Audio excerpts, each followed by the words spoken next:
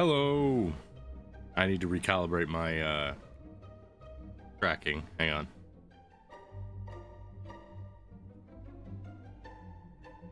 Okay. Hi everybody. How's it going? I'm a bit late. Tiny bit late, but I have a reason. My power went out. It'd been a bit. Usually the power goes out at least once or twice every year. That's an expectancy. I did not expect it, however, to go out today. Of all times for it to go out, June was not one of the ones I was expecting. So, apologies about that. I was not prepared for that, but it did come back on, and I tried to get it started as soon as possible. But I was really tired because when I woke up and the power was out, I was just like, and I just said, forget it. I'll try and just get some extra sleep in. If it comes on, it comes on. And then it came on for a bit, and I was like, okay. And I just stayed in bed for a little bit because I was just exasperated. But I only stayed in for just a little bit, but I got up and started getting things sorted around 2:30. The power came back on, I think, at around 2. It was either 2 or 1, I'm not sure which exactly. I was just exasperated, but we got it sorted and stream is up. I would have liked to have started 4 hours earlier, but you know, can't do much when the power is out. That's just how it is. Especially on Saturday. Saturday was the day I was really looking forward to because it's literally the, hey, we're doing super long hour, because it's like twice the amount we would normally do, but now it's only 2 times more. Now it's only 2 hours more because, well, great. Well, but you know, that kind of stuff happens. It's what it is, and we deal with what we got. Also, I've been doing some audio testing with the stream stuff. I need to go through and just figure out how to do get some of the audio and stuff sorted and mixed up correctly. Let me actually just check something real quick.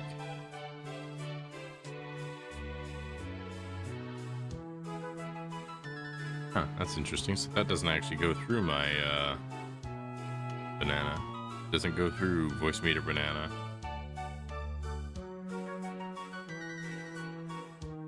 It does go through this though, which is good.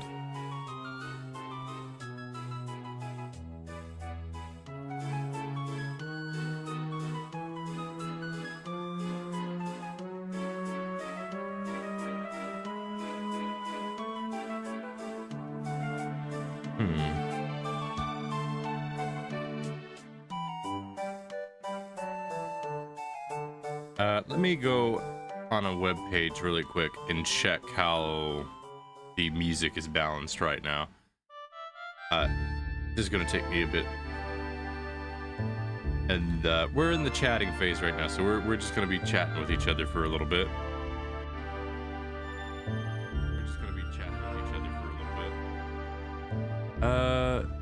It seems like it's all right. Music seems like it's all right. It seems like it's all right. Music seems like it's all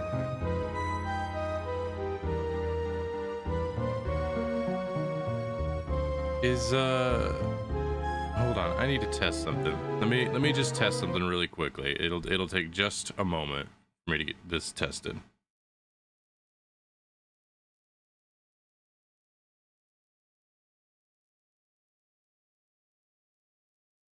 Let me see, what can I play to test this? Because no audio should be going through on this at all.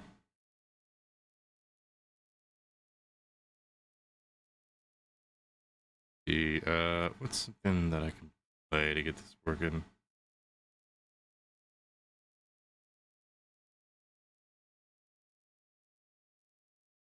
Do this one. So that's going through when it shouldn't. That's weird. Okay, so why is that going through Stream Mix? Let me see. Oh wait, is it because of this?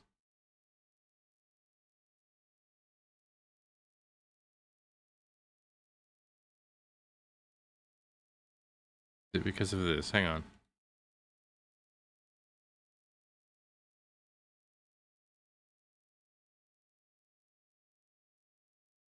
That is why it's going through. Okay. Okay.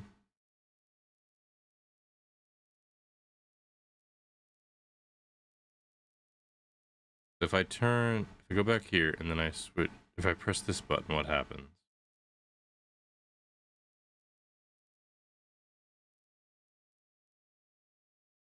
Okay. That does that. If I press this, and nothing comes through, which is what we're looking for. We don't want that to go through. How's the audio?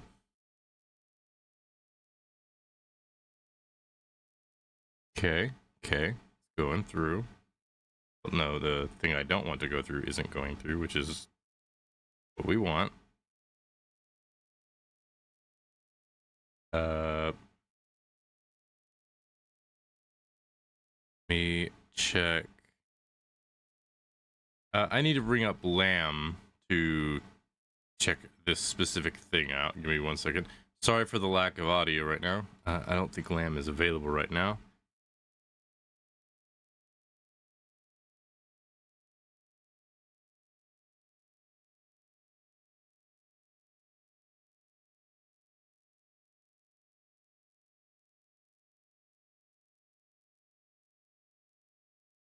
Just pardon me, I'm just checking and seeing if things are working. So that one's fine. Let me try.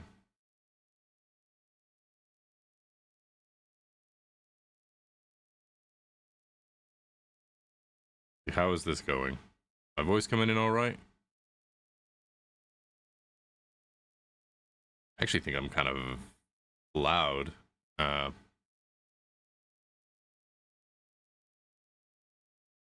Let me turn the gain down a tad.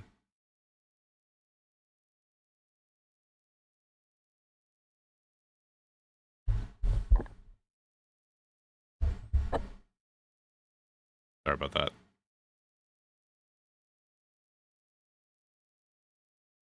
Let's see. Okay, so I've turned the gain from voice meter banana down. Seems like it's doing all right. There sounds like there's a bit of fuzz in the background. That could be my air conditioner. Hang on, I'll go turn my air conditioner off.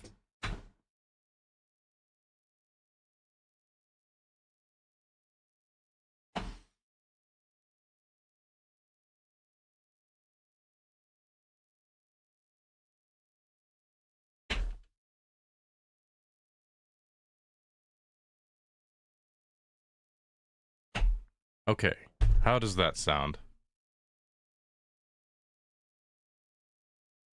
That sounds a lot better. Okay, so the air conditioner does in fact cause some noise bleed. I'll need to figure out how to fix that.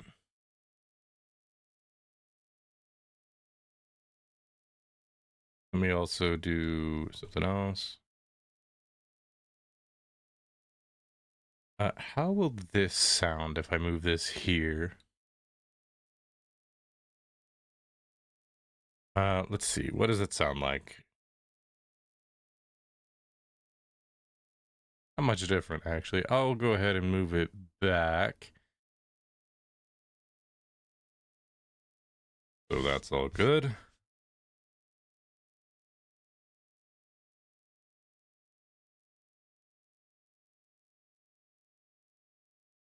Noise cancellation is something I'm going to need to figure out more on.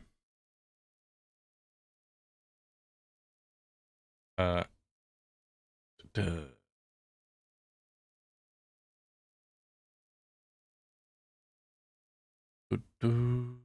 Okay. I do sound like I get a little bit of some cut off here and there. I'll need to do some different audio adjustments at some point. Apologies to everybody because it is me just fixing audio stuff. I'll get this though. I'll figure it out.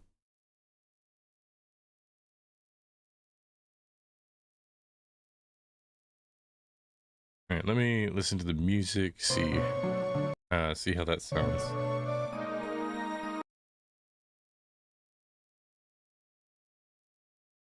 Okay.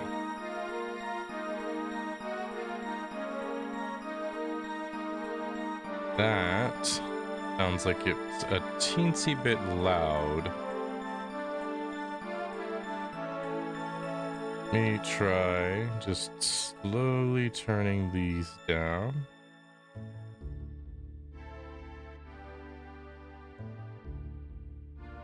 Is that, I think that's kind of a sweet spot, but I feel like now it's a little too quiet. I'm gonna turn it up just a smidge.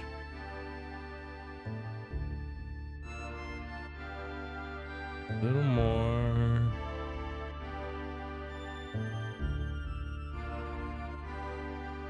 Okay, I think that does it.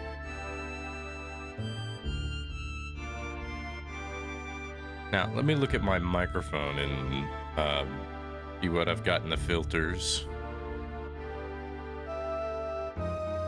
I can't turn on noise suppression through OBS because then it will it'll audio duck if I do like special sounds like the echo button. That one doesn't go through if I have noise suppression on. Because if I turn noise suppression on, I'll turn the music down for this one just to kind of show it. So if you hear how it sounds now, I can like actually move my hand across my desk and you won't hear, you barely hear like the rubbing.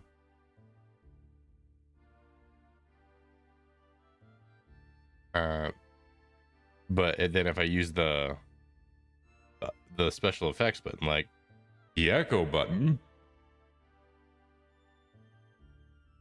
it cuts off when you get too close to stopping on talking. So I keep the noise cancellation off, but then it doesn't cancel noise as well. Actually, I think it sounds about the same. Maybe I'll just drop noise suppression all over. Perhaps it's in the compressor and expander that I need to really focus on. There are three main filters I use for my microphone in OBS, which is the compressor, the expander, and the limiter. I'm not the most familiar with them. Every time I look up like a guide, it always just says set it to this, this, and this, and it'll be fine. And I'm just like, can you not explain what these things do?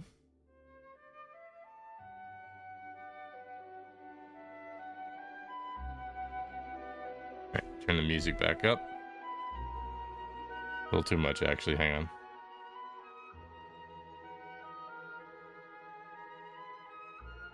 Right.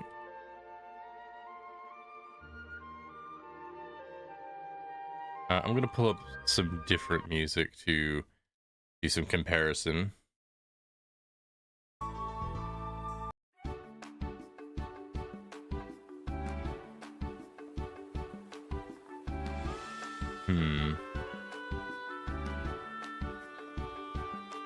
That's a little loud.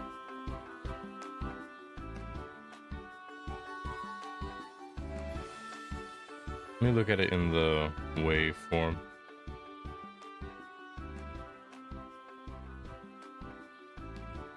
Okay, So I think I'm starting to see like where the range for what I'm looking for is supposed to be.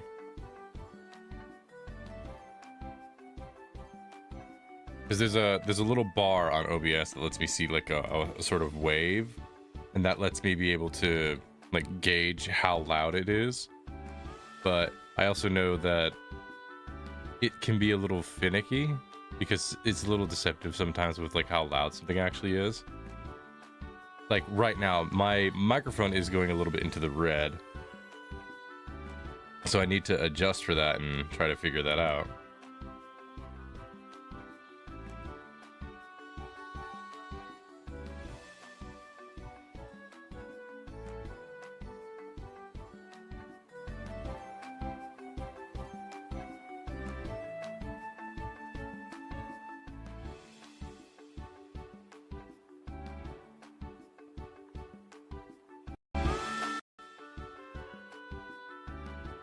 Just give me a moment. I'm still just adjusting some things.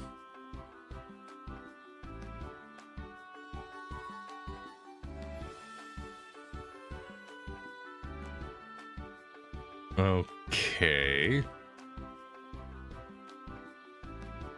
And how loud is that on stream? It doesn't look very loud.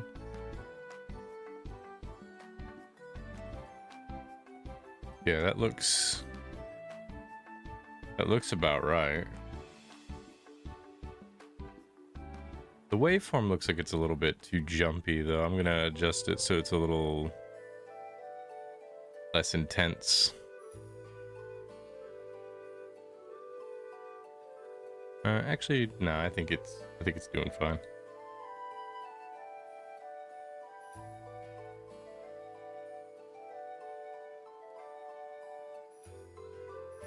Okay, I'll need to look more into like noise and stuff so it can cancel out like my keyboard and my mouse.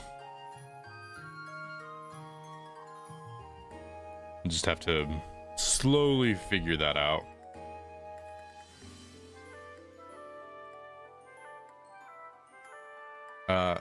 I do have a bunch of new like stuff technically still. Like it's all still kind of relatively new.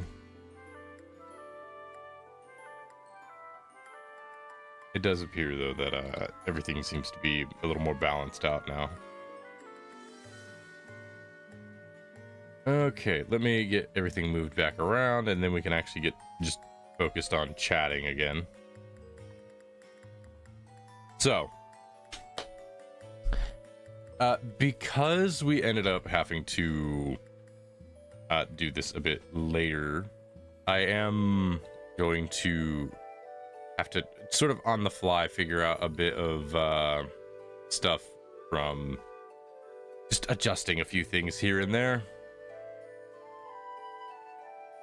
Like a good example of this would be I am going to have to sort of just ad-lib a lot of the schedule, because as silly as it is, I had a schedule planned for 12 to 12 for what I was going to do, but then a monkey wrench got thrown in that when the power went out, so we're just going to be ad-libbing it as we go.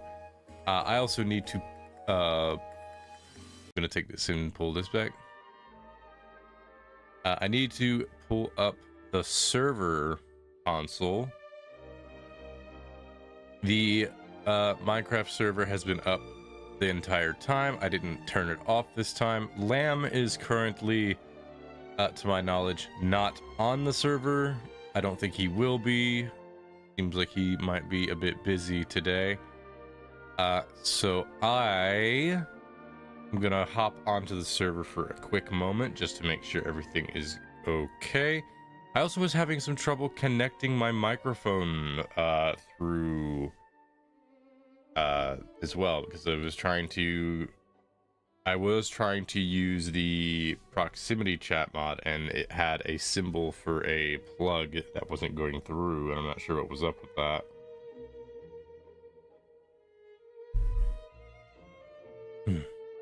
So I'll need to figure that out.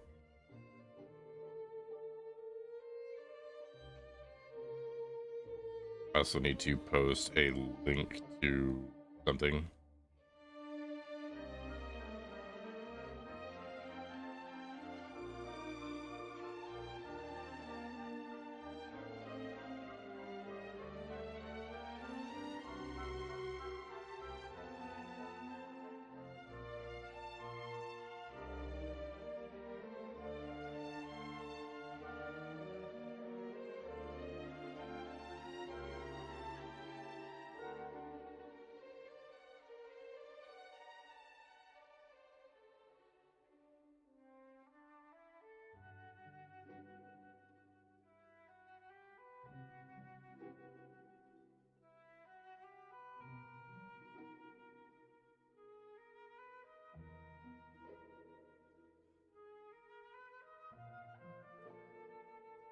Okay, got that sorted.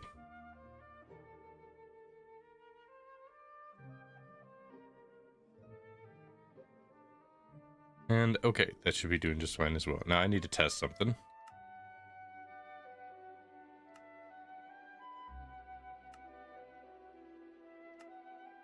Can't tell if it's hang on.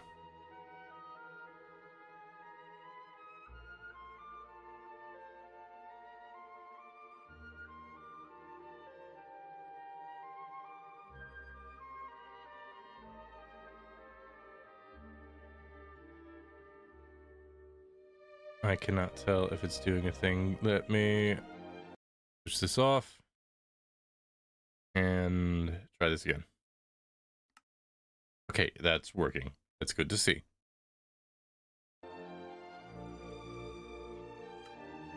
Alright, so let's get on the server. Just check and see how things have gone. I also, let me check the console and just see who has been on. We've had a Draco who looks to have been on today. Probably very early today. Actually, looks like everybody. It's registering everybody has been on today. Oh, no. So it's doing day, month, year, not month, day, year. Okay, so Draco has been on since yesterday, and I have been on since today. Okay, I got a little confused there, a little bit wobbled. All right, let's.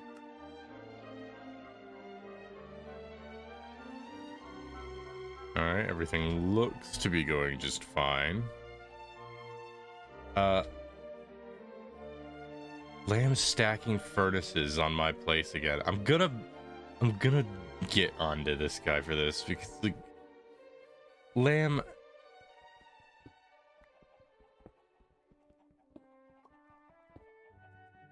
I'm gonna have a day with Lamb. He's not getting these back.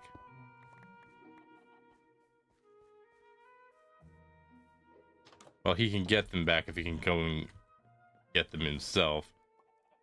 He keeps making more furnaces as opposed to looking for the furnace. You know what? I'm gonna make this very easy for him. He's been very annoying.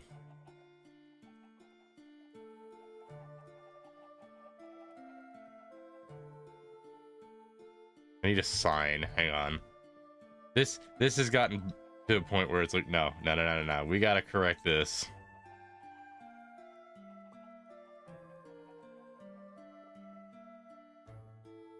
I don't have any food. You know, I do. All right, let's go take care of this.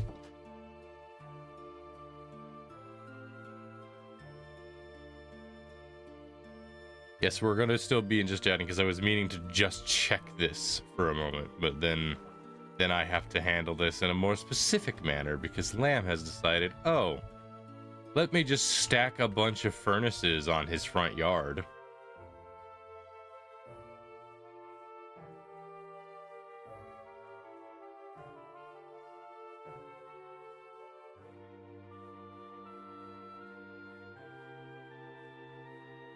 By the way, he's not doing anything he isn't allowed to do. Just gonna be clear here. This is just more like general complaints. Like, it's not gonna be like overblown or anything.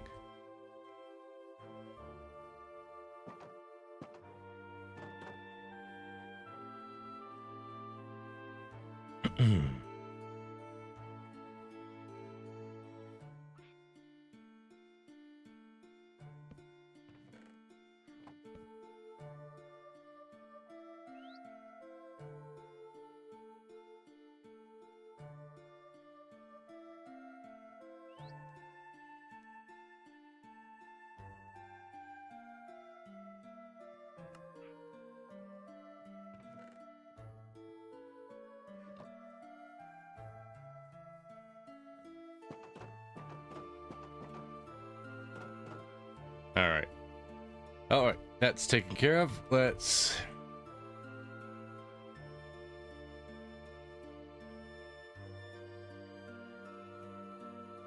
see what we can do here.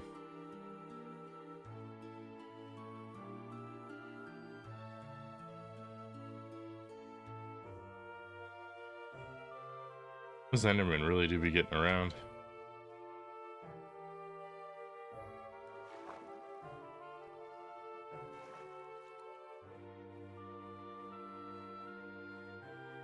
I should put the shoulder surfing mod into the pack.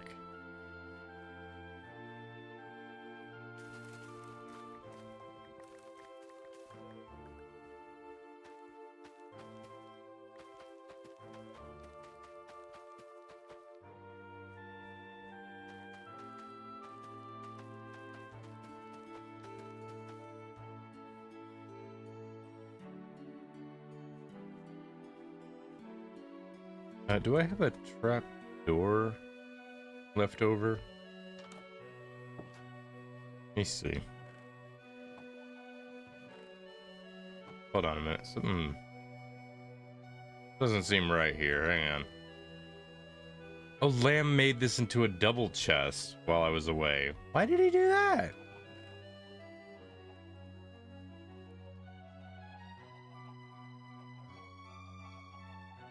I'm gonna need to sort my dang chests. At least he's been doing this.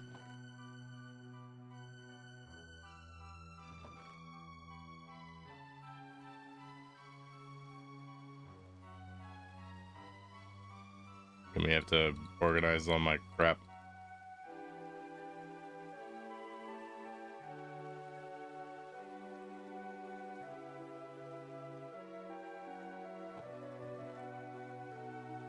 Okay.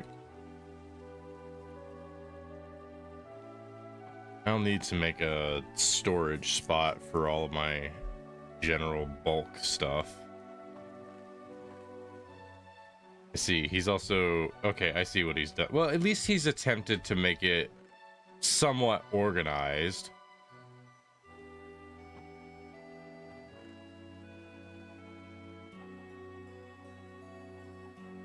I can at least give him credit. He is, like, attempting to keep things at least a little bit organized.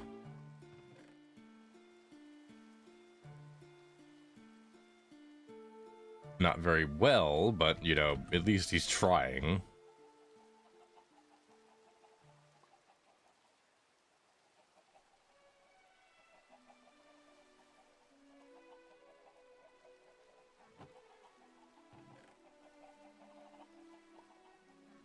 Bro, I was walking for like 2 hours and I am exhausted and dizzy. Why is my body so weak? When's the last time you exercised, as in gone for an hour-long jog?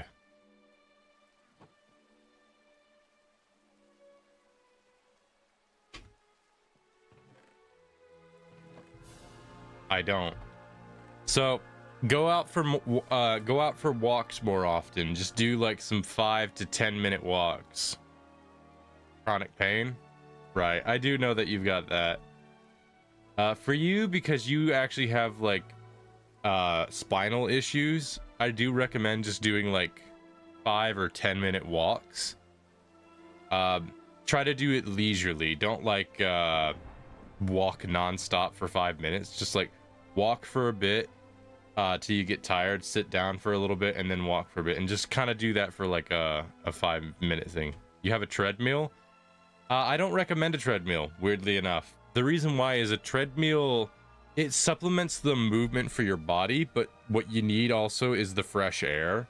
So going outside and getting some fresh air is kind of important to that that whole thing. So getting some fresh air is part of the exercise. I overheat super easy though. The way you get builds up against that is by doing it regularly. I figured that out when I was in college because I used to overheat a bunch too and sweat a whole lot. But if you just do it more regularly on a schedule, you build up a resistance to it and it becomes easier. I literally have medication that makes me unable to regulate my body temp. No more statements then.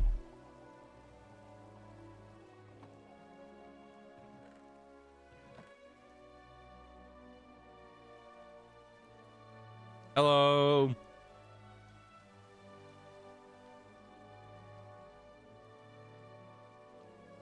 Alright, I think that's the general stuff all managed. The only reason I didn't die today is that it was raining softly on me to cool me down.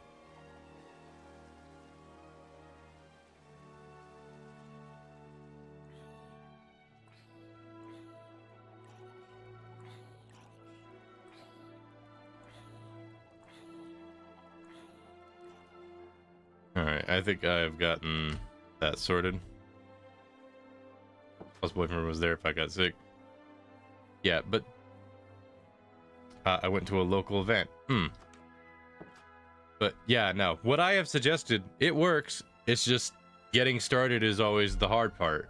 I know this because I had like physical issues with moving around. I went to a Kings Island with my family some odd years ago, and I almost had a freaking heat stroke, and my sister and mother were completely fine.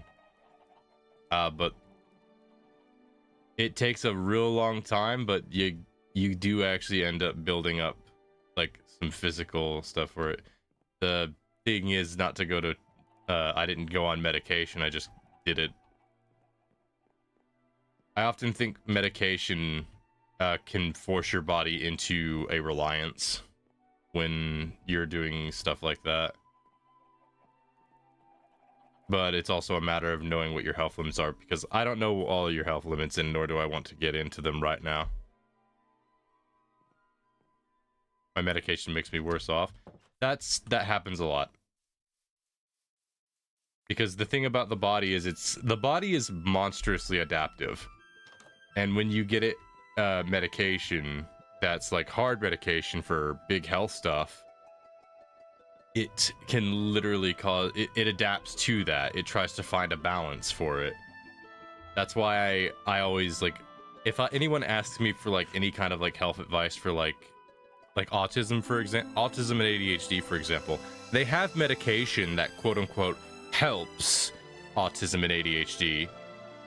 But the issue is autism and ADHD are not something you treat. It's something it's not a treatable thing. You don't treat it. It's not something you cure. It's something you need to understand. You need to learn about it. Some people do need medication because of extenuating circumstances, but I will always say that's a last resort type deal. Like, unless you absolutely need it, try to find alternatives. Like for me, I don't take medication for either autism or ADHD. I have simply learned mental strategies to adjust and use it to an advantage. It took me a few years to learn how to do that, but I did it, and I'm better off for it. I didn't have to go medication, and then my body become adapted to that medication in order to find an equal balance, because it's trying to find some sort of weird way to cooperate with both being medicated and not.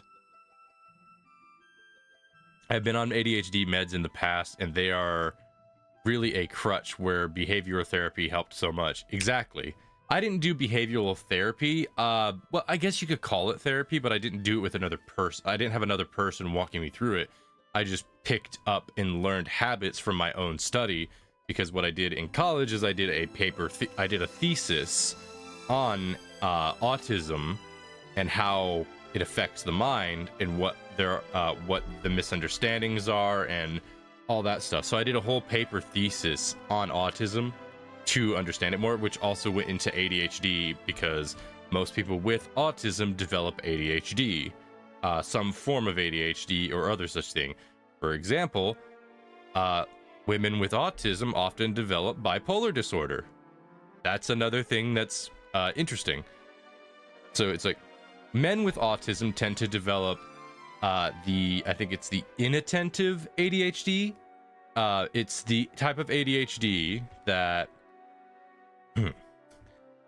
it's the type of ADHD that you can focus on things, but it takes a lot of effort for you to focus on certain things.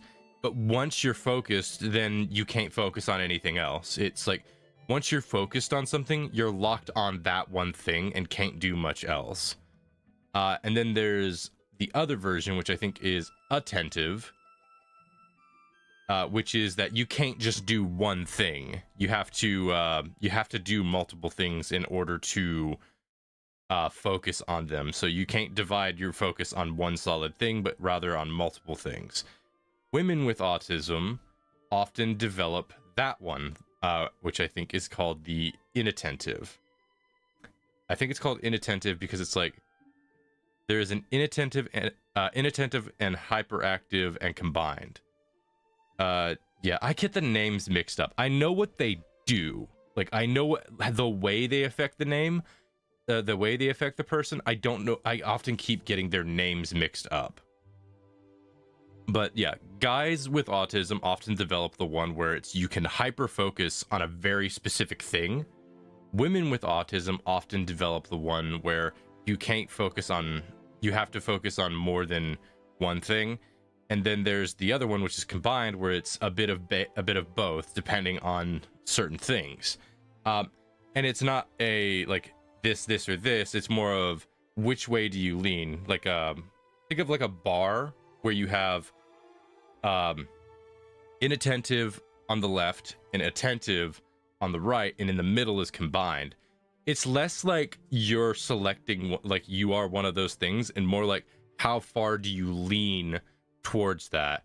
Like for me, I would say I am almost all the way to inattentive, to I think it's okay, Blossom, which one is it? I keep getting it mixed up. Is it inattentive? That means that you focus hard on you can really focus hard on a single thing, or is it hyperactive is the one that that's where you focus hard on one particular thing and have difficulty focusing on other things beside that thing? I keep forgetting which it is. Let me look it up. Actually, I could just I'm not sure, honestly. Yeah, hang on, I'll just look it up and figure it out.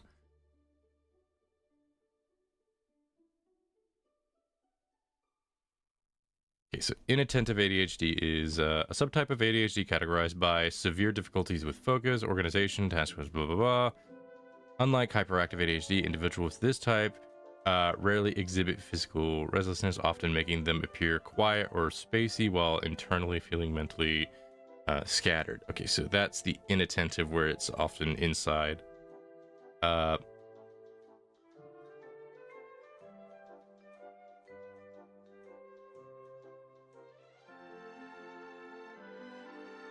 Yeah, it's hard to remember the specifics of it. Autism and ADHD do be complicated, but the main point is like you kind of fall on that side of the line where you can sort of be either really focused on one thing and it's isolatory, or you need to do multiple things, and then there's a mix of both. Blossom like on that little bar we just talked about, from like the left, the right, and the middle. Blossom's very close to the middle, but I do think she sort of leans more to the right, where she has trouble focusing on any one thing at a time.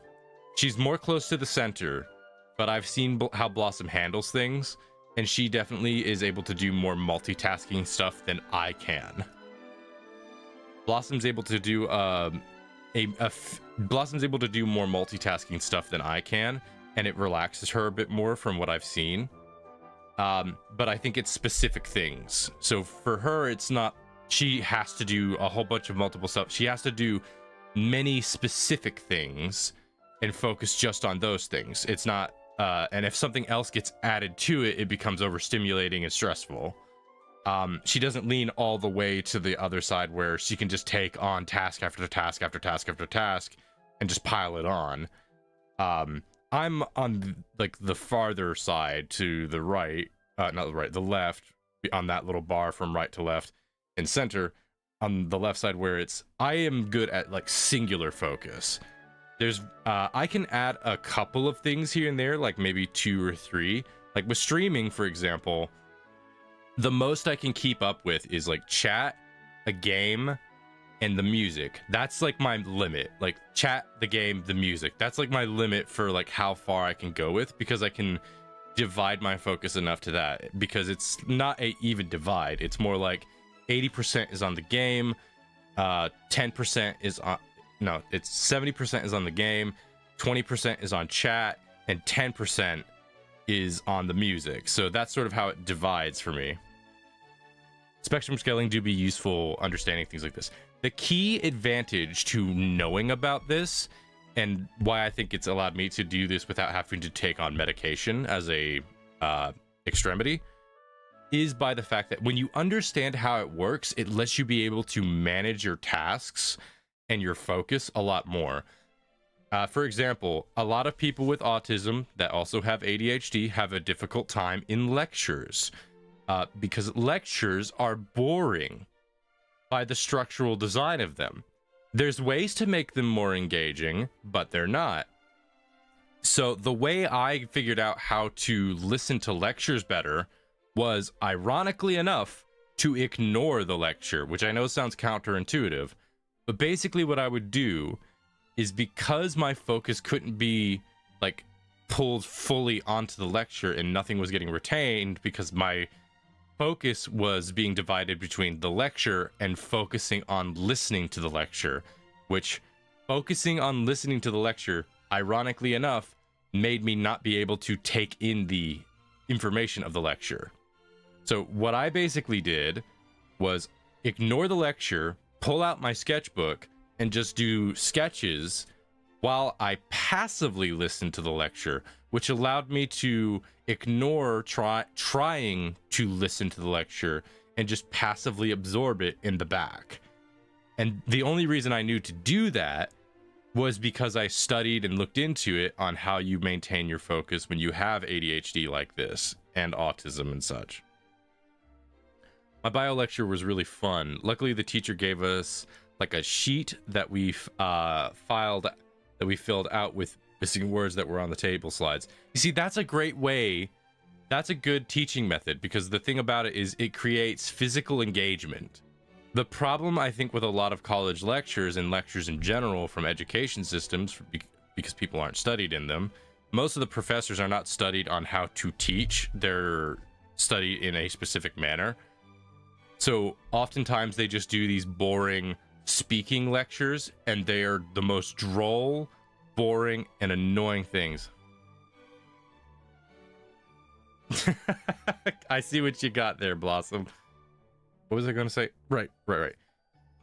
But handing them out like a info sheet or something that they can use to follow along is not only going to help them help any student maintain information, but it'll especially be helpful to people with ADHD and autism, because it allows them to engage. It lets them go, oh, this is like the thing you just said is something on this handout that was given to me.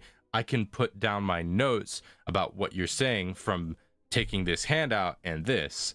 So you have both an info sheet to kind of help you follow along with things, and you can take your notes to remark anything that you might need to organize. That is not what one of my professors did at all. It was very annoying. Anyway, Blossom, are you streaming today?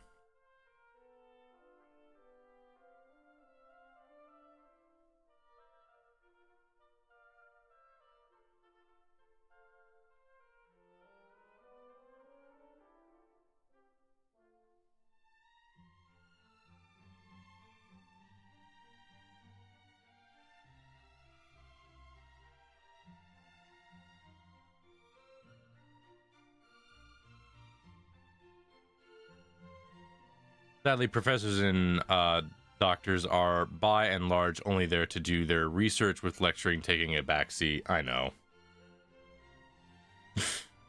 Lamp, stay in. If you can, don't come into the VC just yet. Blossom, you're part of the group, I believe. So, would you mind hopping into the VC really quickly so I can test something? You don't gotta be in. If you can't, that's fine. I can get Lamb to do it.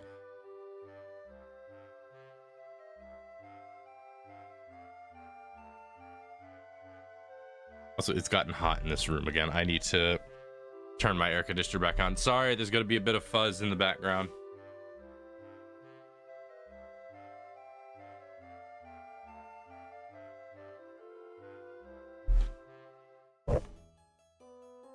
Simple voice chat doesn't work for me, by the way. Yeah, that was a thing I was having issues with as well. I couldn't get simple voice chat to work. I'm not sure what's up with it. I think it's something to do with the server. I'm not sure. I think it's something to do with the server. So I'm gonna try something and see if it works. It'll take me a minute though.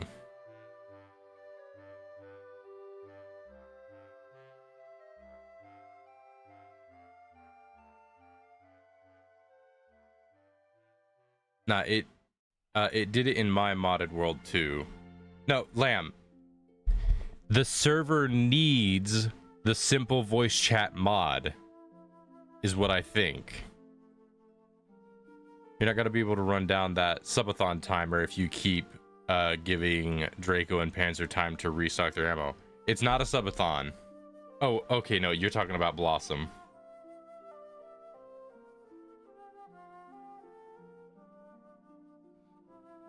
I don't know which version I'm using. Hang on. I'm using... Looks to be the stable version. Let me see.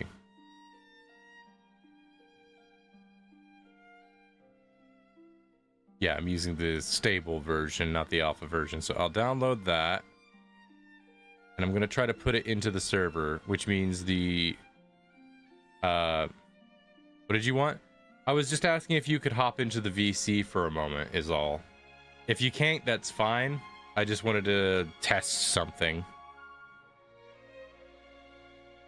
Lamb, if you're on the server, I'm going to be turning it off for a brief moment to add in a mod. Hi. Ah, hello, Blossom. Okay, can you... Hello. Let me turn the music off really quick. Okay, can you speak? I'm speaking. Okay, it's set up. It's set up correctly. I was doing some adjustments on my mixer, and the stream mix, the thing that my mixer outports to, if I don't turn down the streams version for like the Discord stuff, it'll go into the stream mixer, and then people in the Discord chat will get double voiced. So like your voice would have been doubled if I didn't do it correctly. Oh. So I needed to check that, and I could check it by looking at the waveform on OBS. It's Perona's birthday. It took me a moment to realize who you were talking about. Yeah. I finally played Final Fantasy XIV. Oh yeah, I saw you did. I don't know if you play it.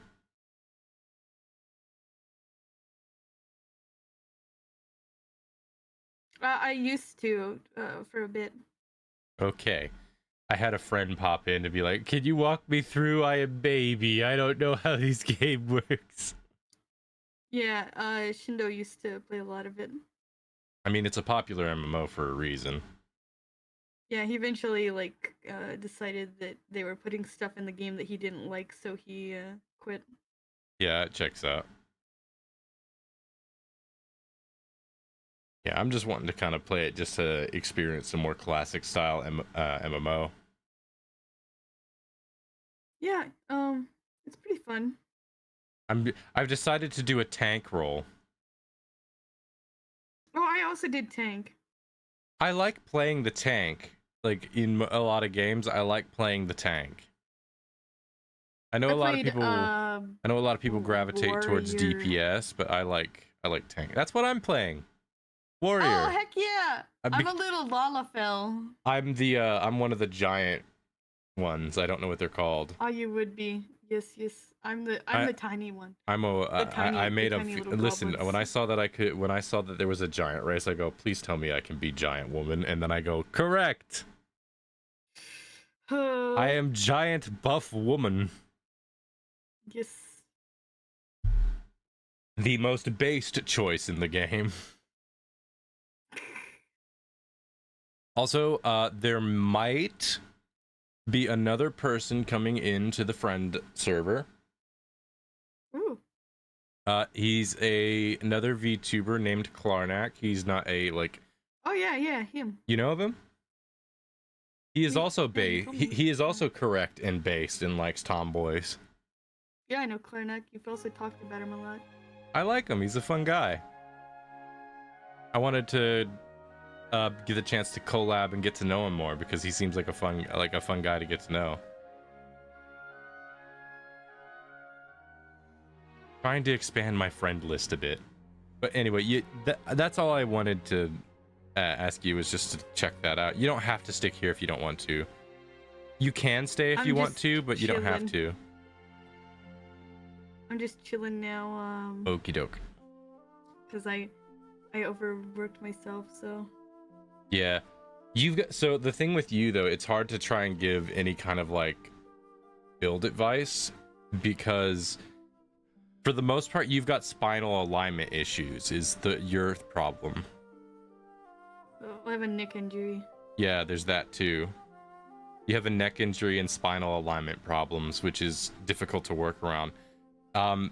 Your body temperature regulation thing, that's normal. Like when it's like overheating and whatnot, it's very normal because both, to put it lightly, you're a bit of a neat. No, but before that, I mean, I'm on a medication that literally makes it impossible for me to regulate my temperature to the point where doctors have warned me about being in too hot or too cold of areas because it could literally kill me because my body cannot regulate temperature. Yeah, because now your body relies on that medication to regulate your temperature. No, it literally makes it so that it can't.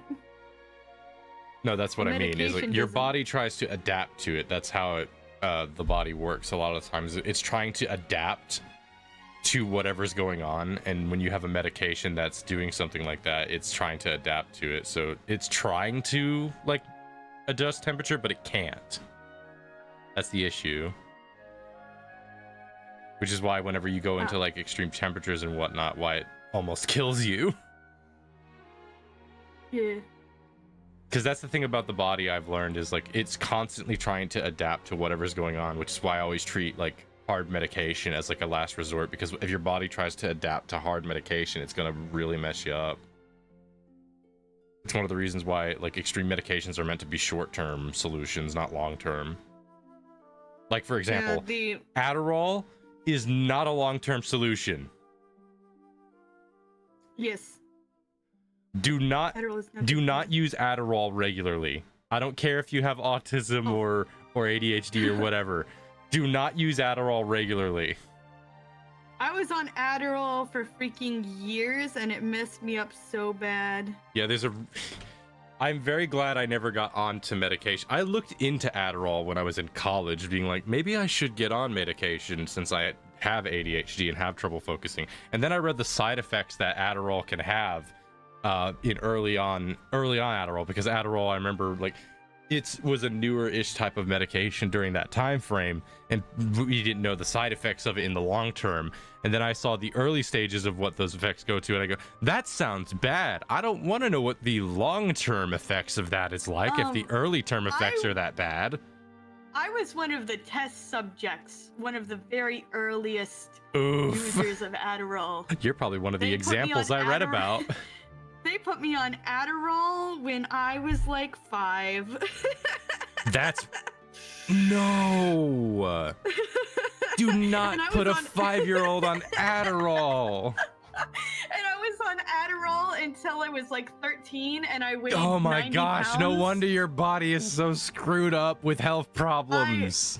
I had so many health issues, and I couldn't gain weight. And this is gonna sound so sexist, but it's a proven fact. And you're a woman. Adderall has horrible long-term effects on women. Yes.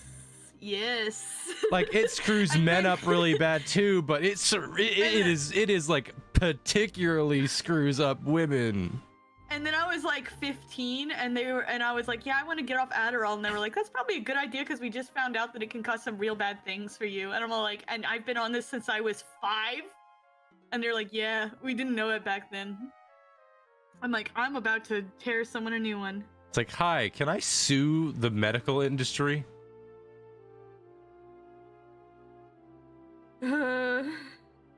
But yeah, it's hard to give any kind of like general advice to that when it comes to like temperature regulation. You say you overheat a lot? Yes. Let's see. If you suffer from overheating, do you have like a park or a shady area nearby? No. Okay, I live in the hills, so there's shade everywhere. Let's see. Yeah, the treadmill's kind of your main one for your physical stuff, but the fresh air is kind of what you need. You don't have a park or anything? There are a few parks, but I don't normally go to them because of it's not always the safest. Okay. You live in a rural area? Yes.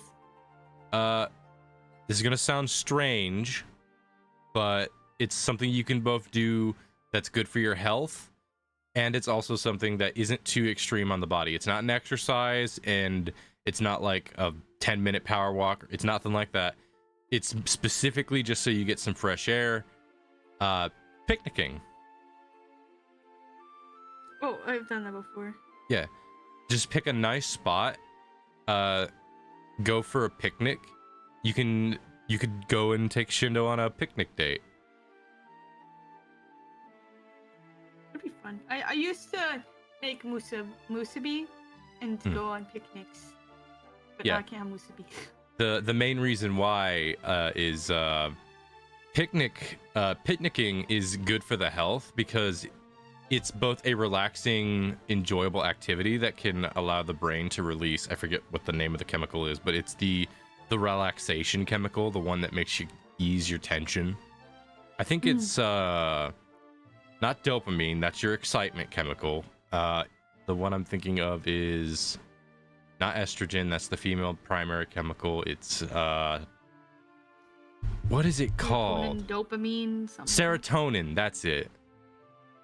So it's a good like serotonin release because it's a pure relaxation thing, but you're also getting some fresh air to breathe, which is good for your lungs and your blood, and you're the act of eating like something like a light dessert or a brief snack through picnicking is in itself also going to be a serotonin release, easing the muscles and nerve tension, as well as easing up the nervous system. And because you're relaxing, it should keep your temperature regulated well enough. I still recommend, since you overheat, to find a shady spot somewhere. If you have a parasol, you could use that, but I don't know if you have like a parasol. I do. Yeah, then... And I look like a fancy little idiot carrying it around. Yeah. I used to carry around everywhere, but I got a little self-conscious because people asked why I carried a parasol around. Just tell them you get overheated very easily because of temperature regulation. I do, but... You could get like a goth and then wearing a like and then using a fancy like parasol makes me look really standoutish. So I used to wear a bandana around my neck as a kid. Oh, that's so cute. Yeah, all through middle school I wore a bright blue bandana. And I wore it around my neck. That's cute. Aww, baby Astral. Yeah, I used to wear a bright blue bandana all the time, and whenever I would get tired, I would pull the bandana over my face. Aww. I also would draw my my personal little like avatar or like OC character that was just meant to be like a self-me kind of character. I'd just draw him with a bandana as well, and it'd be like a super oversized one. I would wear a baseball cap that had it was tie-dye and it had Mickey Mouse on the front, and I wore it for all the time, just constantly. I had my hair pulled back in a way that people thought I was a boy. Fair enough. I used to I also wore a fedora for years. my dad used to so my grandpa, my grandma, I can't remember, they got me a bunch of things. They doted on me a lot. I had some cowboy boots and a Stetson along with the bandana.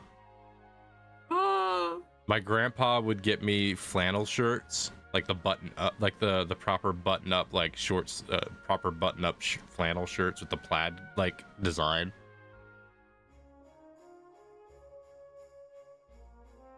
Ooh. I looked like a little cowboy.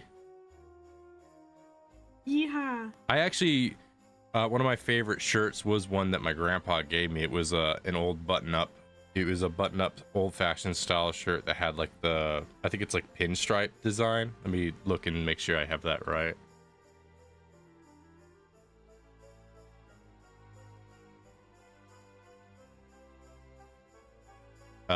Yeah, he had like a sort of pinstripe button up shirt. It literally looked like this, but it was made from cotton instead of whatever this thing is made out of, and it was black instead of blue. I'll send you an image of it. It was the comfiest shirt, and I wore it for almost 5 years.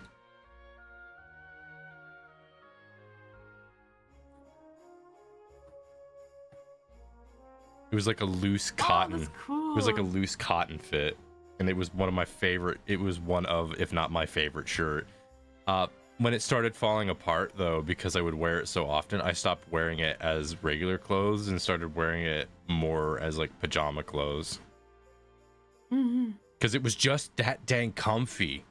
It was so comfy. And it wasn't like a fuzzy cotton either. It was like just like proper like cotton shirt. I'm a big fan of those types of shirts. I don't have a lot of them though, because most of them I can't get the right size. I cannot get the right size. If the length of it is right, then the shoulders are too tight. But if I get the shoulders where they're looser, then the length is way too long.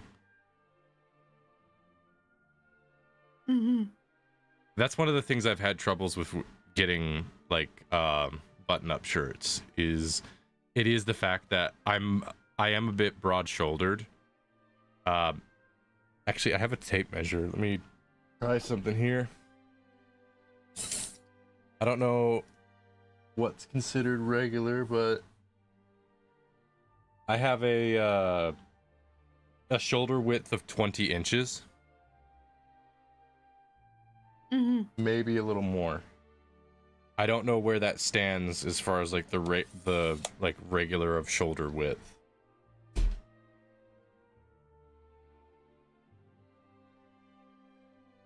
You're a bio, you know bio stuff. Do you know what like the average shoulder width of a guy is? No. Yeah, but like I've got wide shoulders. I know more about the inside of people.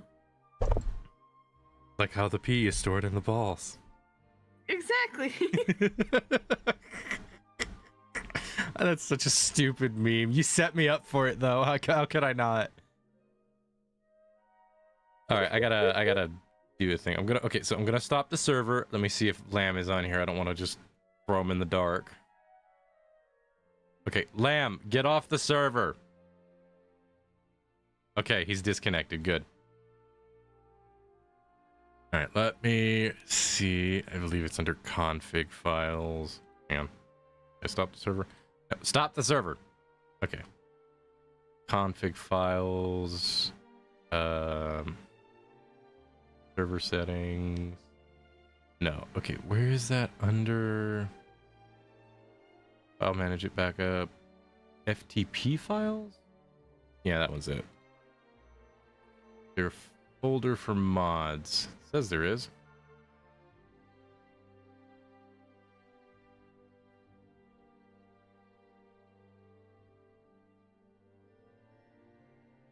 Okay, let me try tossing in this mod.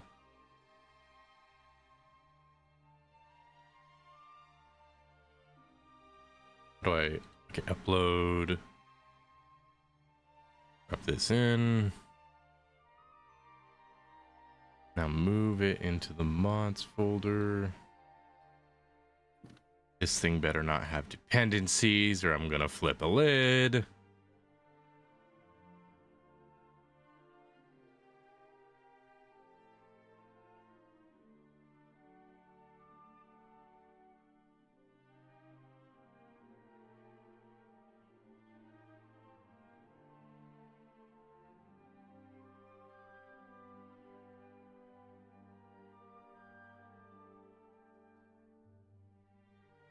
Okay, it doesn't look like it has any dependencies.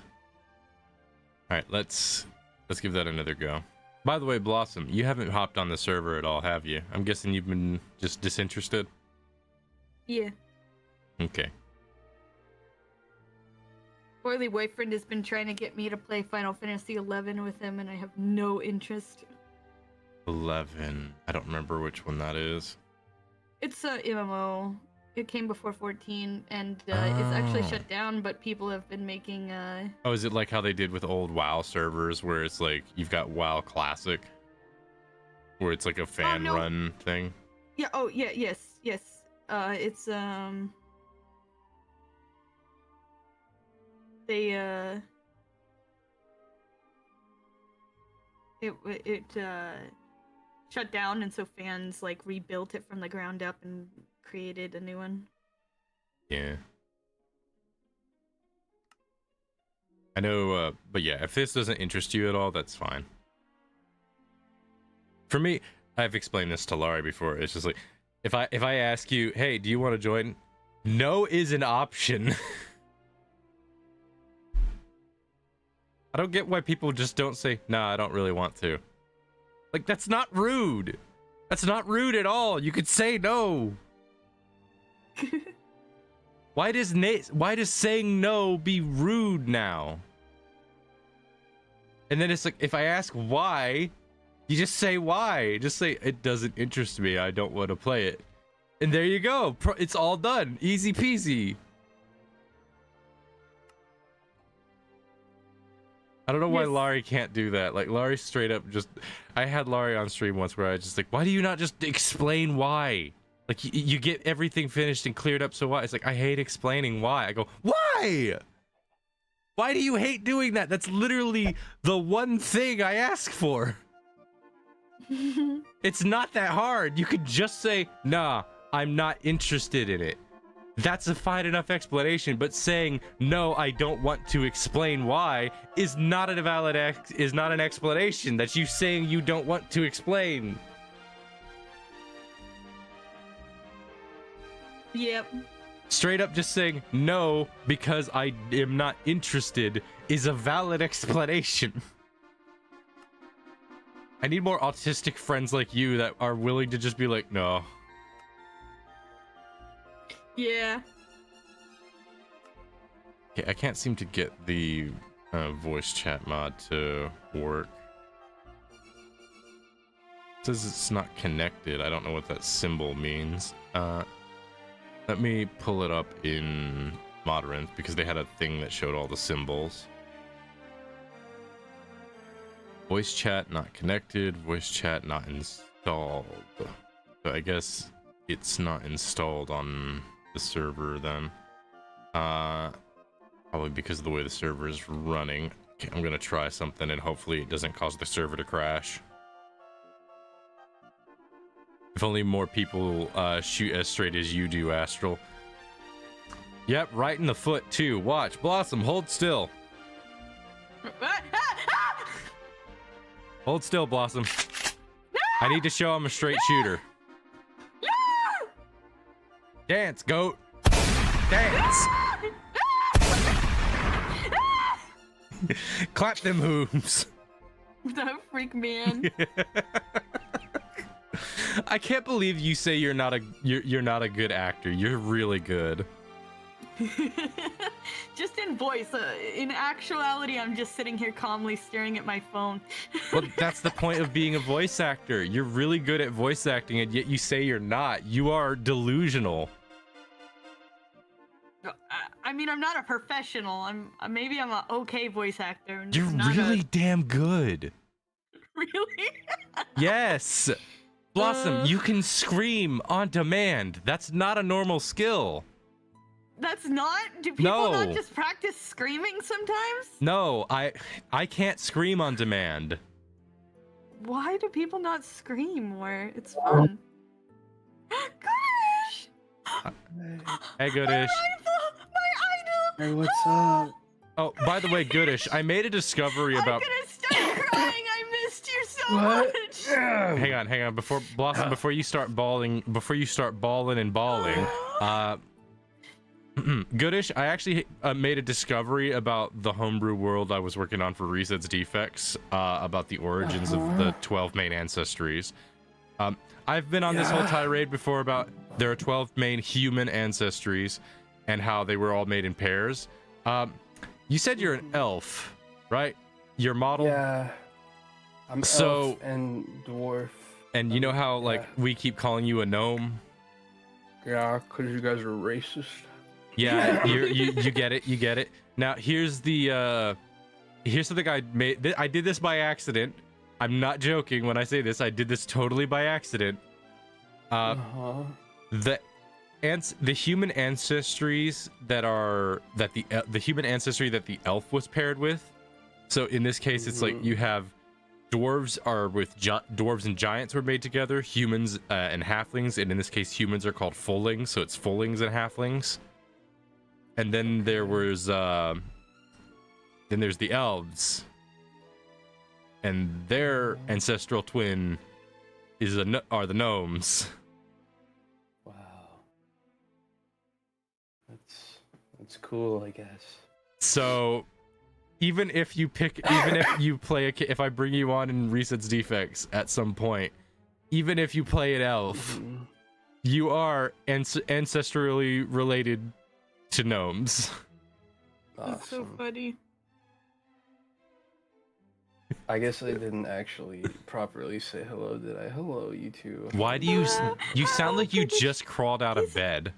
He's sick. I did. I'm sick. He's been sick for like forever, and I'm so bad, and I miss him so much. Oh, okay. Don't be. I miss taking out Hey, wait a minute. Goodish, have you considered this? Don't be sick, Don't forehead. be sick. Yeah, I tried that. It didn't work. Man, that sounds like a skill issue. Yeah. All right, I'm gonna try to change the server, and hopefully it doesn't destroy everything. I still need to freaking sit down and replace my 3070 with my 1060 to see if. Right. So I tried to help. Goodish with his audio issues, and we found out that there's a very high chance it's a graphics card issue. It ticks me off. I don't want to end up having to do like, all right, I'm gonna have to do a bunch of like sponsorships and like I don't like begging. I don't want to be a beggar. Yeah. And sometimes that's what it feels like being a streamer. Sometimes you just have to beg people for money. I don't want to. I feel bad. I mean, look at what I put. I want to be Subathon server when it's self-sufficient, supposed but to I be a have to wait Streamathon for server. freaking. What are they called? I have to wait for freaking The server isn't going I have up. to wait for the people to be like, oh, we want to hire you. Okay, here's something for you, hotshot. You need a worker. I need money. Let's figure this out. Although right now you're sick, you should be taking it easy. I am taking it easy. What are you talking about? I worry so much about you. You're my favorite little guy. What? I'm taking my pills right now. It's fine. Good, Hang on a minute. good. Hang on a minute. What? Huh? What? What do you mean he's your favorite little guy? What? I thought it was your baby mama. You're my baby Yeah, but you're brother. 6 foot. You're not. You're not a little guy. Yeah, but I'm a guy. graphic designer. I can be a little guy. I mean, he's like my Like, rival, like, and I hang have to on, keep hang him in on. healthy, you know. Hold Yeah, on. she's I not have gonna to be able to think. fight me if I'm dead. Exactly. Who am I supposed to Only- fight? Well, I can fight. Only she's supposed to kill me. I could Exactly. destroy whole Blossom. I could blow up moons and stars. I could fight. We have to fight on a snowy field in our like final battle Yes! with like blood all in the snow. Yes! That'd be so cool! I'm just I'm out here on the edge of tears, just like, what do you mean? What do you And then mean? when the final blow is finally given to one or the other Yep. person looks down and like goes, well fought, and then like cries Yeah. like the two guys in what was it? Yeah, the two giants in One Piece. Yeah! Yeah! We just Dorian Broggy. Dorian Broggy, that's us. Oh.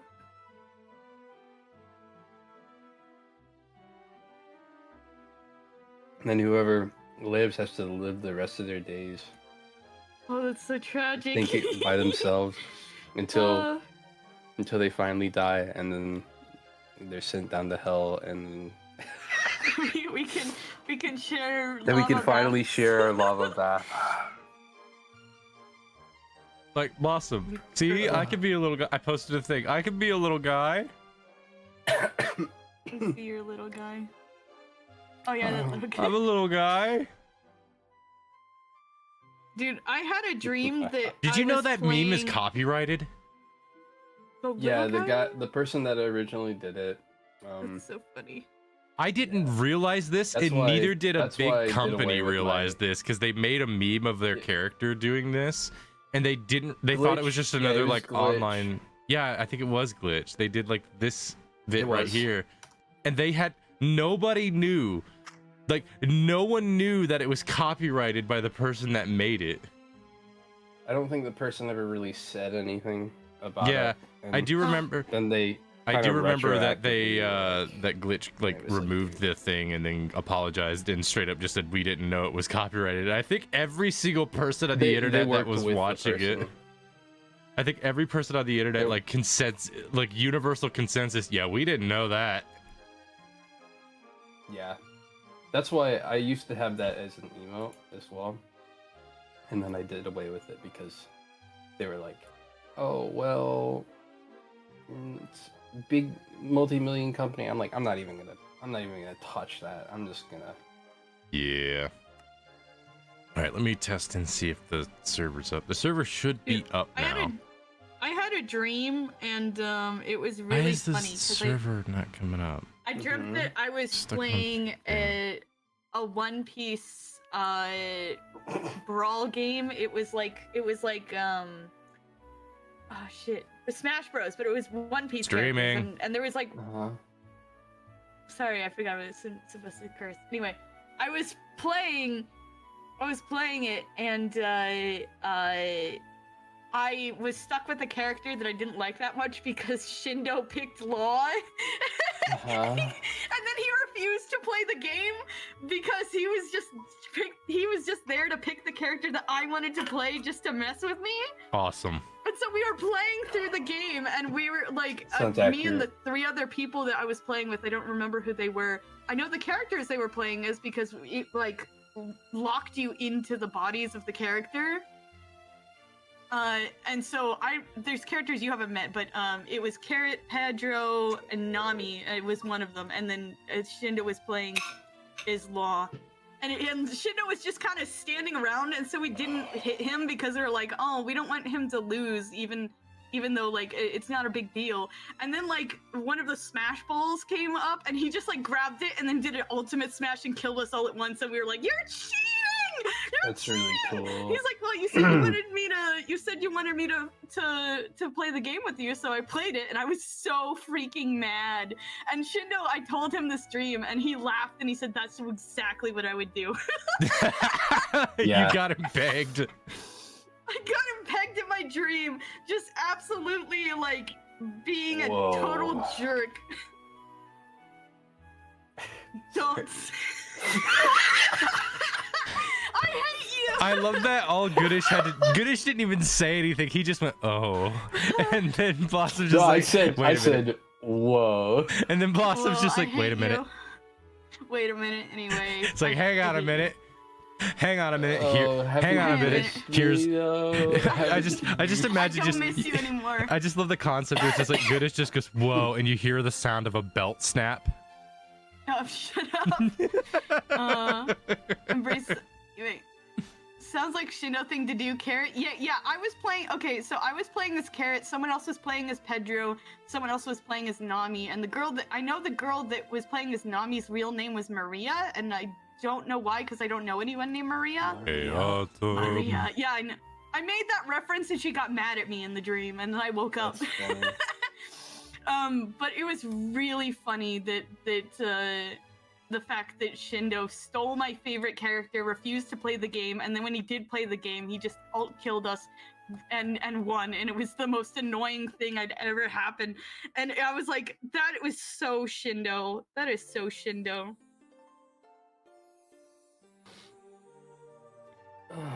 Having trouble with the server now.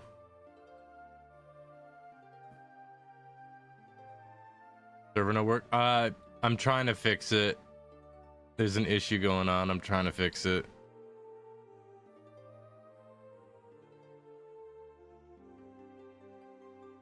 Guys, do you know what dates Sunday is? No. 6, 7. 6-7! Yeah. Let's go. It's 6-7. Why? Oh, hello, Shazzy! Making me Hi drop there. out of my own damn chat. Whoa, language streaming. Oh, shut up.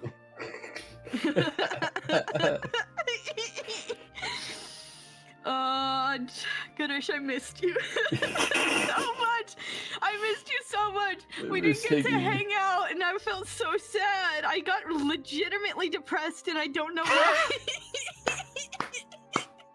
You two confuse me to no end, you know that? What do you mean? What do you mean?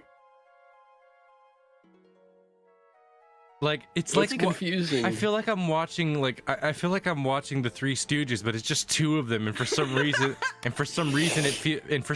it feels gay. I'm mega gay. She does why- like men. There I is like that. men. That makes me gay. Blossom, Yes. it seems you've forgotten, so need to do this as a reminder. I know Goodish likes to convince you otherwise. I know his whole his whole bull crap. Yeah. Goodish, don't try to gaslight her this time. Blossom, Okay. you're a woman. What? Now I Goodish, don't know about that. Goodish, don't gaslight. You're Are a you woman, sure about Blossom. this? Yes, you are a woman. Ooh. Ooh. I don't. Okay, I don't hang on. know. I can prove it. Before Goodish starts gaslighting and trying to convince you you're not a woman, I can prove it. Blossom, How? raise your right hand. Yes. Now put it over the left side of your chest. Holy shit. That's just a move. That's just a move. Don't No, worry That's about just a move. It's just a move, right? No, that is in fact boob. Oh my gosh. And if you don't Oh, believe that's- that, listen, there's one other thing that could work as evidence. Oh no. Take your other hand Yes. and place it betweenst your thighs. Oh shit, they're missing. They're just. You loaned them out. Remember? Oh, I That's loaned not them how out? that Okay. works. Yeah. Wait, that's not how that works? No, That is how that works. they are I don't know who to attached believe. permanently, They're unless permanent? you know surgery is involved. Well, that was Shit. you know. Only can't Literally believe wham. has them What right the here, frick? jangles them together. Ah, what a wonderful bag of I can't believe marbles. I'm a woman. What the heck, man? What on earth? High contrary. How am I supposed to be gay? Well, Blossom, how am I Blossom, supposed to be gay? listen, Blossom. There is an advantage. There is an advantage that you have. What is that? What You're is more that? You're more popular in streaming. Get a swimming pool. You'll get a lot of views. How am I supposed to be gay with the homies now? Get a male model. She has a few. I do. Boy Blossom is a funny one. It's gay for men to kiss women because women kiss men, therefore men should kiss men because they kiss women. Man, this is a hell of a reach. This is a hell of a reach around for logic. Zeno says no, they retracted into her pelvis. She's like a lizard. I'm a lizard. Oh my god. You're like. No, I'm not gonna make that joke. Blossom putting hand on I'm chest. gonna say one realizing... word, and that's all you need to know. Hyenas.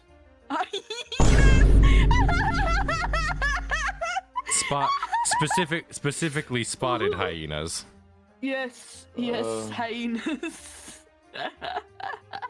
Alright, hang on. I keep having trouble with the server. I'm gonna try to get this thing fixed. Oh, you know, at one point I thought about being a hyena tuber, and then I learned that fact, and I was like, I'm gonna get asked that if I become a hyena tuber. I'm not becoming a hyena tuber. It's funny because you would have been an awesome, like, I think it would have fit a little bit. Really? Yeah, because you laugh a lot. I do laugh a lot. You do in fact act like a hyena. Maybe that's why I should rebrand my second channel too. Why are they making another Arizona Sunshine? They're making Arizona Sunshine. They're remaking it for a third time. Why? She Why really do be a it's so funny to me that y'all show up now. Yeah. Yeah, and I just think it's funny. anyway, Goodish, do you want to watch One Piece? I've got some problems. Dude, a character, well, you're about to meet him, so it's fine. It's fine for me to mention him, I guess, but Astral recognized this. Hawkins appeared, and I thought I would be kind of neutral on him, or maybe think he was cool, especially when he started showing off his abilities. I just hate Hawkins so much. You and everyone else. Really? Do other people hate Hawkins too? There's a good reason for it, especially because of what he does to Law. Oh no, does he do something to my boy? Listen, no! the primary reason why people hate Hawkins is because of the way he treats Law.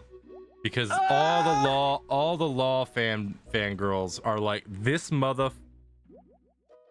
He did like get one hit on Law, and I was like, that is unfair. He is straight up cheating. Well, there's also his devil fruit power is really cowardly the way it works. It's so dumb. I hate it. I hate it so much. Hawkins is terrible with his dumb little eyebrows. He's my least favorite character. However, Hawkins is where Kid gets to shine.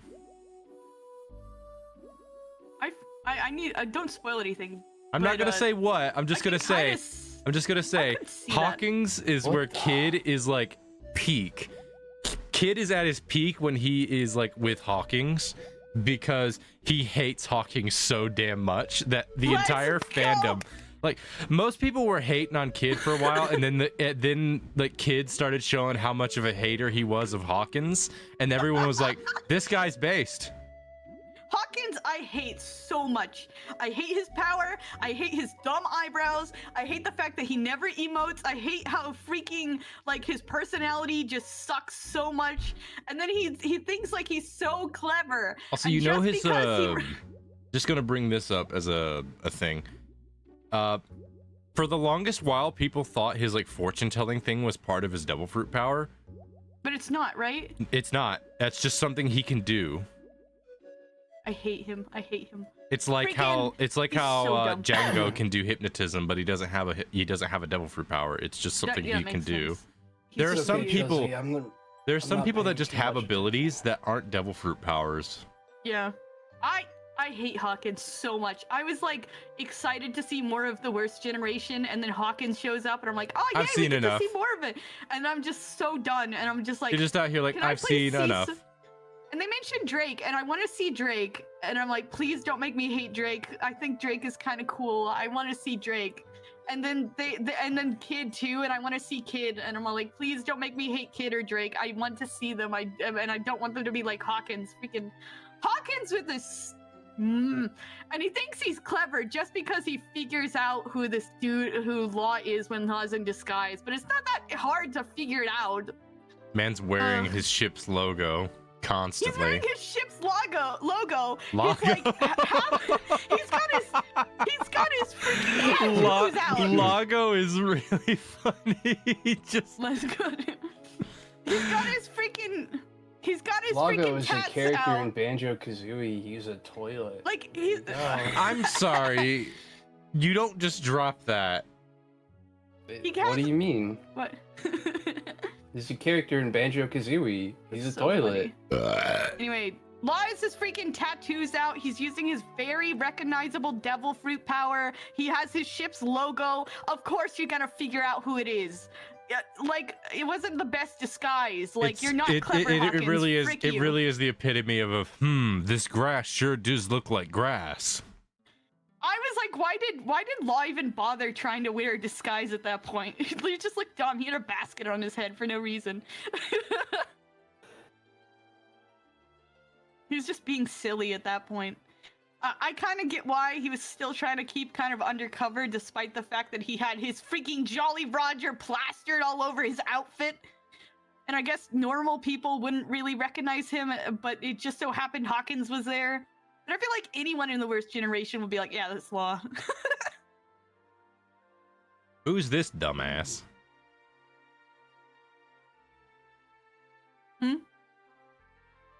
Yeah, I can't seem to get the server to get back up now. Anyway, you're Goodish, you're about to meet a whole bunch of characters. I'm trying to including Law, fix which the is server. I'm trying, Lamb. Can't seem to get it to operate. Cool. Well, Law's kind of looks really dumb pre-time skip. He gets like a major. He gets a hell of a glow up. He gets a hell of a glow up, man. Like I swear, like he looks like some. He goes from Like- he goes from yes sir. Tweak. He goes from yes sir to your daughter calls me mommy too, daddy. Daddy. Shut up. Your daughter calls me mommy too. Shut the fuck He's a up. freaking like he looks like this like sick. he looks straight up like like pre-time skip. He looks like a twink that smokes weed, and people joke about Man, that all the time. I really hope I don't have to reset the entire server because By the if I time he's in do- Wano, he's actually pretty Realm of built out. It's pretty cool. Prologue. Is there a way for me to download the world and then upload it? Let me see. Oh, whoa. What are you looking at? I'm looking at the Future Games show.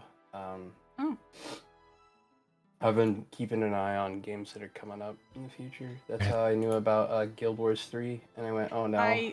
I'm dying at Guild Wars 3. Also, I was so worried that they dumped Guild Wars 2, and they did a whole thing about how, no, we're not going to dump Guild Wars 2, and actually we have plans that stretch 15 years into the future to continue adding new content to it. Oh, I'm that like, looks sick. yes! Guild Wars 2 is going to live! Oh, the game looks good. I think the server is gonna. I might have to. Oh, So Goodish, do you want to watch One Piece? bro.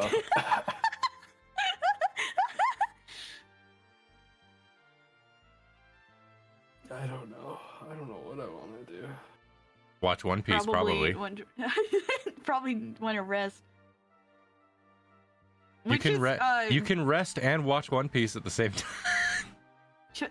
Astro, who's your Dang. favorite worst generation character besides the obvious two that are Straw Hats?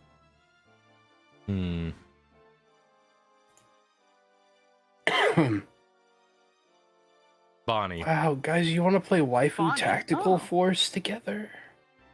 Bonnie's I my haven't seen much about Bonnie is my but favorite. She seems pretty cool. Once you know her backstory, you'll know why. I heard that the two of the worst generation that get the most attention are Law and Bonnie. Yeah. I really like Beji. I'm kind of attached to Beji. He's not my favorite, obviously. It's Law, but There's actually there's like something I Benji a want to lot. bring up very carefully as well. In the manga, Bonnie is never shown in like sexualized positions, similar to like how Nami or Robin is. But in Yes. the anime, she is. But in the anime, she is. Yeah. And there was like that. there's a very key reason Oda, up to that point in the manga, never showed her in sexualized positions, despite having a smoking body. I can already guess, considering her power.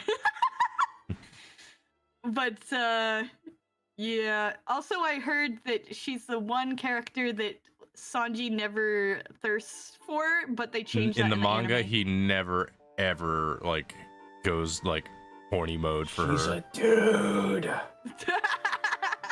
I mean, he did have a Sanji's like, brief "I can moment for tell." Ivankov.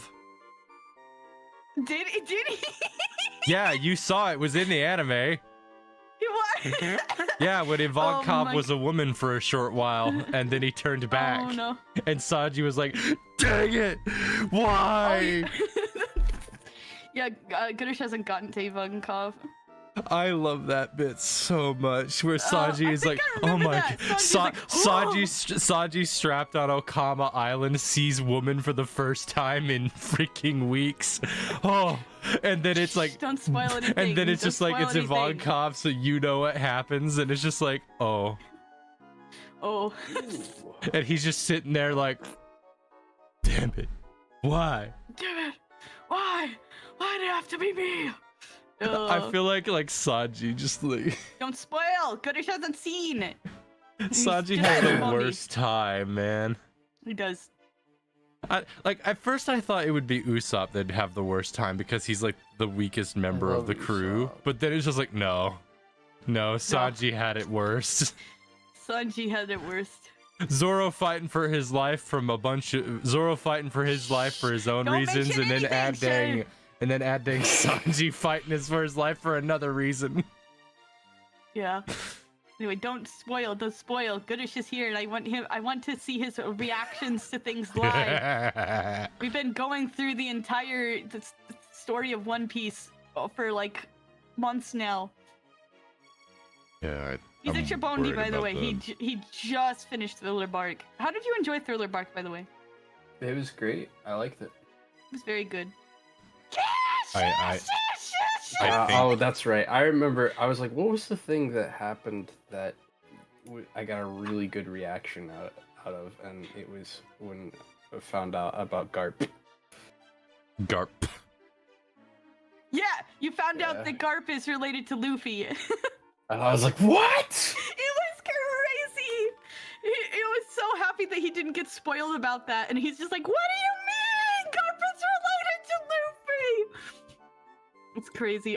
There's I a need big to reveal figure coming out up later Back up. that I know you're gonna scream about as well, and it's gonna be crazy, man. I'm gonna Google something here.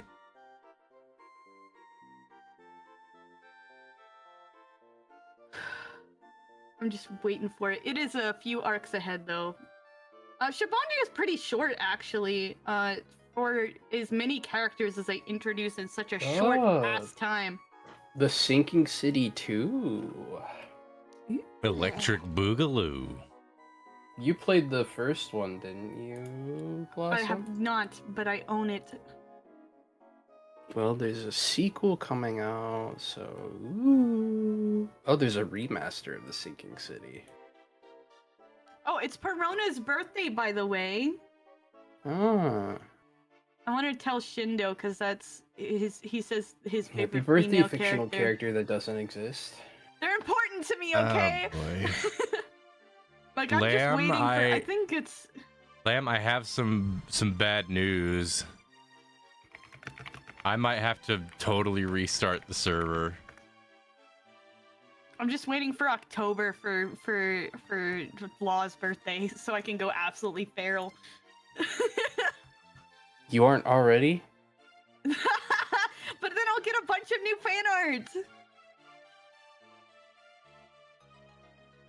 I'm gonna try a Apparently- couple more things and hopefully nothing bad happens, but I might have to The totally restart the server.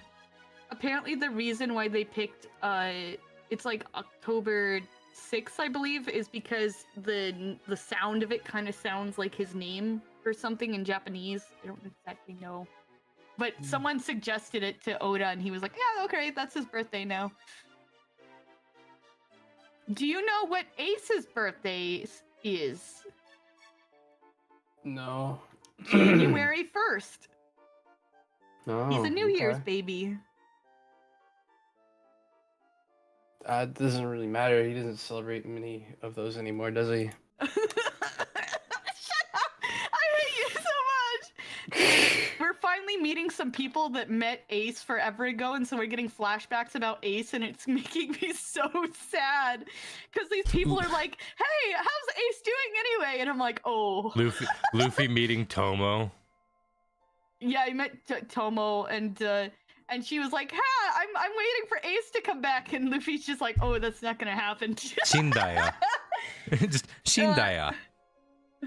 And then she's just like freaking losing her mind over this, and Luffy's just like, I don't see why you're so upset. I mean, I get why you're upset, but also not. Like, dude, everyone knows about this. Well, not Wano. Not Wano. Wano does not know. God damn it. I'm so excited about Resident Evil Veronica. Yay! Yes! I want to play the original before That was the my remake comes out. original introduction to Resident Evil. My introduction to Resident Evil, the first one that I played was Resident Evil 1, but the first one that I watched was Resident Evil 7, which is why I'm so unhealthily attached to Ethan Winters. Did I tell you how I first came into contact with it? Speaking of which, How? hang on a minute. I have a thing to show you, Blossom. I probably showed it to you already, but I just saw this and I was just like, yeah, this basically summarizes the game. I was at church one Sunday, right? Yeah? And we got called, or we got pulled out of class by by my mom and my dad. And they're like, "Come on, your grandparents' house is on fire." And we went home. We went home because we lived nearby them, and sure enough, the house was ablaze. Okay. and we I got had the to server go back to- on. Server's back on now. We had to go to my friend's house. I have to stop it now, though. It might. Oh, please don't crash again. We had some friends across the road that we went over and we hung out with all the time, but we went over there because they were like, "Hey, could you keep an eye out on the kids while we watch, while we figure out what's going on?" And so while my grandparents' house was still burning because it was just so hot that they couldn't do anything really, I sat there and got to play Code Veronica, and I will always remember it because we got to the point where there was a burning zombie. And so that's always stuck in my head together. Wild connection, I know. Crazy. That's more accurate. Yeah.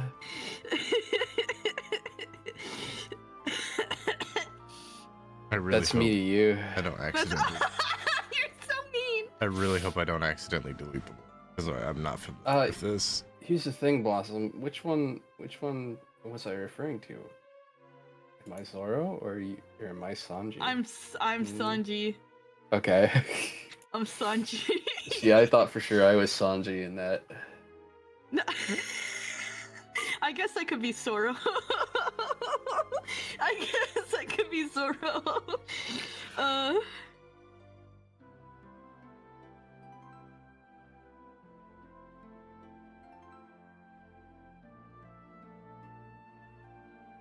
Anyway. I turn away for like a few minutes and you've already sent me like 16 memes. I did. So there's some that I can't send to Goodish, so I wanted to send them to you.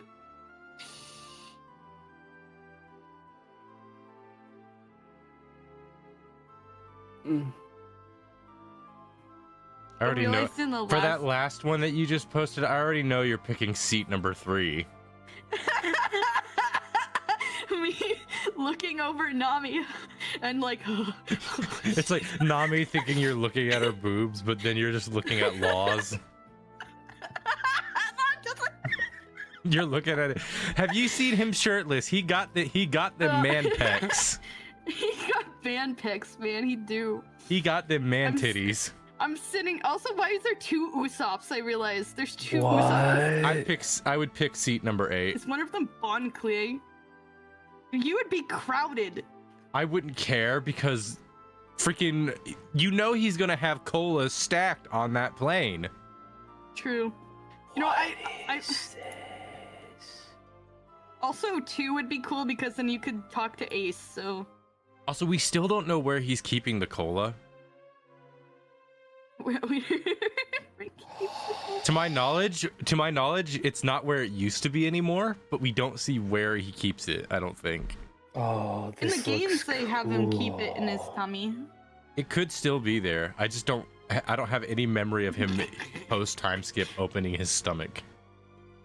Me sitting in seat 3, and I'm like, Nami, can I swap seats with you, please? You can have the window. No. You're saying that all wrong. It's more like this. Nami, can I swap seats with you? Blossom. How awful is hang on a it minute. that Why the heck does Law have Zoro's swords in this image? You're right, he does. What the fuck? Why does he have Zoro's swords? Also, why are there 2 Usopps? That's it. I know. There's 2 Usopps and Law has Zoro's swords. He stole them. he wanted to try 3 sword style. I think what happened here is this is an edited image, and it's probably like Zoro was originally sitting next to. Originally sitting next to Nami, and then someone added Law in, and it was supposed to just be the Straw Hats. So I think like Ace, Shanks, and Law were added in later. That makes sense. You know, I'd also kick Usopp out of his seat so I could sit next to Jinbei. Jinbei's fun. I would love that seat because then I could breathe down Law's neck. Dang it. Okay. It's not working anymore now. That's great. Oh, it looks cool. Why is this not working? Also, seat 7 would be pretty entertaining, I think, because you could talk with Robin. I feel like Robin would be too depressing to be around. No, she's really cool. I go, man, man, this archaeology stuff's pretty cool. People had to die for me to study it. She makes depressing jokes, but I think she's also pretty cool. I go, man, those dolphins outside look great. They're Robin. actually known to commit R word on things. I love Robin.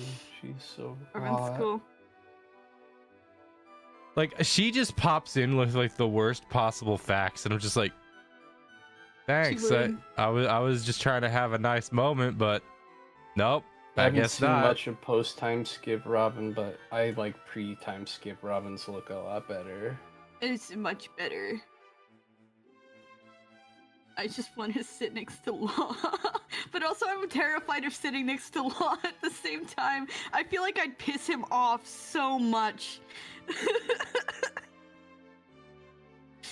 One thing I love about One Piece characters is the fact that every new arc, they all get different drip. Yeah. Also, I think Jeez, what's the I think scene that you the sent me?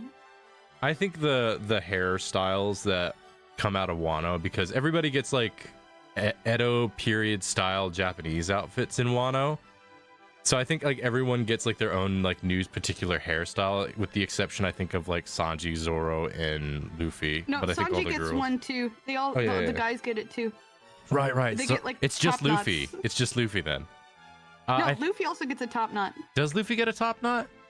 Yeah, he has one. I couldn't Doesn't remember. make sense, but he I does. couldn't remember if he got a top knot or not. Doesn't make sense, but he does. I don't know what the hairstyle is called, but I know that Robin gets a very particular, like traditional. She gets like a geisha out style one. Yeah, and she's got like a super regal thing. I think that she looks great with like that hairstyle. she does. She really She looks really rocks good. like the Edo period style hairstyle. Mhm. Nami, I don't think she has that style. I think she has her typical hairstyle. I think she does. I don't remember. She has. Frankie's I loved the moment where she switched outfits. Frankie's hair Frankie's Wano hairstyle is freaking peak. It's so funny. It's so good. Frankie's Wano hairstyle is awesome. Would you say it's super? It's super. Super. I liked his Zoe hairstyle. I thought it was funny. the giant beetle. No, the whale. Oh, the whale one. That one's good. It's the reason the whale one's so good is because it's closest to his OG like style. Kind of does. It looks almost like a pompadour, even though it's definitely whale shaped. Well, his OG hairstyle is not a pompadour. It's a different style. It's a little different. It's Whenever Frankie rolls in with his OG hairstyle, though, everybody just like yeah. It doesn't matter the context. Island when he popped in the popped out his OG hairstyle, everyone and he was like, also wearing goggles. Dude, he was wearing goggles and goggles he with had the his OG hair, hairstyle. And It was he just like kind of like we're just I like was let's freaking out freaking so go. Let's That freaking was like go. one of my favorite parts of Fishman. I don't like Fishman, but it was really cool. I do think there's like other moments in the show where he does rock his OG hairstyle. I just can't remember when. I haven't think seen any in so far. I don't think he ever rocks his OG hairstyle in the arc after Wano, Egghead. I think that's the next arc in the anime, or did they have a filler Yes. arc? No, there's Wano. Well, if there's a filler arc, I'm skipping it. Right. Awesome! Look at this game. It looks like a PlayStation 2 era Oh, game. I've been following that one's development for a long time. Oh, you have? Okay. Yes. But yeah, there's Egghead. I It's not don't on think. English. Hang on, I'm gonna look up what his hairstyle was in Egghead because I don't know if he rocked his OG at any point. Because sometimes he'll change his hairstyle midway into an arc, like he did in. Like Zoe, he did that. Yeah, he also did that in he- Dressrosa. He did that in Dressrosa as well. Yeah. Okay. So there's Wano, and then there's Egghead. Well, there was like Whole Cake, and then there's like Reverie, and which was such a mini arc that people don't normally count it. And then there's Wano, and then there's Egghead, and then there's apparently there's a little bit of Reverie after Wano, and then Egghead, and then Elbaf. All right. If the server starts up, it's just gonna have to be there. I can't get the voice chat mod. I may have accidentally just deleted the world. Oh. If I ended up deleting the world, I'm gonna be very upset. Okay, server's up. Let me test it out and hopefully not be upset.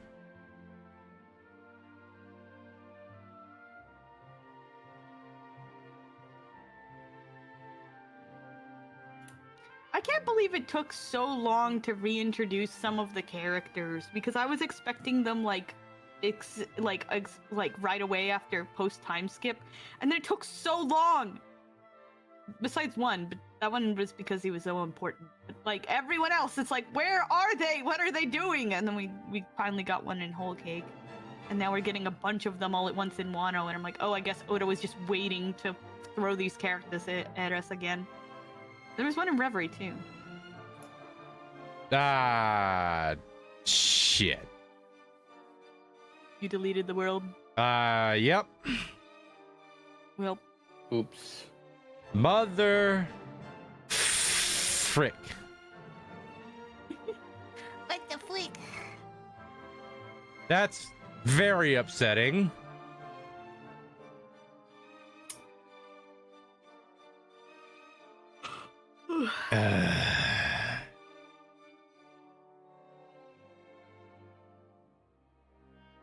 At least it was just me and Lamb on there for a while. At the very least, it was just Lamb and I, but that's really upsetting. Yeah. Yeah.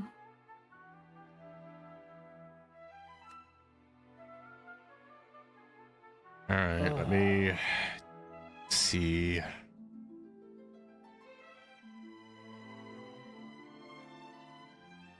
I'm gonna try something and hopefully it works.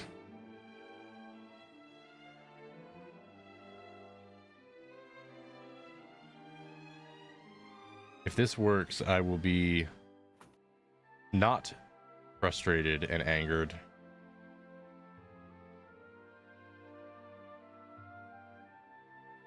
Oh, there was like a I was looking at the D&D stuff that they built, like pre-built devil fruits, and I found out that I think the Law's ability is actually the best to be used with a Blade Singer, which would be so cool because I love Blade Singer. Now I want to build one. I'm like, can I please just have his devil fruit? Which would be bad because I mean he'd canonically be dead in our world, but I want to make a Blade Singer with that ability. It's so cool.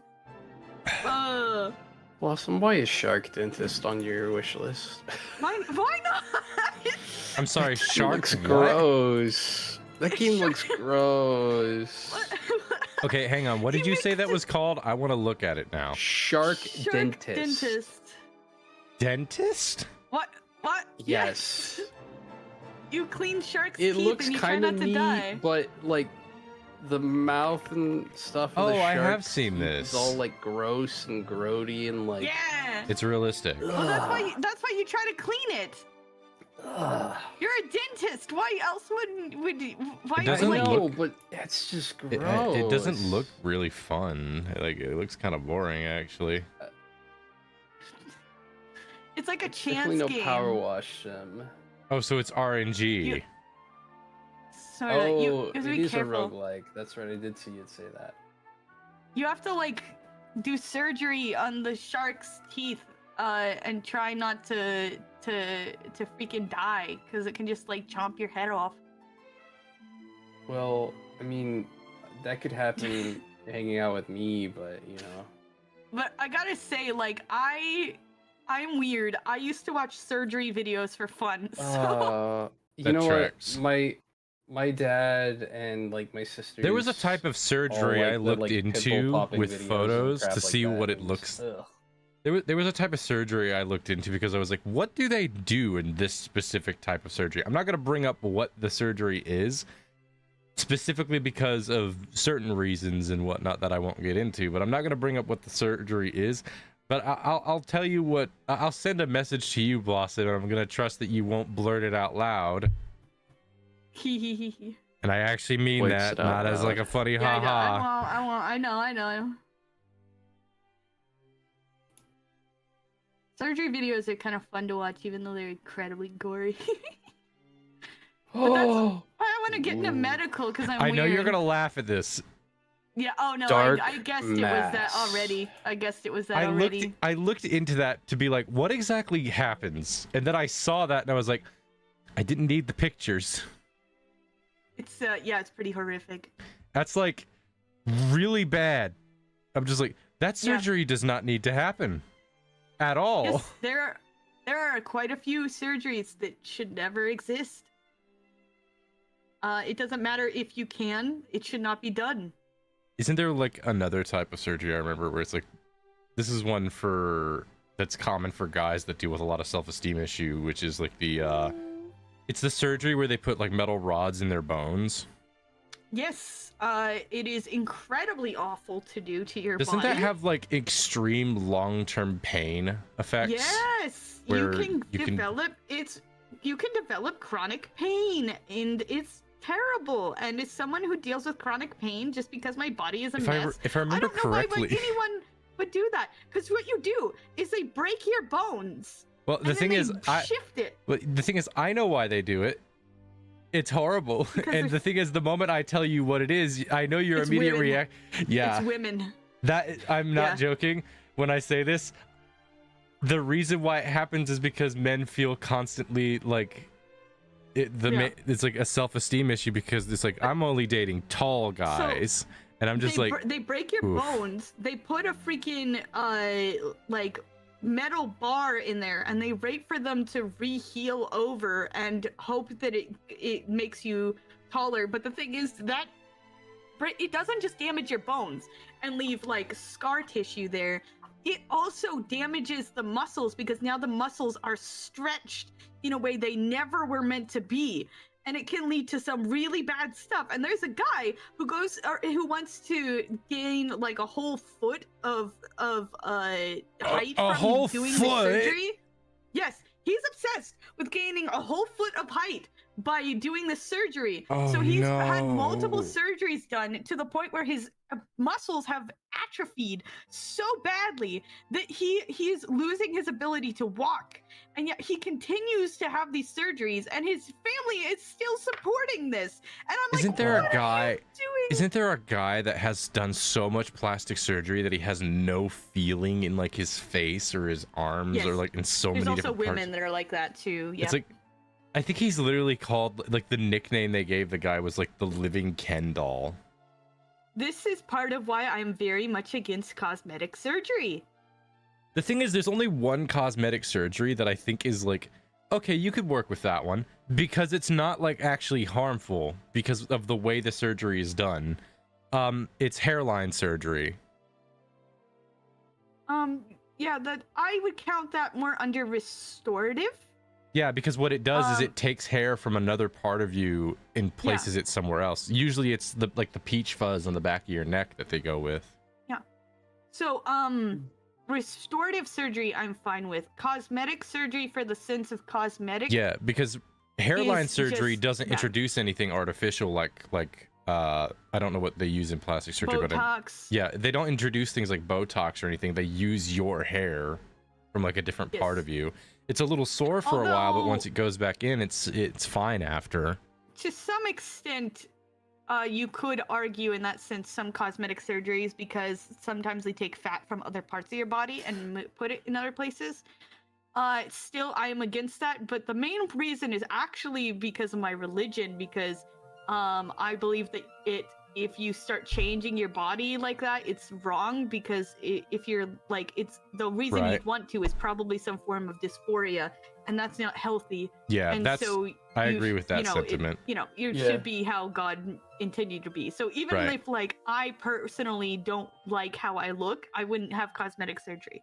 However, reparative is very different. Like my brother here's a good example, car wreck and lost half of his face. And hang on, so there's a good had example I can give of reparative surgery that is actually helpful. Again, I think reparative surgery, the objective is not to introduce something artificial for a cosmetic thing. It's to restore something that was lost. That's what I mean for my brother. There was a guy I knew in high school who had extreme anxiety, I think, and he would chew his fingernails to the point where his nails were like the size of the size of a half dime. And they were just like rough in ends, and you could see where like the tips of his fingers had like ends at them. I know there is a restorative surgery to help restore the fingernails. That's a thing, because there's long-term health issues to your fingernails being like that. Yes, the most obvious one was my brother got hit by a semi-car and half of his face was torn off, and he had to have cosmetic, it was technically cosmetic, but they had to rebuild his face and his ear and now he has scars, but they made a whole bunch of cosmetic stuff to make him look mostly normal and close enough to how he looked before. You guys mentioned the guy that wanted to gain a whole extra foot using cosmetic surgery, and this was the only thing I could think of. I'd never heard of that you guys have one. seen Alien Romulus?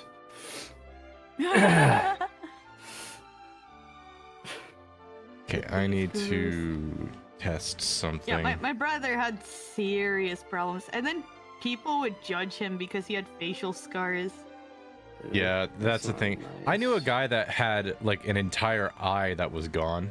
Well, I didn't know him. I passed by him during a fair, and it wasn't like he had a missing eye, like it got injured and it was like plucked out.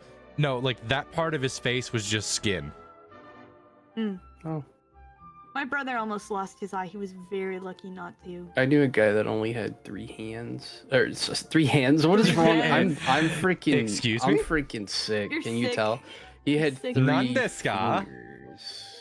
3 fingers. Where are your fingers? I actually knew in high school somebody that I think he was missing an arm, and I think it was I think it wasn't like a loss from like an accident. I think it was like something that was like a birth defect. I'm not sure. Because he I had knew like someone like that. he had like the stubs where fingers would be, but they weren't there. No, that was a different person that had like was missing a hand. I knew one guy that was missing an arm and another guy that was missing a hand, but he had like a nub of a hand that had like the little finger bits on it. And he was like a really jovial guy. Like he would like have fun with just like being like, yeah, I could sure use a hand with this situation. I knew a woman who was missing an arm since birth, but she was extremely bitter about it, and any mention of it, she would just have an absolute crash out and just like tell you like, you know, basically to end yourself over anything if you even so much as mentioned it, because she was so obsessed with it. Any guy that I knew that had like a missing body part in some capacity was always very jovial about it. I don't think I ever met somebody. I don't think I ever met a guy that had anyway, like had a missing body part due to either an injury or a like birth defect. I don't think I ever saw a guy that was like bitter about it. This lady was also just unhinged in many ways. She was like a witch, a Tumblr witch. It's like guys are always like I remember when I got a scar for the first time. I was like, yes, let's go. I have a scar. Well, the reason why is because you have a story to tell now. Like, it's not very I remember, Scars are cool. though. like I remember, like I would show I the got scar. caught by a plate. I would remember where I would show the scar on my stomach, and everybody would be like, "Well, did you get stabbed?" I go, "Technically, it's a surgical scar, so like I had to get stabbed for the surgery to happen." I recently got a scar on my arm because my freaking cat scratched Actually, me, and I'm just now accepting hang that on, it's I'm gonna- a scar, and because it won't go away and has been going away for months. Hang on, I'm gonna take a picture of the stomach scar I have because Show us. because I want to show like it's Let me see your tummy. so this scar on my stomach used to go across my entire stomach. I was a very small baby. So when you see the scar, you're gonna be like, "Oh, that's not so bad." Remember that it used to go across my entire stomach, but it shifted to the right. It used to be in the center, but then it like over the years shifted to the right of my body. All right, let me take a picture of it. I gotta take my I headphones want a off. tattoo so bad. I saw people that had tattoos when I was like walking around at the event, and I was like, I want a tattoo. I want a tattoo so bad. Freaking Shindo's afraid I'm gonna go full hog into tattoos and like get a bunch over my body, and I'm like, I don't want that many. I don't want that many. I just want one.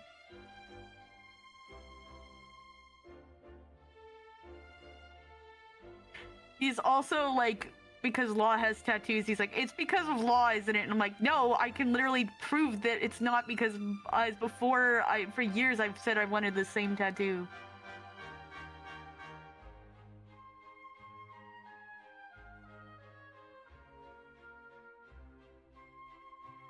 Mom can attest. Although Mom was not too happy when I told her like a couple years ago that I wanted a tattoo. She was like, "What? Why do you want a tattoo?" And I'm all like, "Because it's cool." And she's like, "But none of us have tattoos." I'm like, your aunt, my aunt has a tattoo." And she's like, "Yeah, but my sister's weird." I'm like, "Yeah, but it's fine." And she's like, "Well, a tattoo would keep you from getting a job." And I'm like, your sister is a nurse. And she has tattoos all over. And she's like, "Oh, well, yeah, I guess so." And I'm like, "And she has piercings all over." It's like, "Well, yeah, I guess so." Alright, Freaking... so do not judge the pudge, okay? I want to see your pudge. Pudge. Tummy. Oh, you were small. If that fit around like your whole. I think I was just a year old. Oh, little baby Astral. But yeah, it barely is like the length of my pinky now. The funny thing is about that scar, it didn't need to exist at all because at first they thought I had a stomach virus. And they cut open my stomach and said, "No, there's nothing wrong there." And it's like, so they just cut open my stomach for effectively no reason. And they were like, "Well, why is he getting sick all the time?" It goes, "Well, we can give him a CAT scan and figure it out." And then they gave me a CAT scan and they're just like, the thing they should have done first. Yeah. They gave me a CAT scan and they go, "Oh, he has hydrocephalus." I think it's pronounced hydrocephalus. Hydrocephalus. Hydrocephalus. I thought that was the sexual disease. I don't know, man. Or is that just syphilis or syphilis? I don't know. Either way, I had the thing where there was like a clogged thing in the back of my skull that made my skull get like filled up with fluid and stuff. Yes. So I had that. So I got a scar across my stomach because they didn't give me a CAT scan first to see what was wrong with me. And thought it was a stomach virus. Then they come to find out, oh no, it was his brain that is having issues because his little baby brain is just floating in his skull and constantly walking around, which is messing up his equilibrium, which is causing him to vomit. Yep. As an infant, I couldn't walk. Not because I didn't have the physical ability to, but because every time I did, I would. Yeah. Well, it's not even that. I learned how to balance myself enough to where I could walk even with the dizziness. It's just I would get nauseous from walking. That makes sense. The very early parts of my ears, I had a ice cream bucket that my parents had washed out and that I carried around with me because I would regularly get nauseous and vomit. Ugh. Did you have problems keeping up weight? I did. Imagine so if you were vomiting. I also, along with vomiting a lot, I also had a high metabolism, so I was really, really skinny as a baby.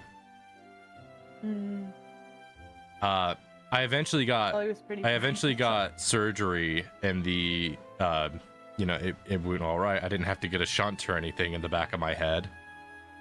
Yeah. Back in like 1999, which was when I think I got the surgery, the commonality for treating hydrocephalus, whatever it's called, was to have a skull shunt. Mm-hmm.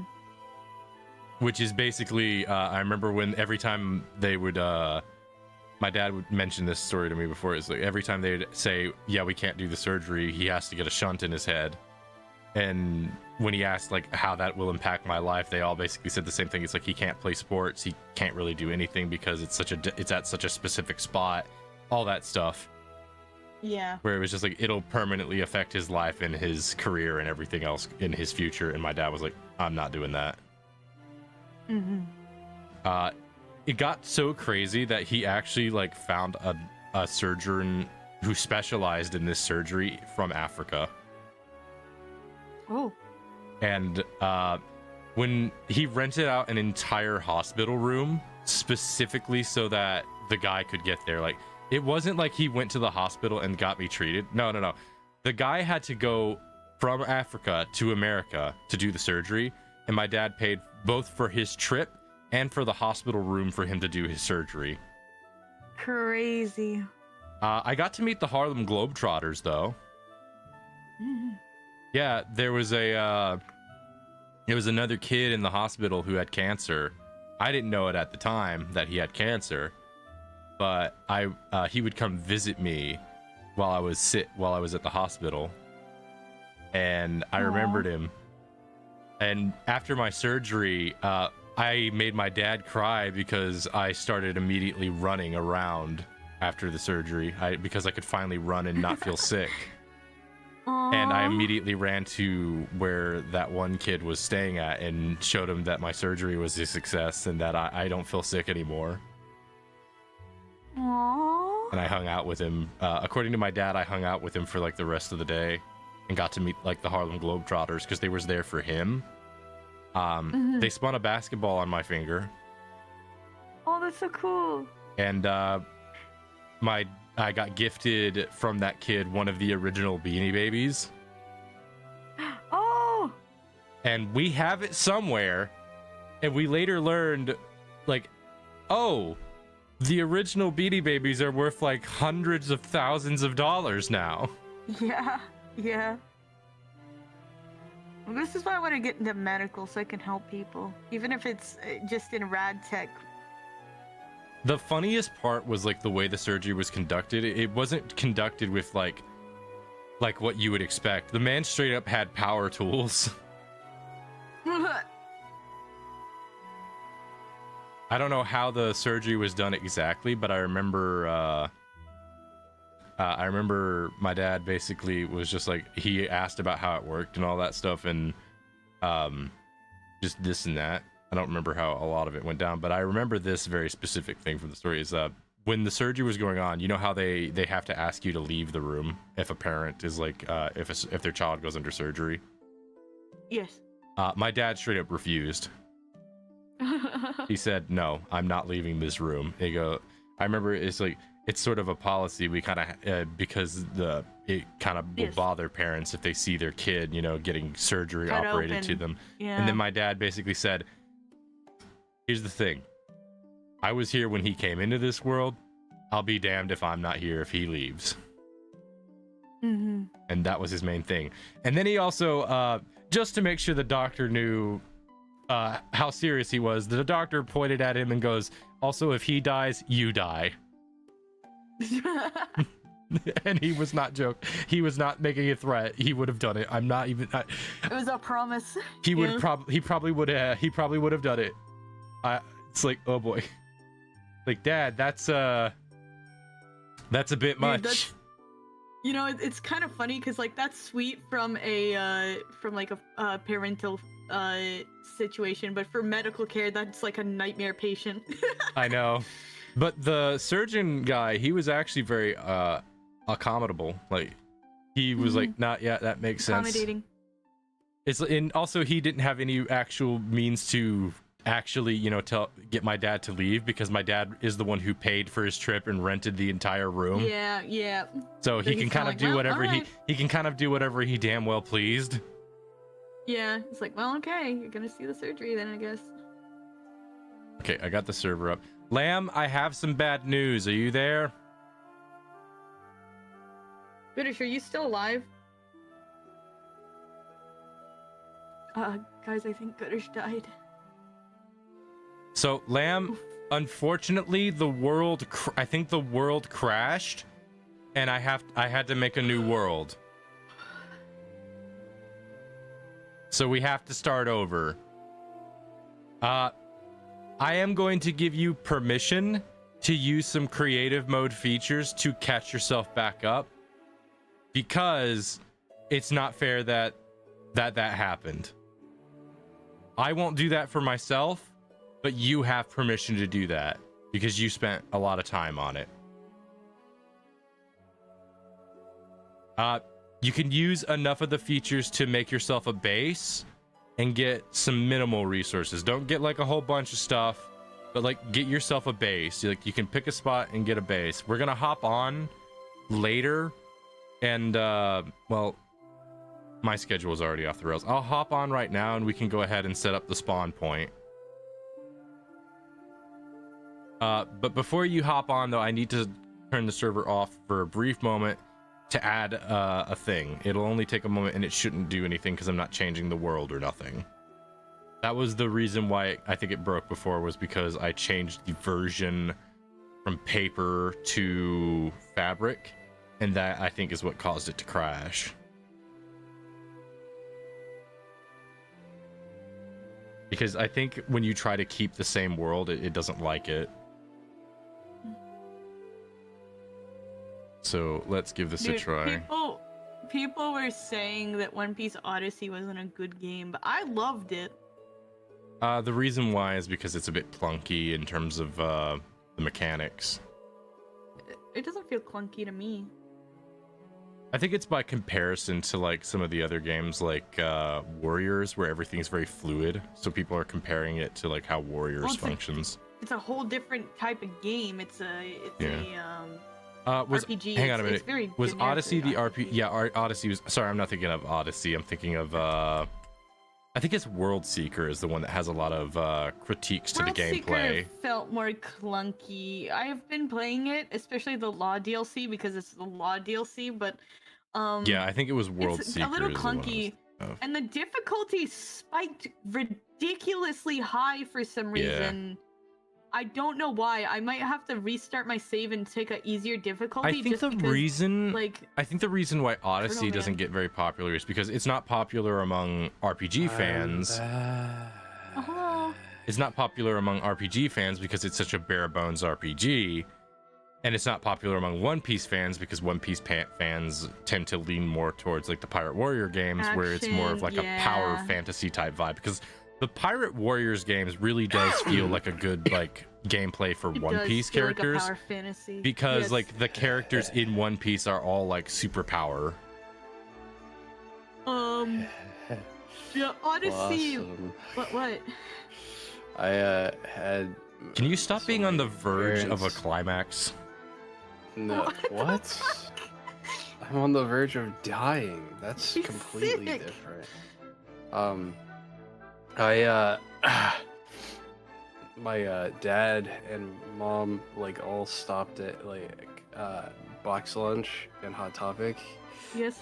And I had to look for One Piece stuff. I love what Mezzaltine just said right after I said that. He was just like, what? Okay, wait, I have to hear it.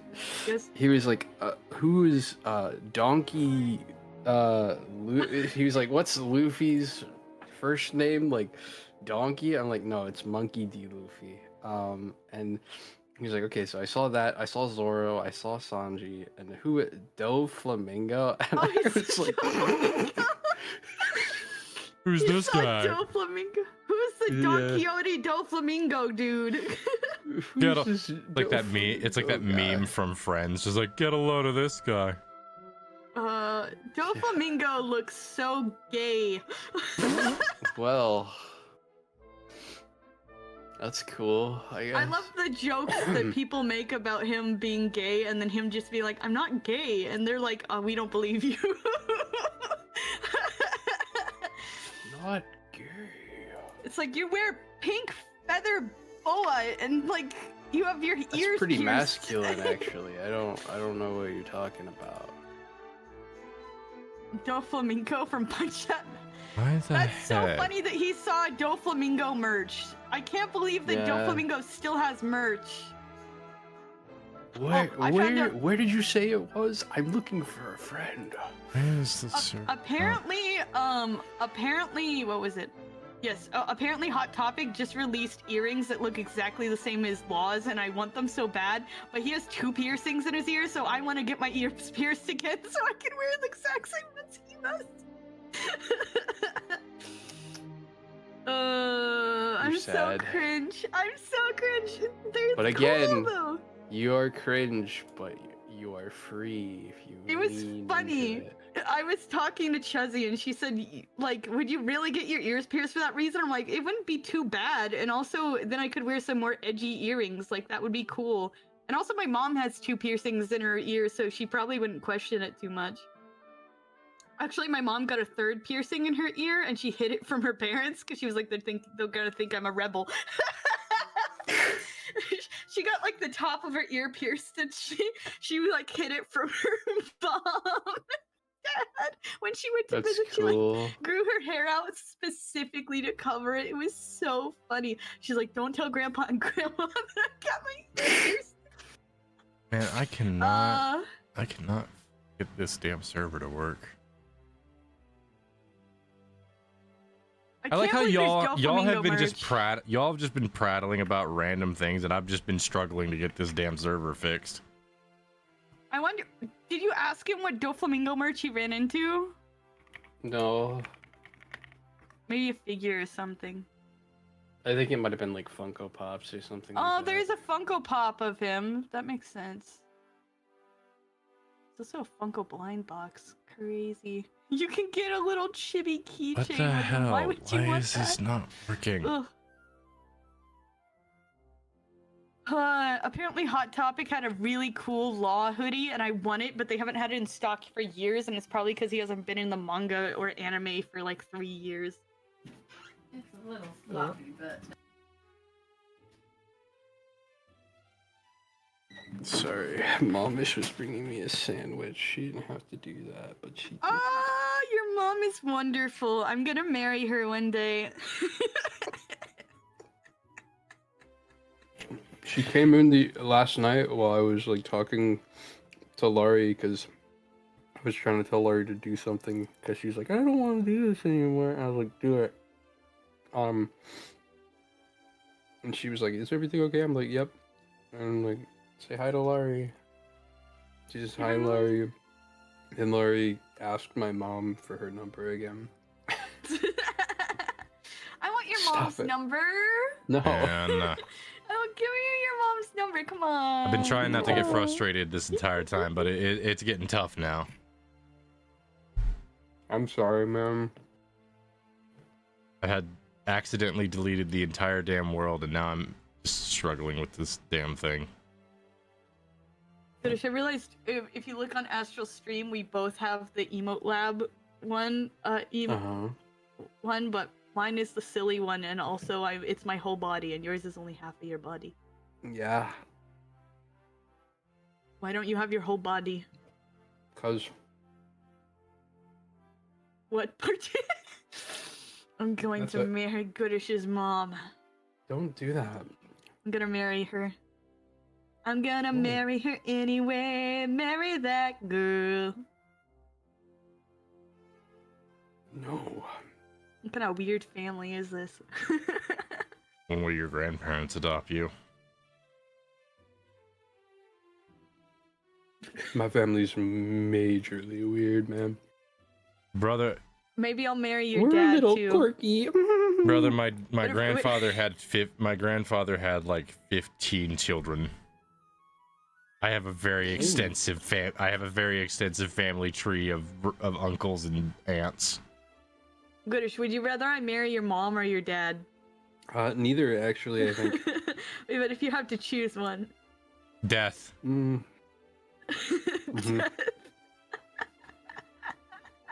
He'd pick death. Which is your Mhm. favorite parent? Which one can you live without? You. Bro. I love my parents for different reasons. I know. I hate to say it. I really hate to say it, but like I do actually have a favorite parent. Well, it's obvious for you. You have a reason. Yeah, and you're one of the few people that know that reason. No. I know your backstory. I You- got the flashback. You know got your my lore. One Piece flashback and understand the I got your trauma. One Piece flashback. Yeah.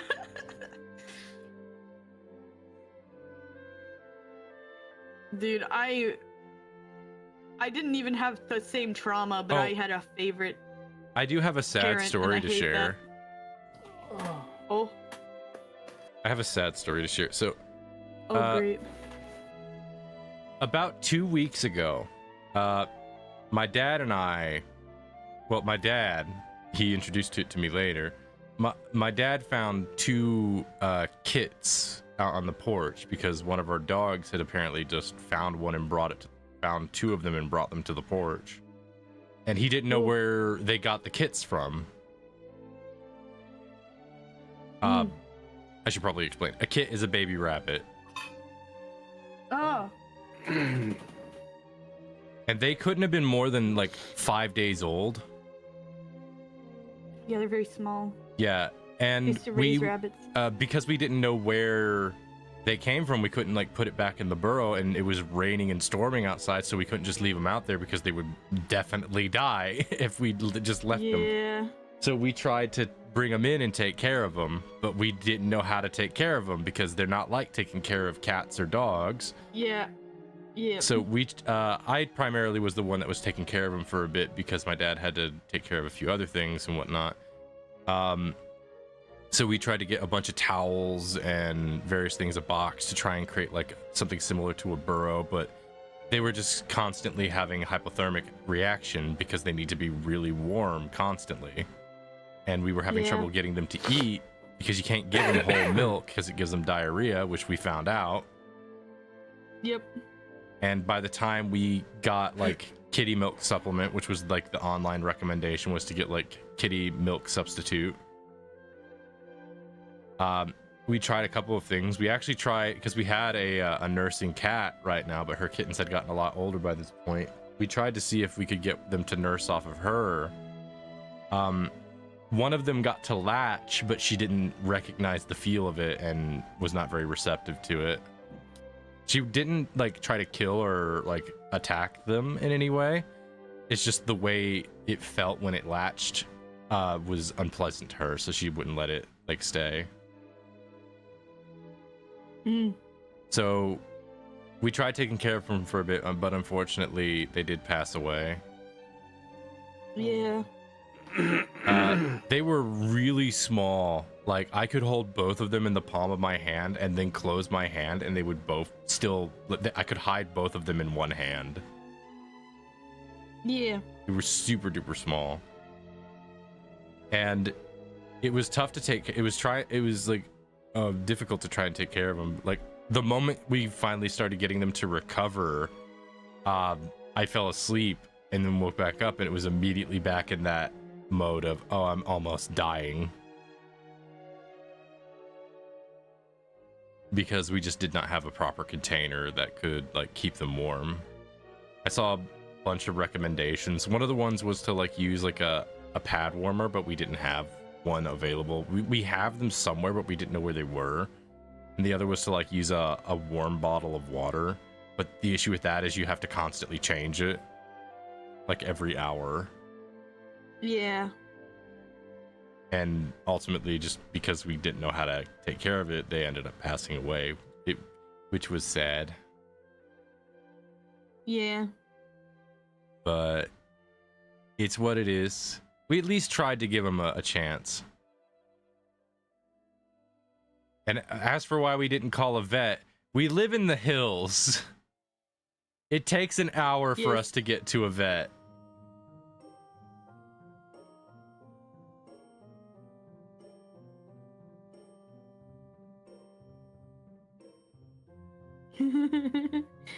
It's not working. I have the mod in. Why isn't it working?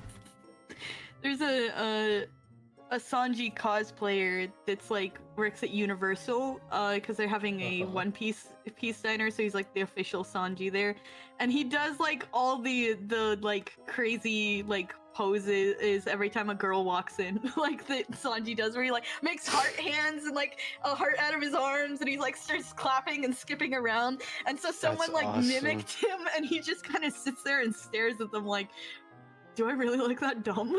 It's really funny. That's awesome.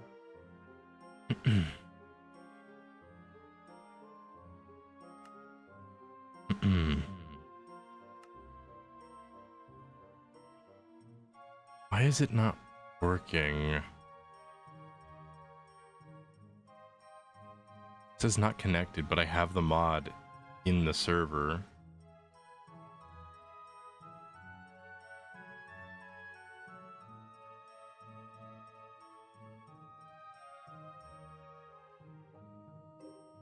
Did you both stop talking, or? Yes. Yeah. Okay. Sorry, I'm testing. I'm testing a hat in time again. To see if it's causing. See if I'm still having the issues or not. Dude, going on, I dudes? got to try a whole freaking turkey leg for the first time. It's so good, isn't it? I am gonna be controversial. good. I actually didn't care for turkey leg. I thought it was so It is good. kind of dry, but I like how freaking big turkey legs are. I like turkey cuts, like cold cuts. That's fair, I guess. Oh, you need a plug-in apparently. is- Hang on. This is the level. Oh, I haven't done the windmill.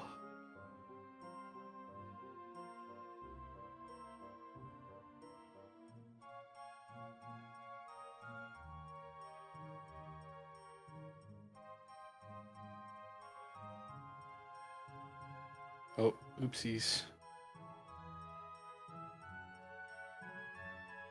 Oh my gosh. I gotta let this thing finish what it's saying. It's what I think it is. Pissed off.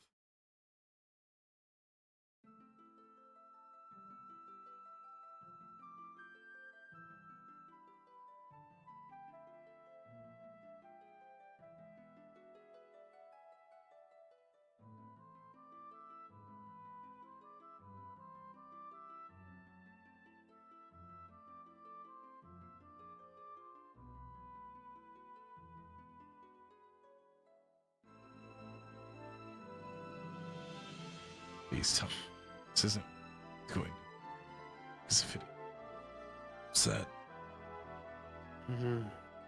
Because if this tutorial is telling me correctly, it means I did not need to change anything.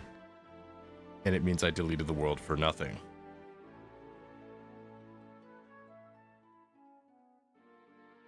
It's like I didn't mean to delete the world in the first place, but now it's just basically like, oh, I didn't need to change a single thing, and the thing that made you make that accident happen wouldn't have happened if you just looked up this tutorial first. Yeah. Yeah, that's not frustrating at all. I get it. It happens, unfortunately. Mm-hmm.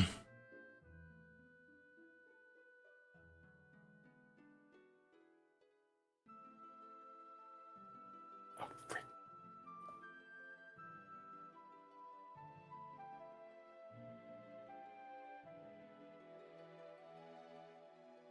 Did you have any backups of the world? Nope. I tried making one, but Oh. it wouldn't let me download it.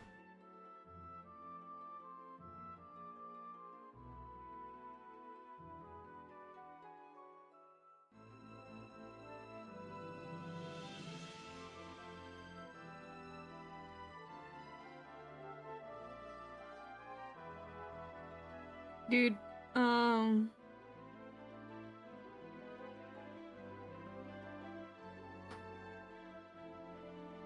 Dude, One Piece Gold was so cool, and I know why Law wasn't in it, because it would make part of the plot like way too easy.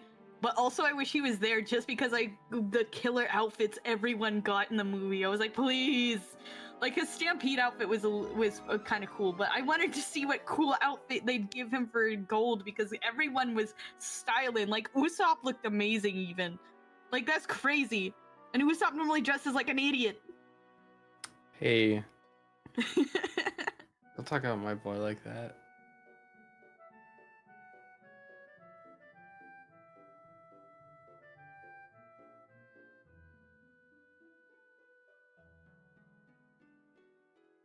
Okay, it did reset that good.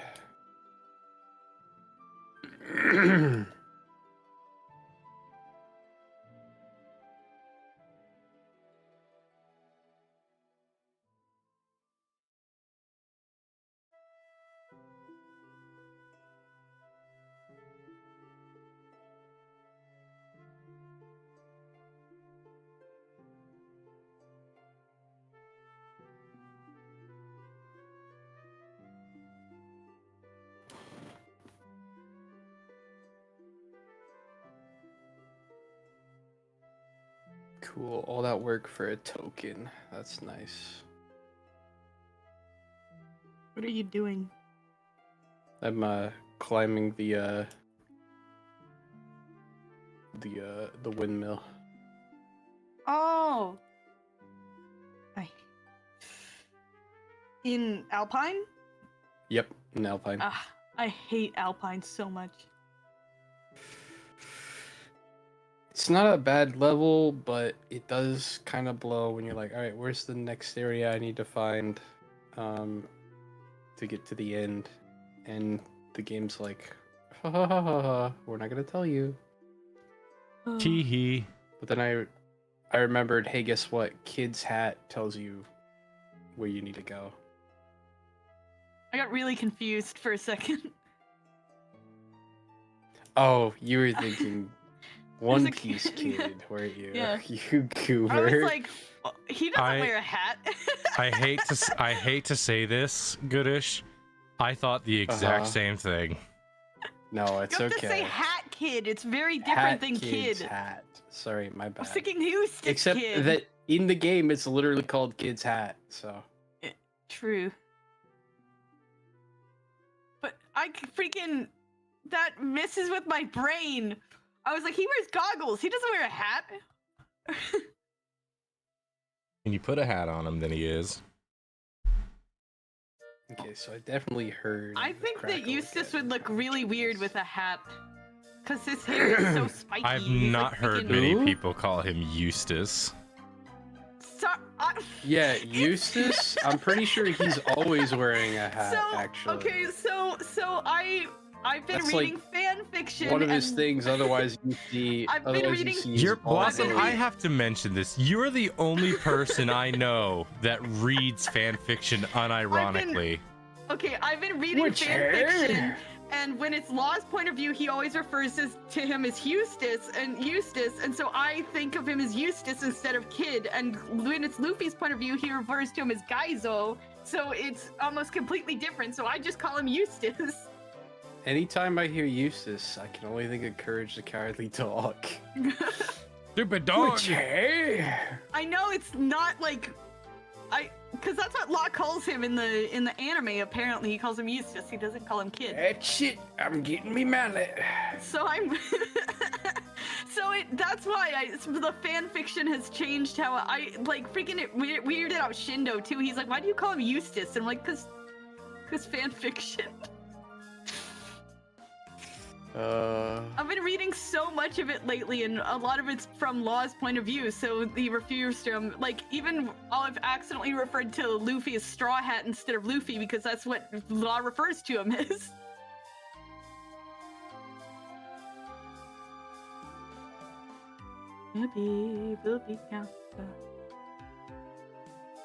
I want to drink my One Piece drink, but I don't. I want to wait till I'm not sick anymore so I can get the full flavor. The full gum flavor. Eustace kind of scares me, honestly. I don't think I'd want to be around him. Blossom, Courage be you like- and every other person that knows the character. He's like really violent. Yeah. Again, Courage the Cowardly Dog be like. Oh, I thought she was talking about. Yeah, that's Courage. No, I thought she I was was- talking about Kid. I thought you were talking about Eustace from Courage the Cowardly Dog. No. no. That's why I made the joke. God damn it. No, I was talking about Kid. Which Eustace hair? Kid. I mean, Kid wouldn't be much pleasant to be around either because he only cares about his crew. Yeah, he doesn't seem very nice. Like, okay, Luffy seems like he'd be fun to hang around. I think Law would be kind of a tsundere if you managed to actually, like, Law would kill not, you like, on annoy sight. him. He outright says that he doesn't like killing. Yeah, but he still does it if people are He'd be particularly like, "For annoying you, to him. I'd make an I exception. would try not to annoy him. I would try really hard to not to annoy him. I would be the asshole that would befriend his crew just so that he has to have me around. I would go befriend Sachi, Penguin, and Beppo. These are my besties now. These I are feel like besties, you I cannot feel like get rid of me. you and Beppo could be friends. Like I can believe that. Ah, I love Beppo so much, man. You're both equally. No, I can't say what I was gonna say. What the frick? You're both equally. Special. You can't say that about Beppo! That's so mean! I don't know who Beppo is. You're gonna so- meet Beppo soon. Beppo is fantastic. Stop insulting Beppo. Yeah, He's but very good. yeah, but he's a mink that's into actual bears. Like he doesn't know shit. Like he's a weirdo, okay? He's been away from his people since he was literally like 8 years old, okay? Oh, also for fun, because you'll be the only person that sees this, and also because I know you're not gonna be weird about it. If I showed this to Laurie, she'd be weird about it. Because you already tummy picture. You already saw that Oh. one. Because this is stupid and I think it'll be funny. What would you rate my IRL tummy? What? On a scale of 1 to 10, Yeah. 8. What? That's a good 8. That's a good tummy. I am not. I do Why are we not rating have. tummies? I do What the not frick? have that. Nah. You are gaslighting. I'm asexual. What do you want me to say? That's the point. That's why I'm saying that. It's like you're asexual. How the heck could you say that's I'm an not 8? into abs. I'm I not don't have into abs. Exactly, which is why it's a freaking 8. It looks very squishable. I do have some squish. It looks pleasant to squish. Like I feel like if I leaned against too- you, a little then too it would fuzzy, be though. like nice padding. There'd be some nice padding. I think it wouldn't care. Nice padding is really funny. Like not a lot of padding where you're like, but it's like just enough padding where you're like, oh yeah, okay. Firm. Not a lot of padding where you go, what? You do what? You're like, Mm. okay. Here's some Paddington. 1.3.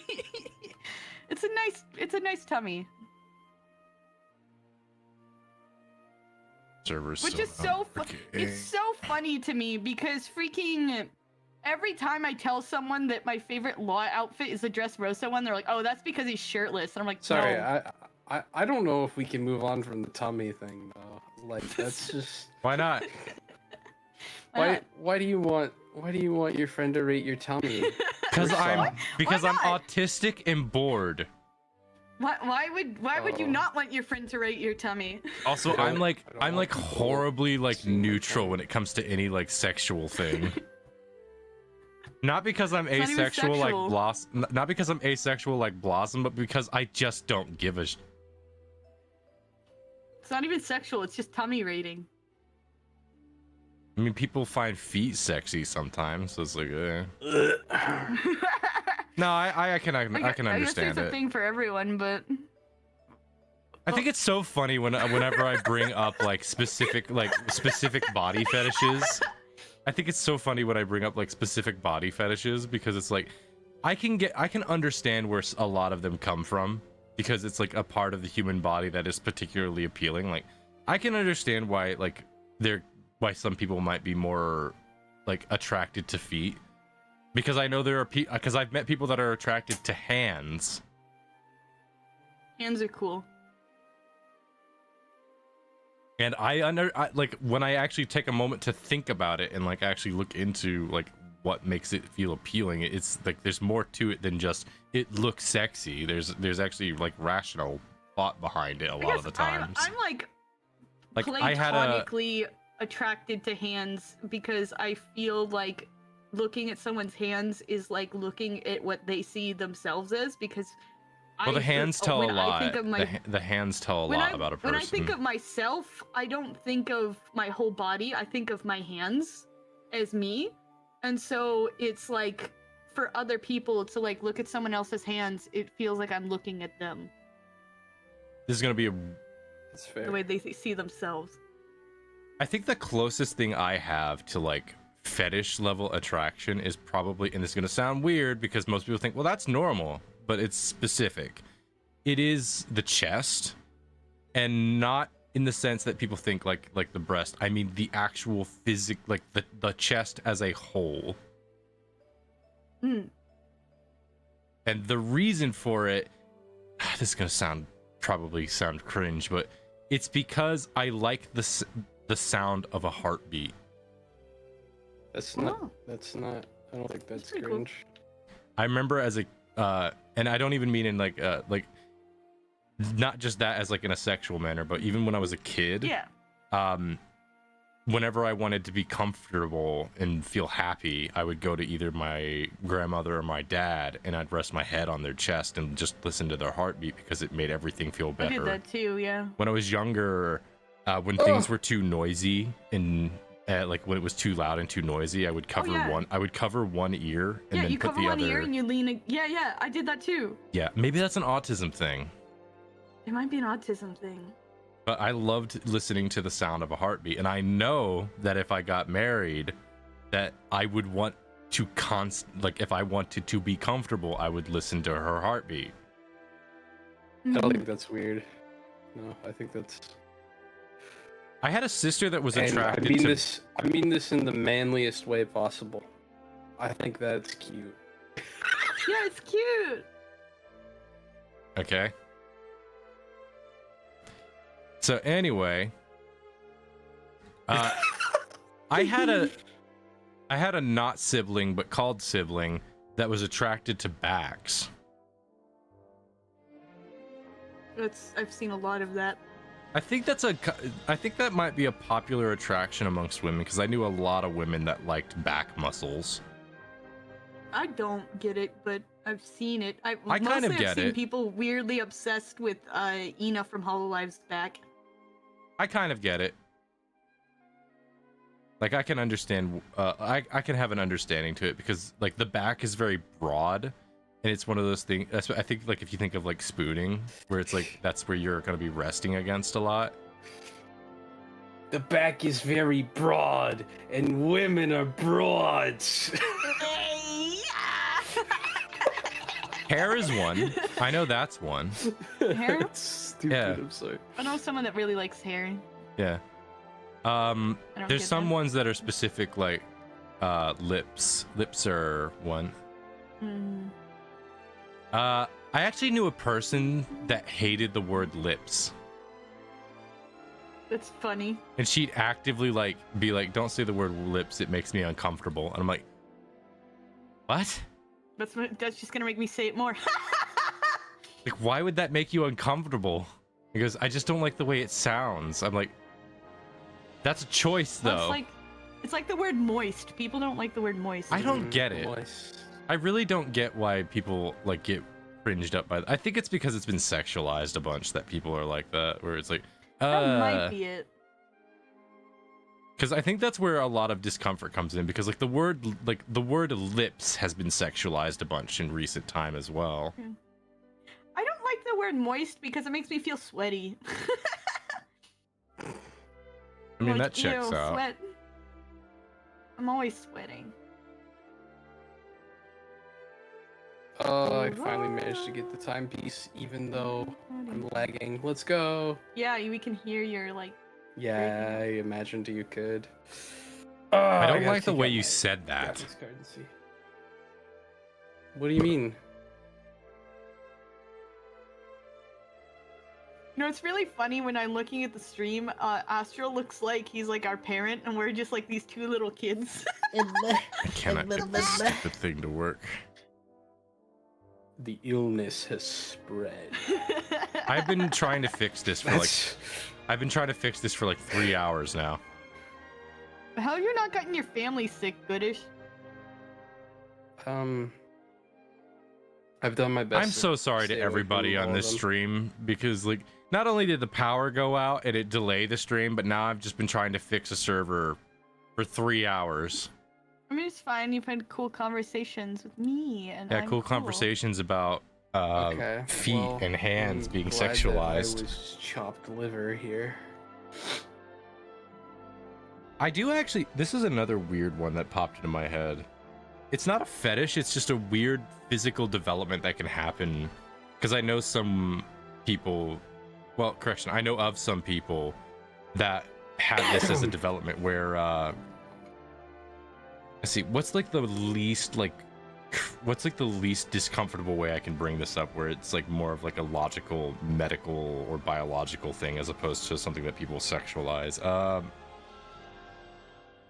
I know that some people can develop like sensitive spots that weren't previously sensitive, and one of those spots is the ears. And I remember when I was younger, I thought that seems like that's fake, but then I later learned no, that's real. Like a person can just like develop specific spots on the body that become more specific or sensitive to certain stimuli.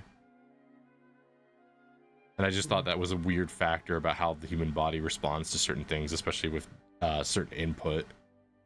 Like human body are is weird. fascinating and weird. Like here's a fun fact: is a lot of people with autism immediately have intense fight or flight responses to being touched on the head, but only to specific people. Yeah. I get that. And your Someone, body like, walked can up behind me your and body put can their hand on my head, and I like flipped around and slapped them. Right, but then there's like it depends on the person too, because it's like some people that touch your head, it's comforting, and you can immediately tell, not by like like seeing the person, but just like the feel of their hand, because your body is like capable of discerning the difference of another person's hand from a person you like, without you like hearing their voice or seeing them. It's interesting. Well, I got startled because like it was like my brother came up and like put his hand on my head, because that's what he does because he's taller than me now, and I like turned around and nearly punched him because I was like, bro, do not freaking do it. And we were in public, so I didn't like know who it was, and I was like, oh, it's just him. I had a so Like, there's like a this firefly. there was this lady in my temp service job that she's like 50 or 60. She was up there. She'd been working there for like 30 years or some such. And the last day I was there, I was saying it's my last day here. It's been a great time being here with all y'all. And then she like reached up, because I'm like 6 feet tall and she's like 5'2". She like reached up and like patted the side of my head. Now, because I physically could see her do it, I was able to mentally prepare for it, but I did not enjoy the experience. Yeah, it's like, ugh. I hate physical touch so much. I don't hate physical so much. touch. I hate it in Unfortunate, because specific when I spots. see you someday, Blossom, I'm going to hug you. Well, the thing is that like, Well, it's not a I hug. hate it. The hugs aren't a problem for most people. hugs aren't. It's weird. I don't know what it is. The arms, don't the head, and the neck. like, mostly, yeah. Yeah. But it's like I'm getting used to it in certain ways to people that I'm used to, and I used to be extremely huggy. I used to like cling to people. There's a story about me like straight up tackling a guy into a Oh yeah, I can actually explain that. garden.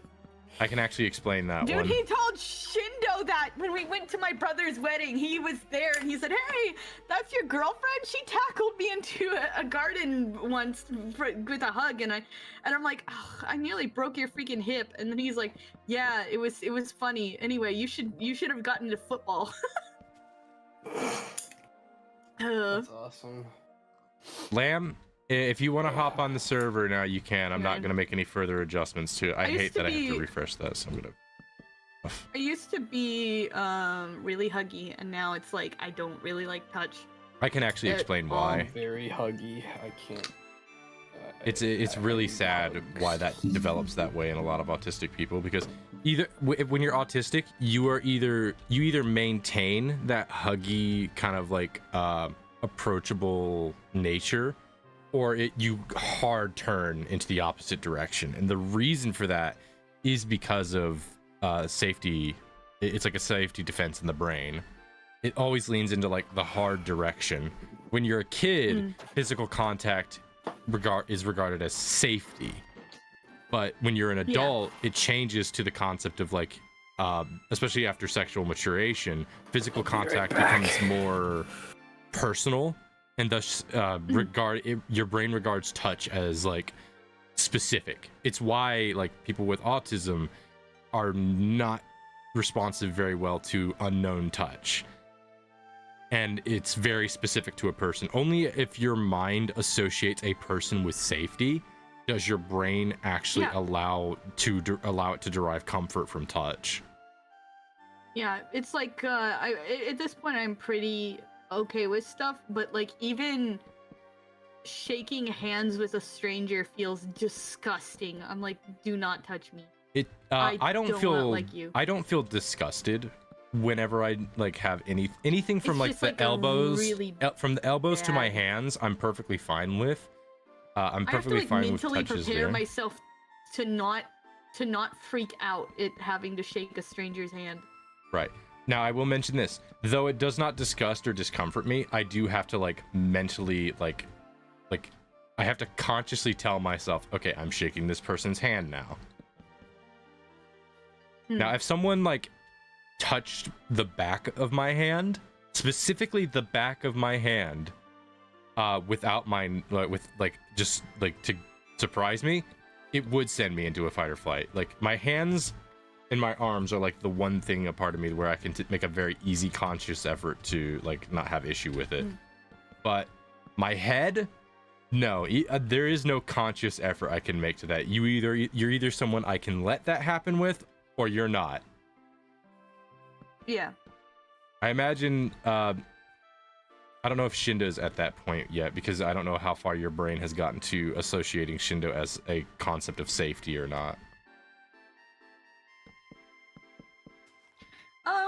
It's to the point where it's not unpleasant, it is not comforting, it is just neutral for the most part. Right, so it Like hasn't if fully, you know, it hasn't fully, yeah, it's gotten he gives me comfortable head enough to pats all the where time. it's gotten comfortable enough to where it's like, okay, it's not full on comfort association just yet. Like, you know, he'll hold my hand, we'll like cuddle or something, while we watch One Piece, or I know for a or he'll fact, pat me on the head. I know for a fact, and I've brought this up before, and it's like, this is one of the reasons why I say I probably would be a very annoying boyfriend, and I've told you this before, Blossom. It's that I know for a fact that I would be very much reliant on physical intimacy.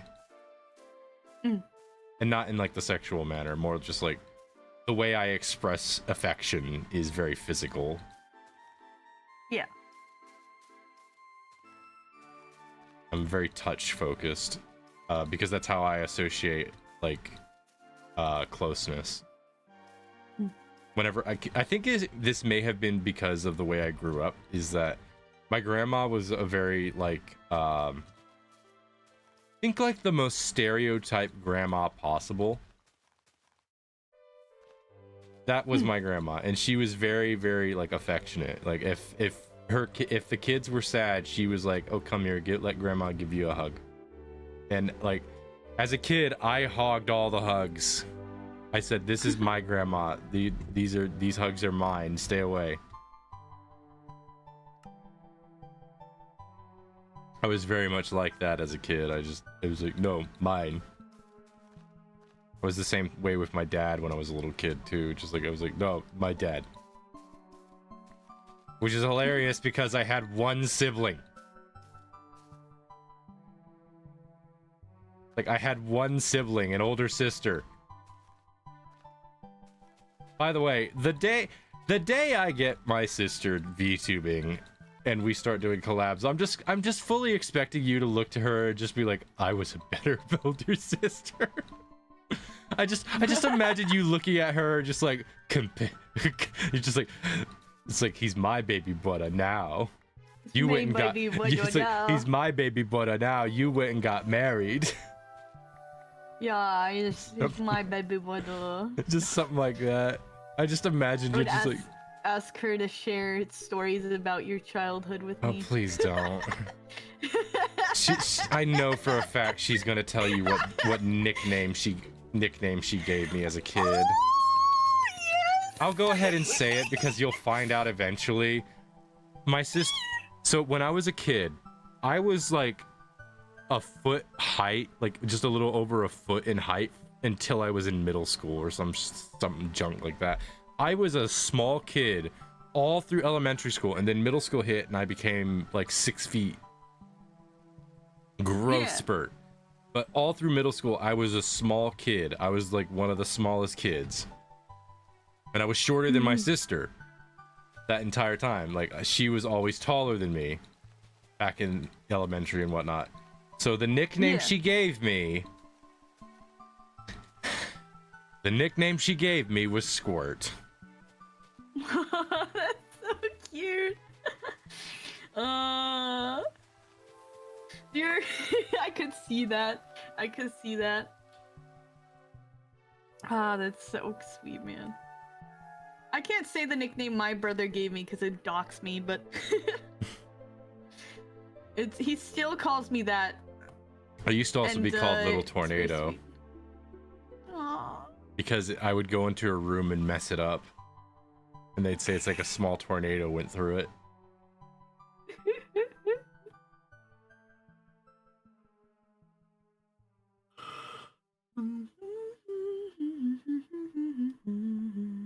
By the way, for anyone questioning what I'm doing, I'm making the spawn altar.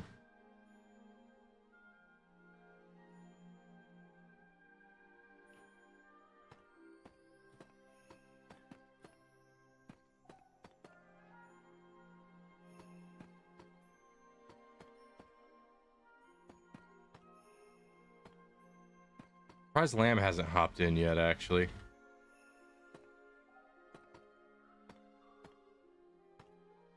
Oh, also, something I think's hilarious is, do you know the create mod for Minecraft?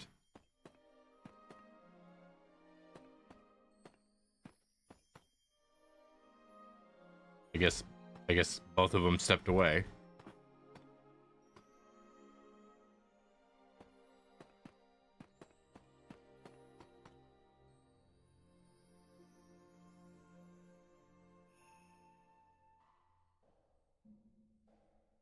I think I'll make it a little bit bigger.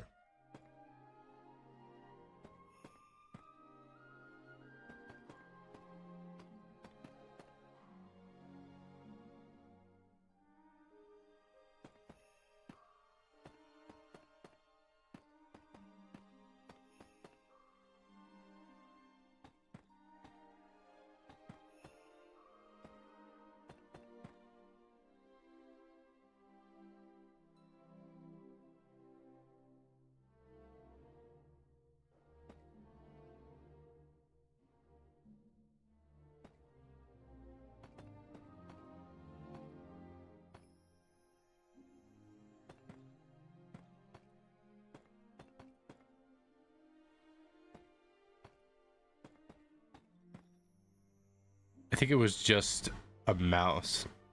No one is here. Oh, hi. Hi, Blossom. Do you know of the create mod? I don't know much about any mods. Alright, so the create mod is a mod that adds a bunch of like kinetic machinery like cogs and gears and such. And when people try to make airplanes, they keep having issues because they keep wanting to make a propeller, but they keep ending up accidentally making swastikas. And it's just like, I just think it's the funniest thing because they don't know how to make arches. So they ultimately just end up accidentally making swastikas constantly, and I just point and laugh like, I'm just a horrible guy where I'm just like, you did it stupid. Tee raise his hand, not raise his hand suspiciously.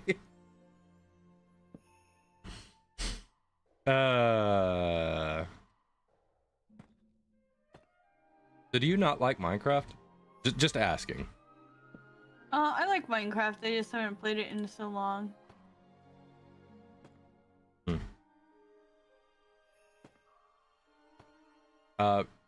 I'm not asking to press, I'm asking because I'm stupid and curious. Is there a reason beyond just not feeling like it, or is really just, nah, you don't feel like it? I just don't feel like it. Alright.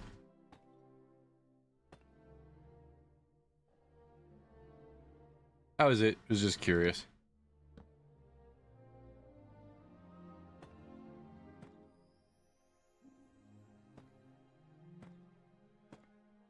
I feel like if you were in here, you would be the one to set fire to things. I did used to do that sometimes. I would be in anarchy servers and I'd join just for like a few weeks and just destroy everything and make people's lives terrible, and then I'd leave. By the way, what I was trying to do was get the voice mod. There's a mod called proximity chat. It's simple voice chat, but it basically adds a proximity chat into the game. And the reason why I wanted to add it, there's also an add-on to that mod for called the Repo Heads mod, which makes all of the Minecraft heads look like Repo heads when they talk. It's really funny. Actually, I'll show a video of it because it's really funny. Wait, I don't think I needed it. I can just pull it up on Modern and show it.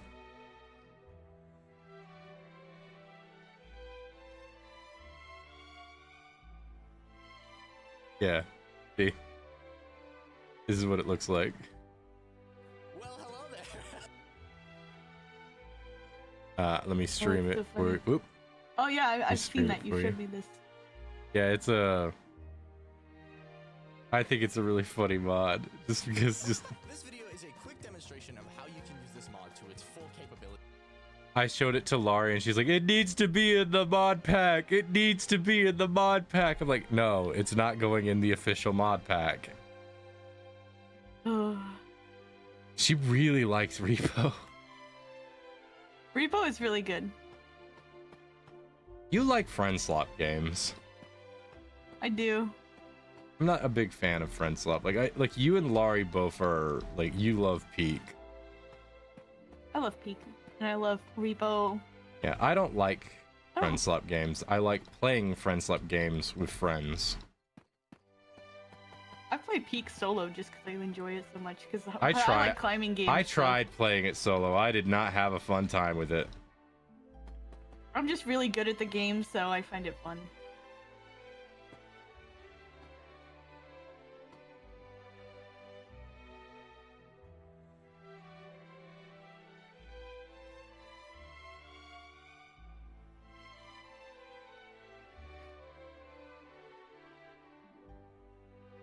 I hate that they've changed spawn. That for some reason, the spawn radius command does not work anymore. I tried it in like a solo world. I don't know why, but like the spawn radius is not a command that works anymore, and I'm just like, why?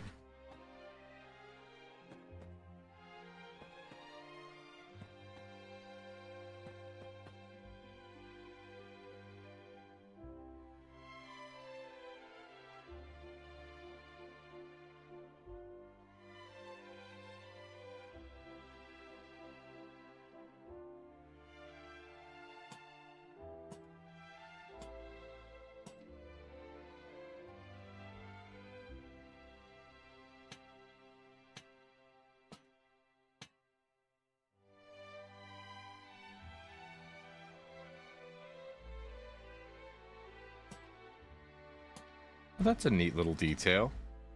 So the new copper lanterns, they get dimmer as they get oxidized. Are you supposed to be showing the game?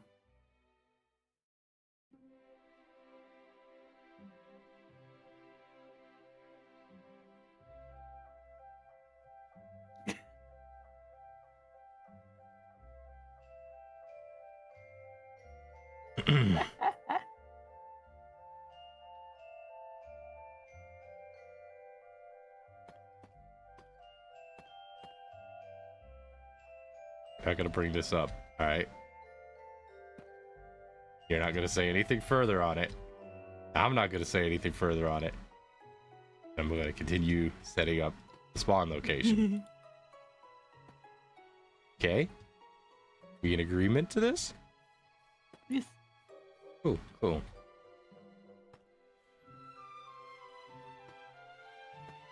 Why can I physically hear you smiling?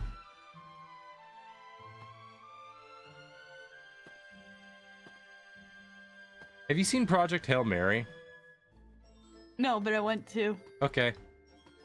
I didn't watch it in full. I watched it in parts. I liked it. I might go back and actually watch it in full. I'm watching One Piece meme compilations. Of course you are. Might just get ready for bed and watch some anime. Kind of feeling out of it today. I think that has been that has been the continuous feeling for a few people today. Good is just sick. Blossom is Blossom. Which, you know, bipolar. Who can tell when her mood is going to be what? I invited Laurie to the server, and then she said, "Oh, I won't be joining the server for one reason or another." And it's like I asked why, and she just said, "No, I'm not going to explain it." I'm just, I don't get the reason why. It's like just why can't you just explain it? You could, like, just saying. I already went over this. I'm not going to go over and do it again. She apparently said she wasn't allowed. That was the closest thing I got to an actual explanation of she wasn't allowed on other servers. I'm just like, aren't you like an adult? What the hell do you mean you're not allowed?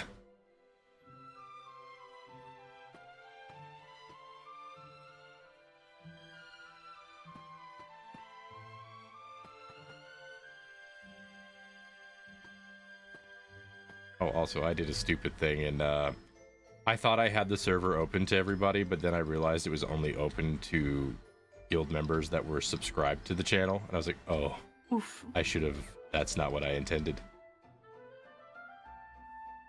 But now I fixed it, and it's open to people. One person was trying to join through console, and I was like, I don't know if crossplay is a thing in Minecraft. And then they tried it. It was like, nope. I'm just like, that sucks.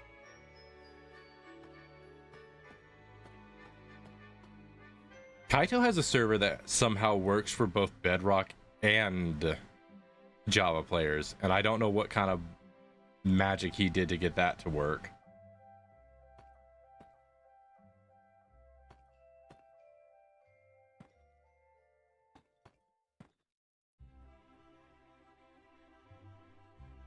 I'm back, Humies. Alright, Chuzzy, the server is open, but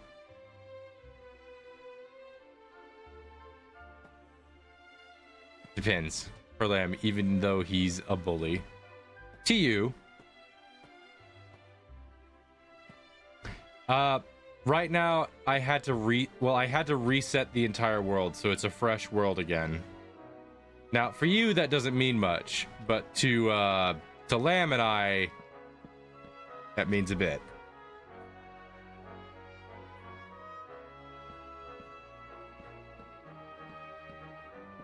Hey Blossom, do you want to play? When I'm done here, do you want to play Peak?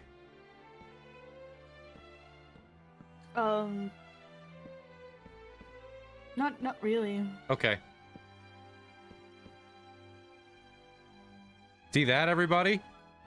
That was an answer that's a simple, short way to handle it. No. A nice, simple no.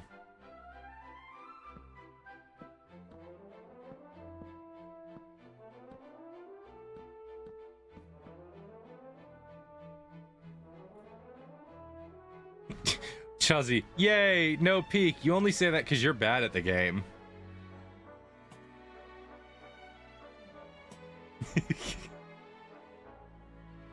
I'll see if I can join Minecraft.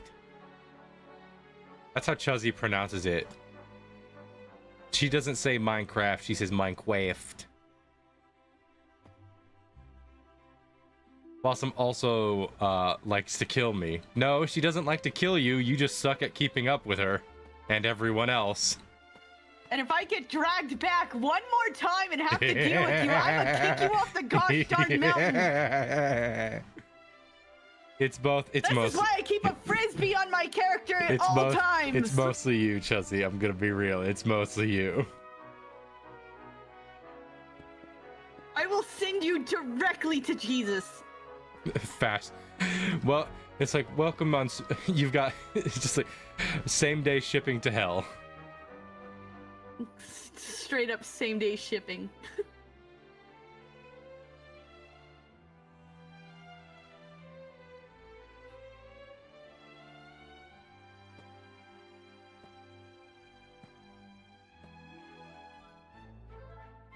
I can only be frisbeed if I'm close, which means I'm doing well.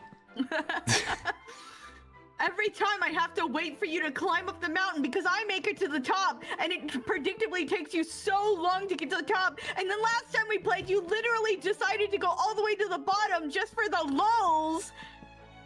Ugh. How does she not die to the fogs, like, constantly? She went as far. I don't know, man. Like, she stays just high enough to where the fog doesn't get her, but just low enough to that it's annoying to deal with. It's so annoying. You have to wait so long for her.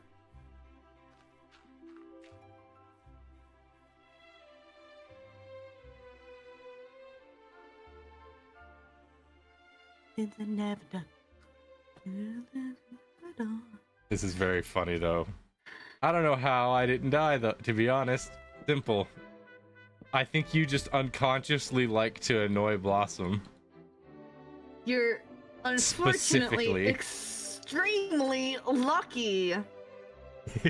Yet somehow, even being as lucky as she is, still doesn't keep up. It drives me crazy. The thing that makes it crazy is the fact that, like, we could all be together walking the same. Like, I've been in this. I can say this because I'm not good at the game. I'm not good at Blossom. You can contest to this. I'm not good at the game. Yes. But I can still keep up with you. Yes. She just wanders off. I don't know what it is about Chuzzy, but she can rage bait me so hard. I know. She's lose really my good freaking at it. mind. She's really good at just sending you into a frenzy. She gets like distracted, and I'm just like, can you stick to the plan?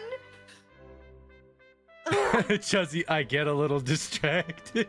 A little distracted. A little distracted, just a little distracted. I'm going to end you, woman. Man, just one of Blossom's least favorite women. Women. Man. Oh, did you see that green screen I sent you? Yes, I did. I played it out loud, and I was like, yeah, that's very astral. Well, it's very you. That's very astral to send it to me. We do. Ugh. Like, I saw that and immediately thought of you. I was like, this needs to be a redeem of some kind on Blossom's channel. Just that shows up, and then just I just imagine you talking with them like you're part of the group with them. You're just like, just the first guy. Women, you, yeah. Sips coffee. Sips coffee, that's me. Do you even drink coffee? Never be. Yes. Okay, I couldn't remember because I know I have some friends that don't, and I can't remember if you're one of those. I drink it black because I'm crazy. I've tried black coffee. I'm not a big fan of it. Too bitter. It's incredibly bitter, but I need something to shock my system awake in the morning. I prefer. Of course, the way I have coffee is like, people look at me like, brother, how are you? How? And my answer is simple. I like sweet drinks. What's the mod pack? You can ignore that. You don't need it to play. You can get on the server without it. So I actually drink black coffee partly for health benefits because my liver is constantly dying because of how the immense amounts of medication I have to take on the daily. And so to prevent scar tissue from building up on the liver, you can drink black coffee because black coffee prevents it from, well, yeah, it prevents scar tissue from forming on the liver, and if you have too much scar tissue on your liver, then it loses function immensely, and then eventually completely, and then you just start out of a liver. Even though livers can regenerate pretty well. Yeah, it's me. I just take so much medication that I'm dying. Hello, humans. Ugh, women. Why are you here, huh? Because I'm a cool person, You're women. unfortunately. Man, I Yeah, can't. I'm not a My woman. I'm a greatest bear. debuff. I'm a bear. Chuzzy, that's not how that works. It's exactly how it works. I'm a creature then. Yeah, I'm a creature too. Does You're this not a not creature. work? You're a I've been bear. trying to get this damn thing to work Bears are creatures. freaking ever. No, How are bears not creatures? they're animals. Yeah, animals are creatures. I'm a creature because a creature is a thing that doesn't have another definition. What? That? No, that's not how that works. Yes, it is. You're a mythological creature, but you're not. I'm a mythological you're so- creature. But I'm still a creature too. No. Yes. No. You know You what know you what, are, Chudzy? What? Annoying. Well, speak for yourself. Nah. Yeah. Speak for your Ugh, freaking I'm self. so cool. I'm so I'll awesome. I'll never forget the amount of times that you would sing Happy Birthday in freaking Sea of Thieves and then destroy our boat on purpose. And then That was somehow- the funnest.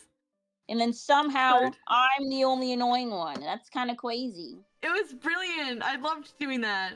Yeah, If yes. you give me the ability to play Happy Birthday on an accordion, I'm gonna do it. And if it also means I have to crash the ship into a big rock, I'm going to do it. I'd make a terrible pirate. yeah, you sure would. I Well, I wish would they'd do not a want Sea you of on his Thieves- crew. I wish. What? I wouldn't crash the tang. I would be a good pirate if I was a I heart don't know about pirate. I mean, yeah, because you literally have one of the strongest devil fruit users keeping your ass alive. Exactly. That's why I want to be a part of the Heart Pirates, because I don't have to actually do anything, and I get protected by a dude that's really, really strong. I mean, you get a sick. Yeah, but you what if do you get a cross sick chaos, huh? jumpsuit out of it. Yeah, it's a cool, sick Uh-huh, but that- jumpsuit. Plus, you get to ride in a submarine. That's so cool. If we were both on his crew, we would cause so much chaos. We would. He always yelling at us. We'd be yelling at each other, and then he'd be yelling at us or yelling at each Be other. like, It'd be just great. shut up, please. It's like that image of Mr. Incredible looking at him. Please shut the up. Just shut the fuck up. Yeah, Llama gets so sick of us, I feel like. I mean, he puts up with Beppo. I feel like he could put up with your autistic. Oh, Bippo's great. Beppo yeah, is Beppo's- definitely Beppo's- autistic.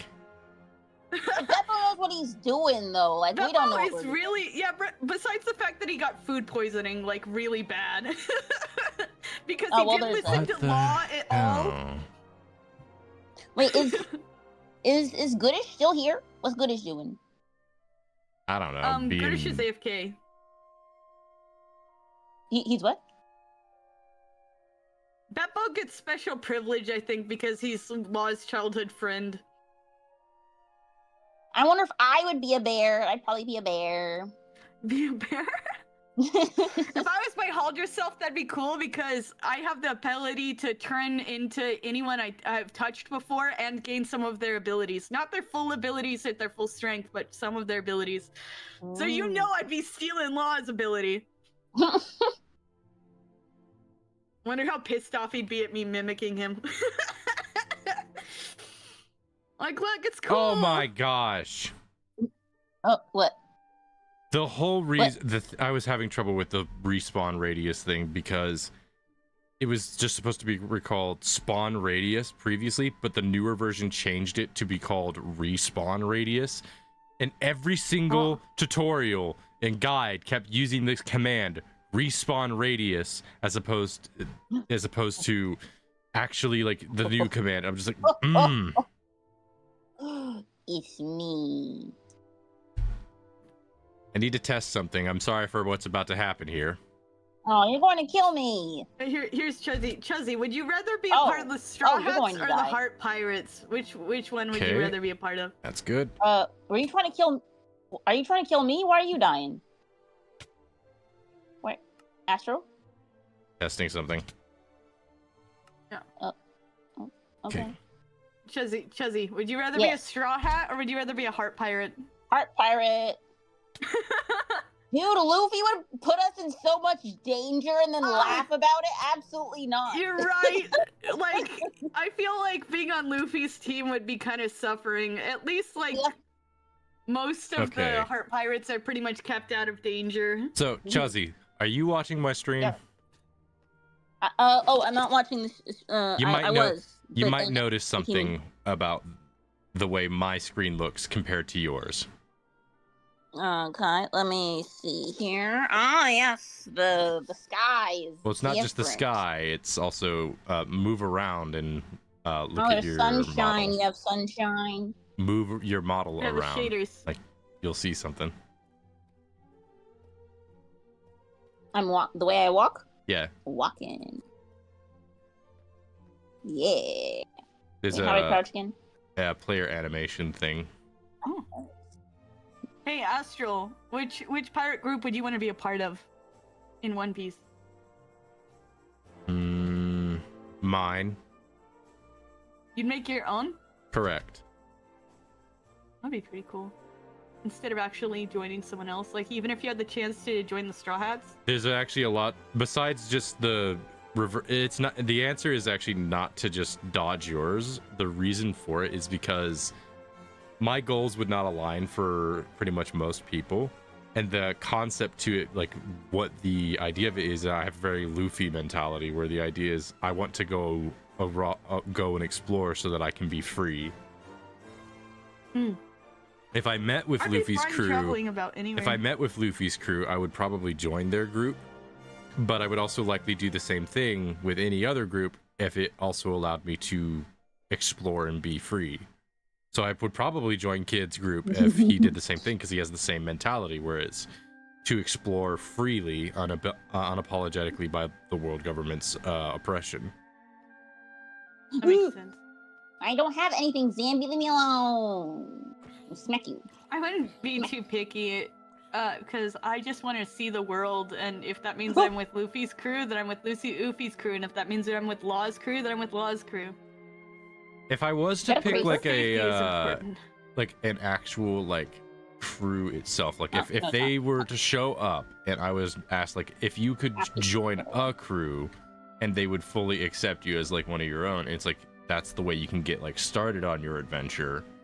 I Yeah. would probably pick the Straw Hats simply because they're not very strict. Everyone sort of has their own deal, so it means I could get like my own space, my own sort of quarters. Like I could kind of just have like my own specific kind of area that would be like something that I could work with. Well, I mean, the guys seem to bunk with each other. They can, but you got to think Frankie has been able to modify that ship like mad. Probably. I do feel like the one downside of being on Law's crew is that there's so many people that you're there, and the space is so limited. Like, do they even have someone that takes care of the Tang? Like can build onto it or anything? I Chuzzy, think where it's the limited hell did being a you go? submarine. I don't She know. I'm wandered just in the off. trees. How So I have feel you like it done would be this? You kinda were in my crowded. eyesight 2 minutes ago. Oh, I'm here. I'm here. I found my way back. It's freaking So yeah, it peak would all be- over again. It is peak over again. So I think it would be kind of crowded staying on a submarine with literally All right, 21 other people. You're gonna be lucky, Chuzzy, because here's the thing. Yes. This world got restarted, which means all the progress that I had gotten made on that previous world was undone. So as a courtesy for people who are popping in right now, I'm gonna be giving you some starter equipment. Oh, nice. So Give you flowers. cool.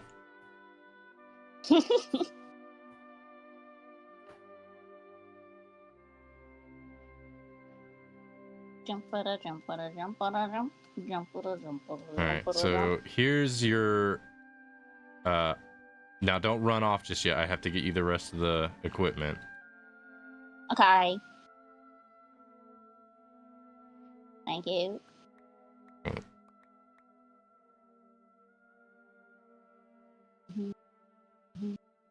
Do I have to? Ah, there we go.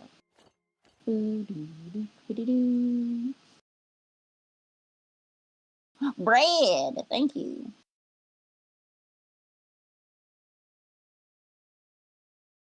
Also, heart pirates are very cheerful, though. They're like all so happy all the time. It makes me A lot happy. of pirates are pretty cheerful. All right. There you go. Thank you. Oh, by the way, one of the other things that's part of the it is a mod pack, but it's more of a resource pack collection than it is a mod pack. Mm-hmm. Look at my stream. You'll see one of the fun things about it. Okay, let me just sorting. There we go. Sorting. Yes, Very look at your interesting. your stream. Just sorting and snorting. Sorting. No, I ain't snorting. Because the crew that I'd want to join is the Heart Pirates, but the ship I'd want to be on is the Thousand Sunny, just because I feel like it'd be more comfortable.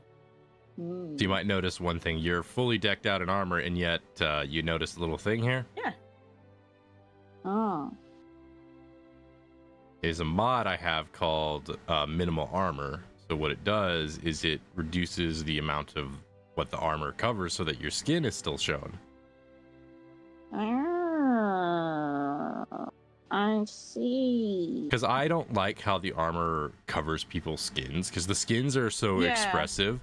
And this minimal armor allows people to show off at least the majority of their skin.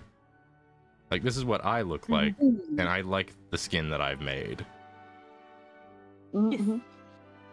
It's like, why would you want to cover that up? Yeah. So, now this one isn't my favorite version of minimal armor. There's another version that actually has the shoulder pieces look more like pauldrons, but, oh well, I couldn't find that one. Pauldrons? Pauldrons are the pieces, are the armor pieces that go on the shoulder. Oh, okay. I thought you said cauldrons, like No, the... No, Cauldron. pauldron. Astral. Yeah. Pauldron. Astral. Yeah, Why would I'm you Astral. name your pirate? Why would you name your pirate group? Let's see. Can I add a caveat or a Caveat. condition? If I can name the pirate group, can I also pick a devil fruit that I would have? Sure. I would call my group the... Let's see. I would call us the...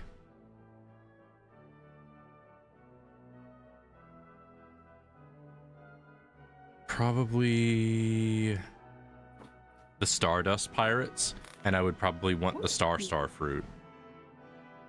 That's cool. What it would do is like let me create little stardust fragments and little things that I can use either as weapons, but I can also like at light speed dash to them like a shooting star. Oh, that'd be cool.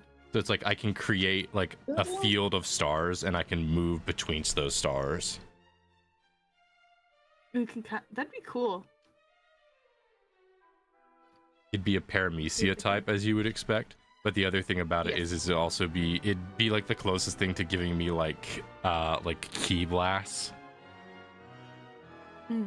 And if I learned hockey, I could probably infuse hockey into the stars and just create create a marble-sized star hit like a freaking meteorite. That'd be cool. Yeah. Hockey Hoshi. Oh, I got Moria. Oh wait, what if I imbued it with observation hockey? I could have my stars act as like relay points. Ooh. But yeah, that's what I would do. Blossom, Is what I are would you call doing? us the Stardust Pirates. Yeah, what are you doing? I'm playing Pirate Warriors 3. Oh, why aren't you in the Minecraft server? She doesn't Because want I don't to. like Minecraft that much. Ooh. She doesn't feel like playing it. Simple as I that. feel I like like modded Minecraft. Maybe I if want to play she Pirate Warriors 3. I'm almost Punk Hazard. feels like playing it at some point, then she'll hop in. Maybe. which is unlikely. Yeah. Though she did play the was it Cobblemon or was it the other thing? I played Cobblemon a lot. That's Yeah. because Pokemon is fun. Pokemon Yeah. is her obsession, so it makes sense. It's Yeah. not my obsession. It's It just was one my of your interests. many obsessions. All right, I never so got super obsessed with Pokemon. Oh, pumpkins. Hello there. all right, so I'm gonna leave the world now. What? I'm gonna be all by myself. Get yourself situated, but I have some things to mention to you. What? Where are you, first of all? I'm at some pumpkins. I'm picking them up.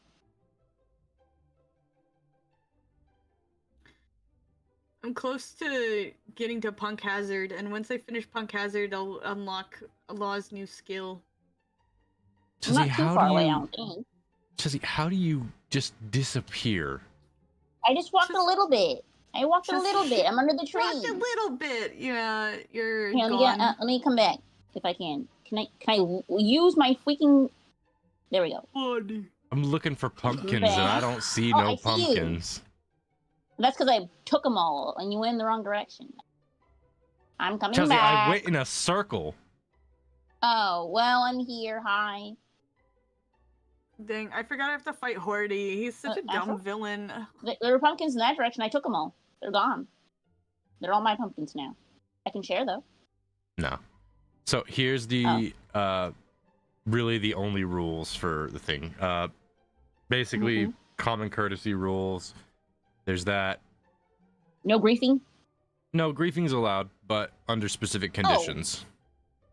Oh, So great. griefing is only allowed if you and another person are aware that you're doing that to each other, and you're meant to make sure that that is kept between you two, unless you want to get another person involved and they are okay with it. Okay. If you want to do griefing, you got to make sure the other person is okay with you doing it. Because I find it fun to set up traps for people, but I don't find it fun when it actually frustrates them. So what you can do is, if you know people that are okay with it and are fine with that level of play, then you can do that. Okay. What else? This structure right here is this structure, and basically the surrounding area here is the only is like the small-ish surrounding area is the only place that you should not build or take away from. Oh, sorry. No, you're good with I went far enough away. Like, it's just like this like specific spot where it covers like this opening and a few of the trees around it. Pretty much everything else is fine. Pretty much everything else is fine. Okay. And that's basically it. You can go do whatever you want, so long as it's, you're not being rude.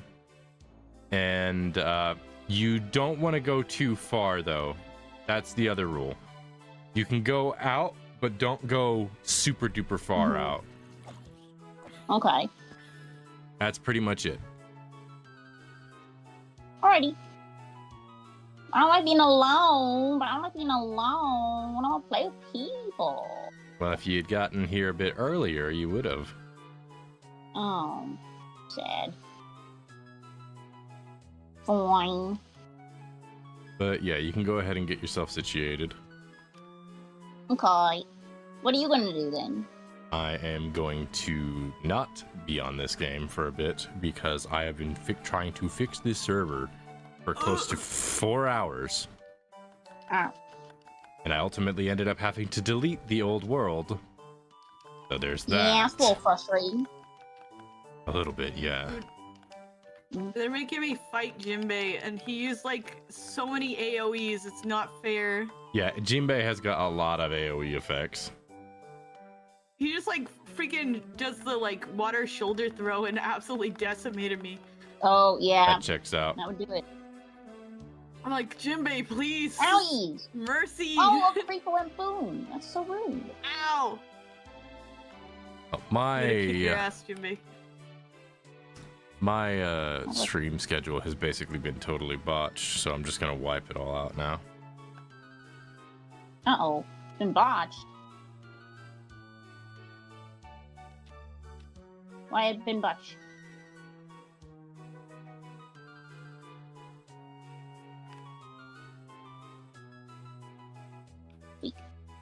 I can't eat like a normal freaking person. Oh, there we go. I can. I get to work Monday. Word. Yeah, I got Give hired. me some money. I actually got hired for a job. Yay! Astro with the monies. Big money Astro. Let's go. Not really big money, just money. Well, I think I'm gonna wind down from the stress of dealing with server maintenance and play some Power Wash Simulator. I've been finding that to be very comfortable to play. Power Wash is really good. Yeah, I've heard that it's one of them chill games. It's also the only game I can currently play with all of you idiots in this call and not be Oh. overstimulated. Well, fine, I'll leave then. Yeah, I could leave. I'm already playing the Lars. game. Don't I'm gonna play with don't go crazy. No, I'm leaving. Goodbye forever. Forever. Well, dang. I will say, forever. I said Power Wash Simulator. I'm playing Power Wash Simulator 2 because I don't have the first game. Where the frick did Goodish go? I don't know. I don't know. That's what I was asking. See if we can dead. You heard of sledding game? Nope. Oh, there was this one that I was working on. Yeah, this one. I hadn't finished this one yet.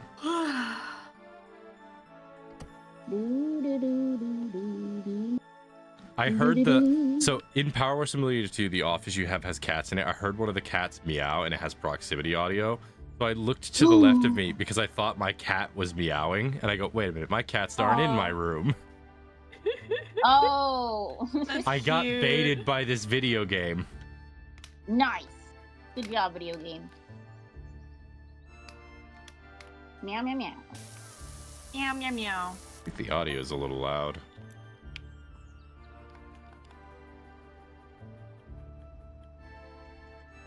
Is there no audio adjuster for this thing?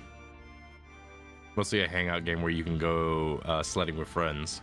Ooh, Oh, I that want to sounds sled fun. with friends.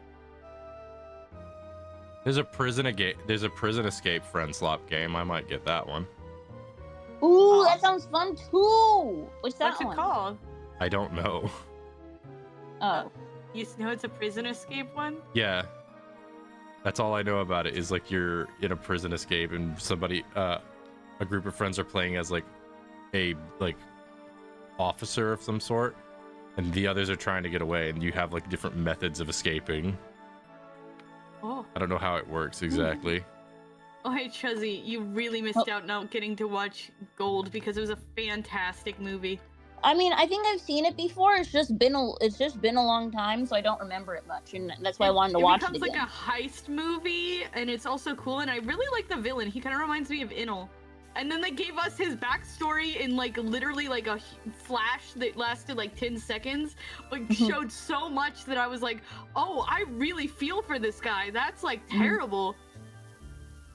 It was really, really good. Also, everyone had killer outfits, and the only Yes, I do remember the outfits were I good. get why they didn't include They are Law in the They are story, dripped out in Sure gold. do be.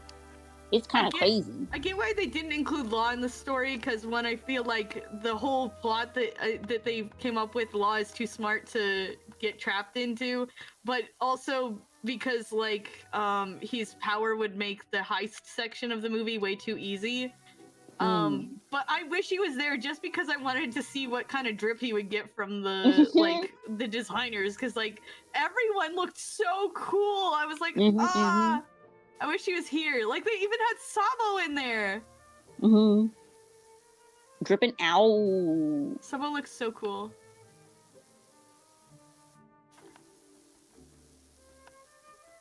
Also, I by saw the Sabo way, and I like shrieked. by the way, this is a personal opinion, but you know how in One Piece they say like Conqueror's Hockey is a thing you're born with? Yes. I think that's wrong. I think that's a misunderstanding because there are people who are born into specific ways that give them certain mentalities. I genuinely think Conqueror's Hockey is specifically a determination of a person's willpower, and if they eventually develop the willpower to match that of someone naturally born into it, then they can have Conqueror's Hockey. And the reason why I say why the misconception that people with Conquerors are born into it is because it's down to the mentality. Because we've seen like Dofi have Conquerors, and we know his mentality is to be like the king of the world, and that's like the mentality he has to have. And we see Hancock has Conqueror's Hockey. Well, we don't. Dude, that's spoilers. No, we don't. No, we don't see that actually. We hear it from her sisters in the arc. They didn't say that she had Conquerors. Yeah, they did, because they said no, they didn't. Luffy showed Conqueror's Hockey, and then they talked about how he could rival their sister. Well, that doesn't mean she has Conquerors.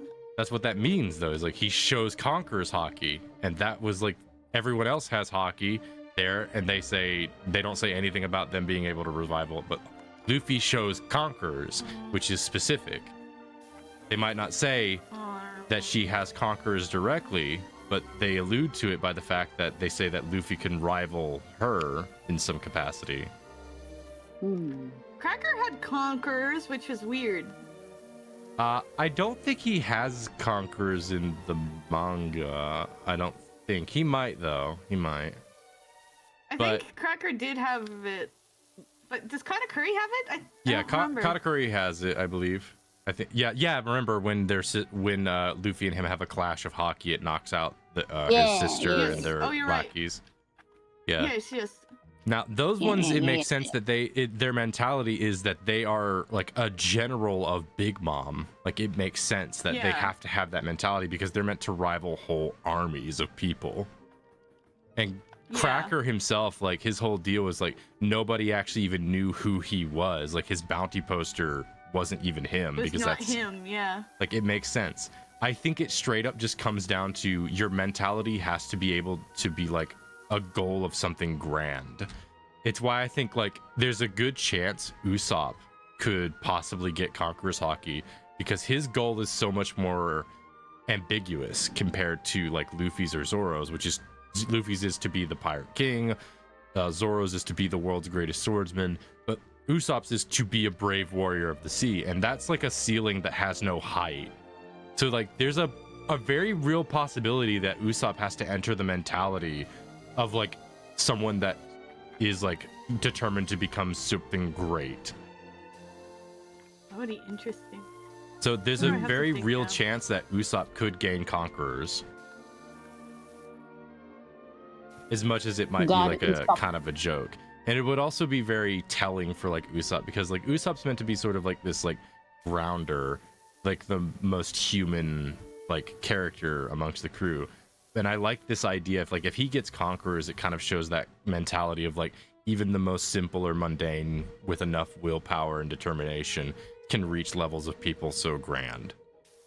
I like that kind of concept because that's sort of like what Usopp is like representative of. It's like the mundane, but we also see like he's slowly becoming grander as his adventure goes on because his ambition keeps growing.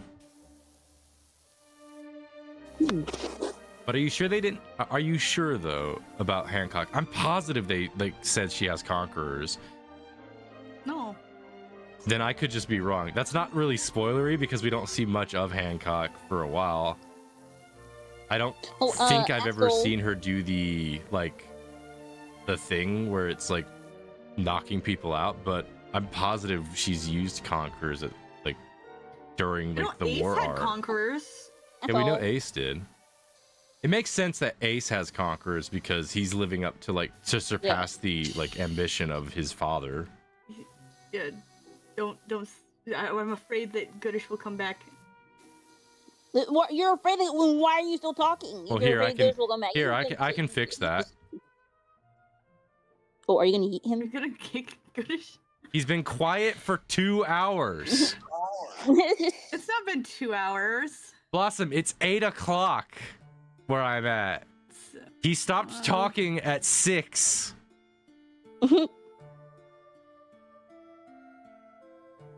the way, Astral. How do I remove him?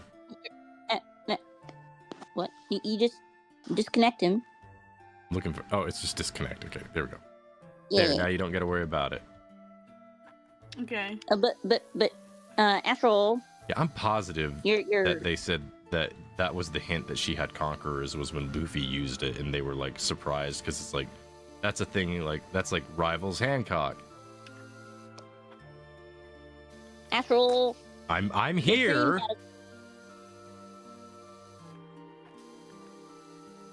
Did you want to switch your stream category? Not really. Oh, okay. I am mostly just chatting. Oh, okay. I'll change it though because why not? You don't have to. I just was wondering if that was a thing you wanted to do, since it's a different game.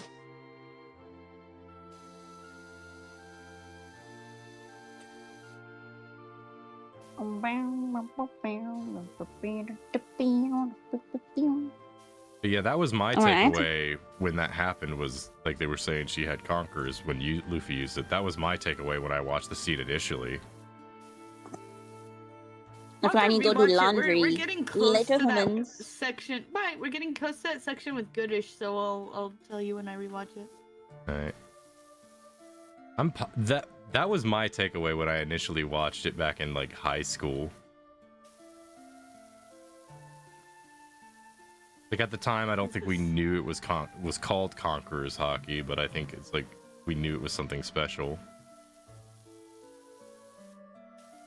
They called it the color of the Supreme King, and you were like, "What does that mean?"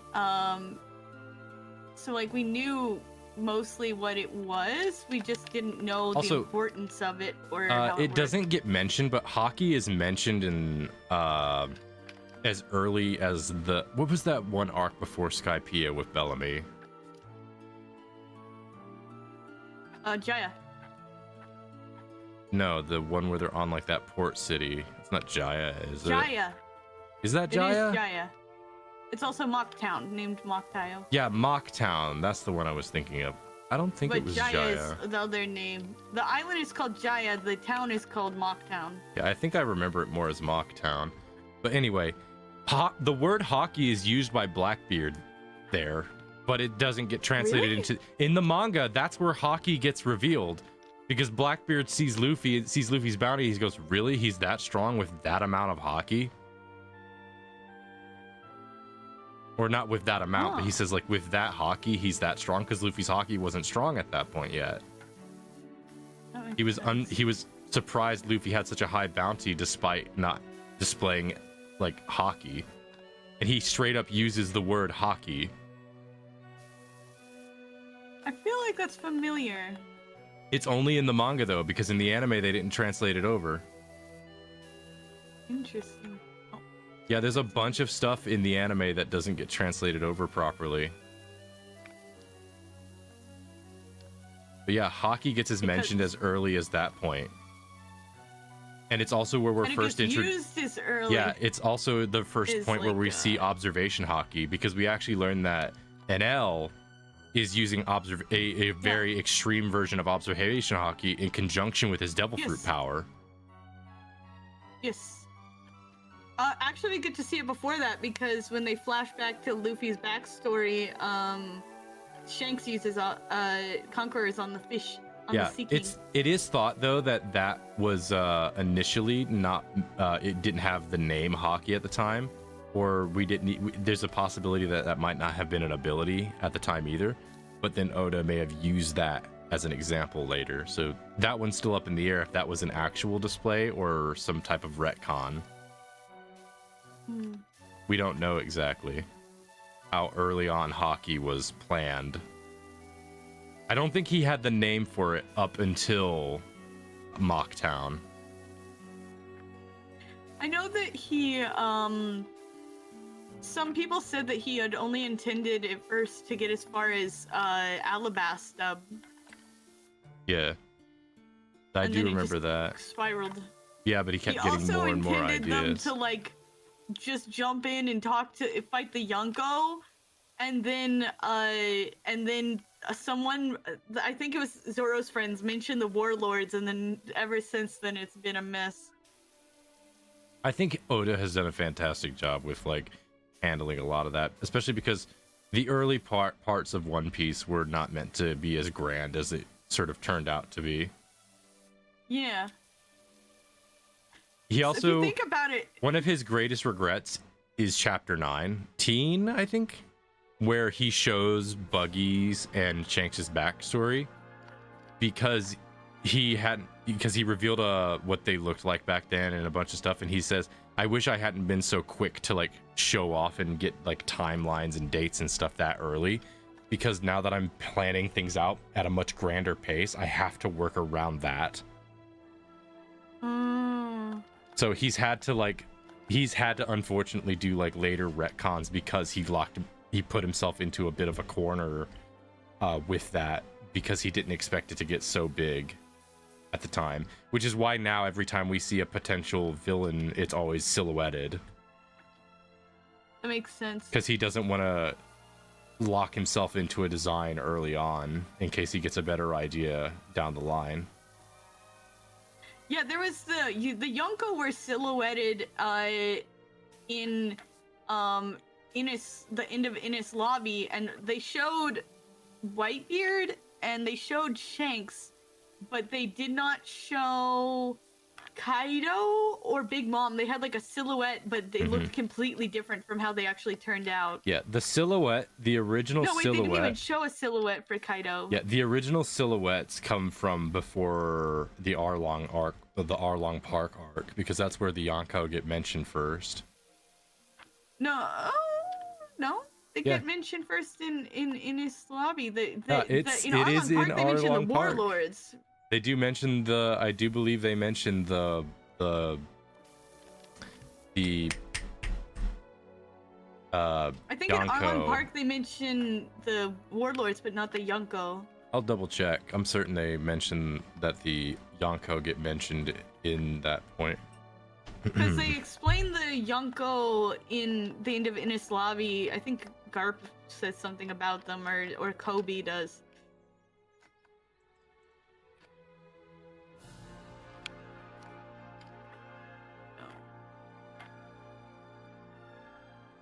But if you think about it, most arcs post time skip, even some pre-time skip, have something to do with a warlord, because like Thriller Bark has a warlord.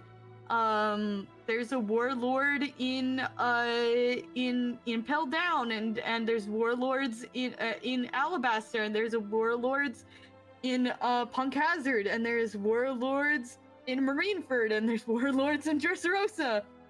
And there's past warlords just by having Law around in Wano and in Zou. So it's like they're still dealing with the warlords even so far into the story.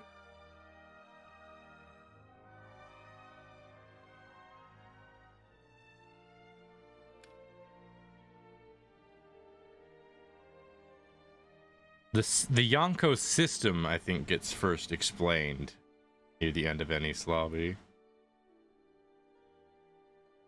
But I'm certain they showed up a bit early.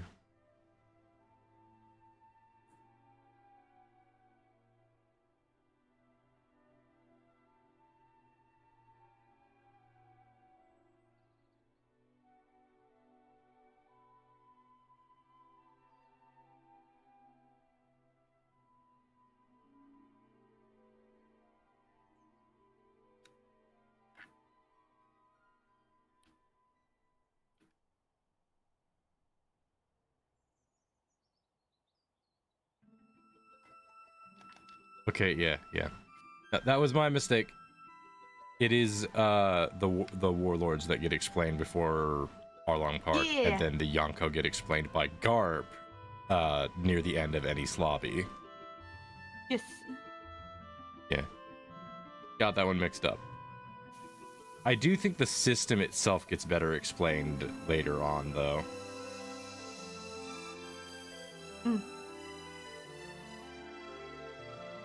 Also, an interesting fact that I love about One Piece is the fact that bounties are... I love the bounty system in One Piece because a lot of people will... mostly because it's a big middle finger to power scalers is why I love it.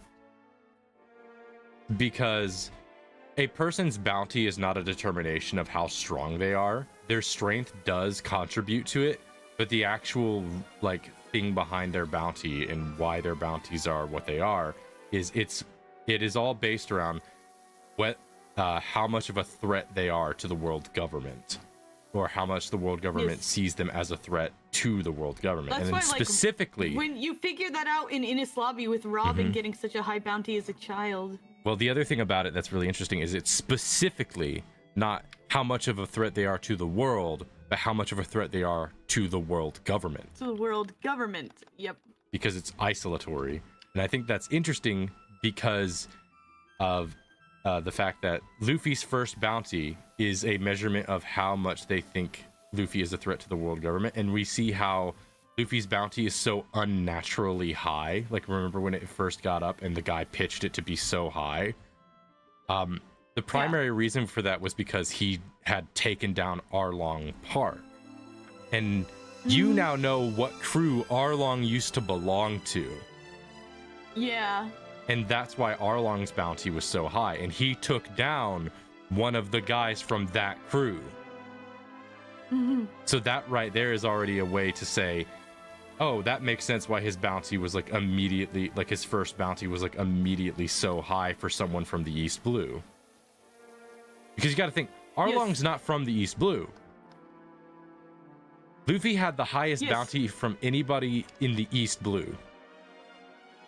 And the East Blue, according to Mihawk, is like the most unimpressive sea. Yes.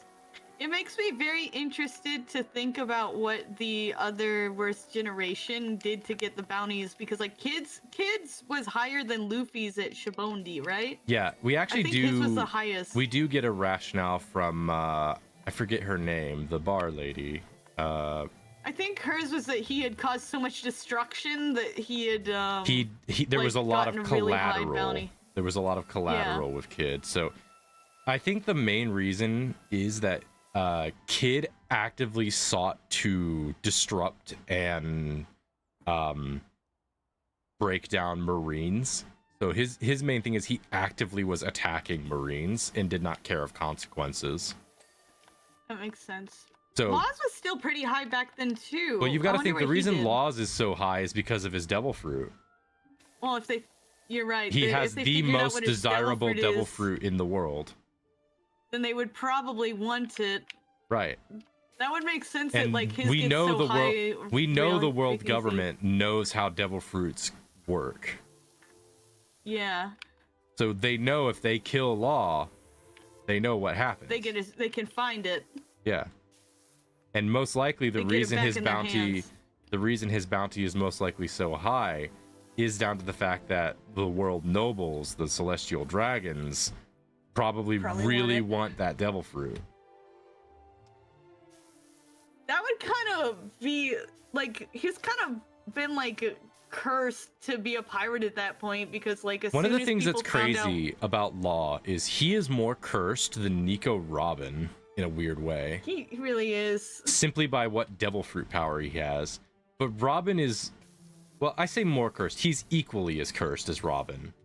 Because Robin is cursed not by a devil fruit power or her strength, but by her knowledge.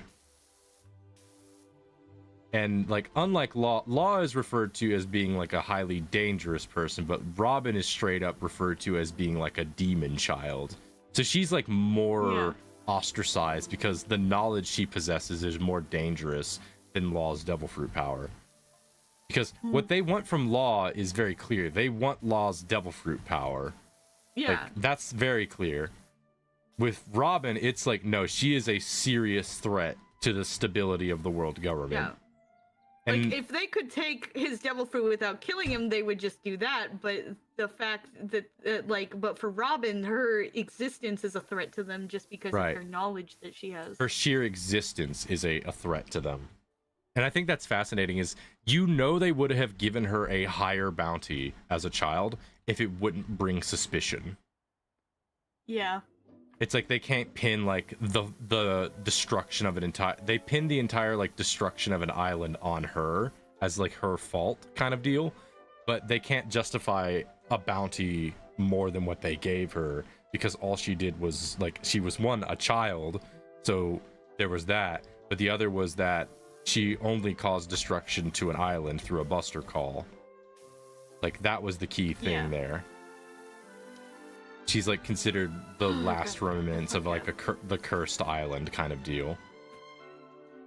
So they try to hide it and just basically say like they are betrayers of the world government and stuff like that. Yeah, they don't seem to care that much about where Law came from, even though he has a similar kind of thing almost. And well, the thing is like the white lead disease is like the world government knows it's not a threat.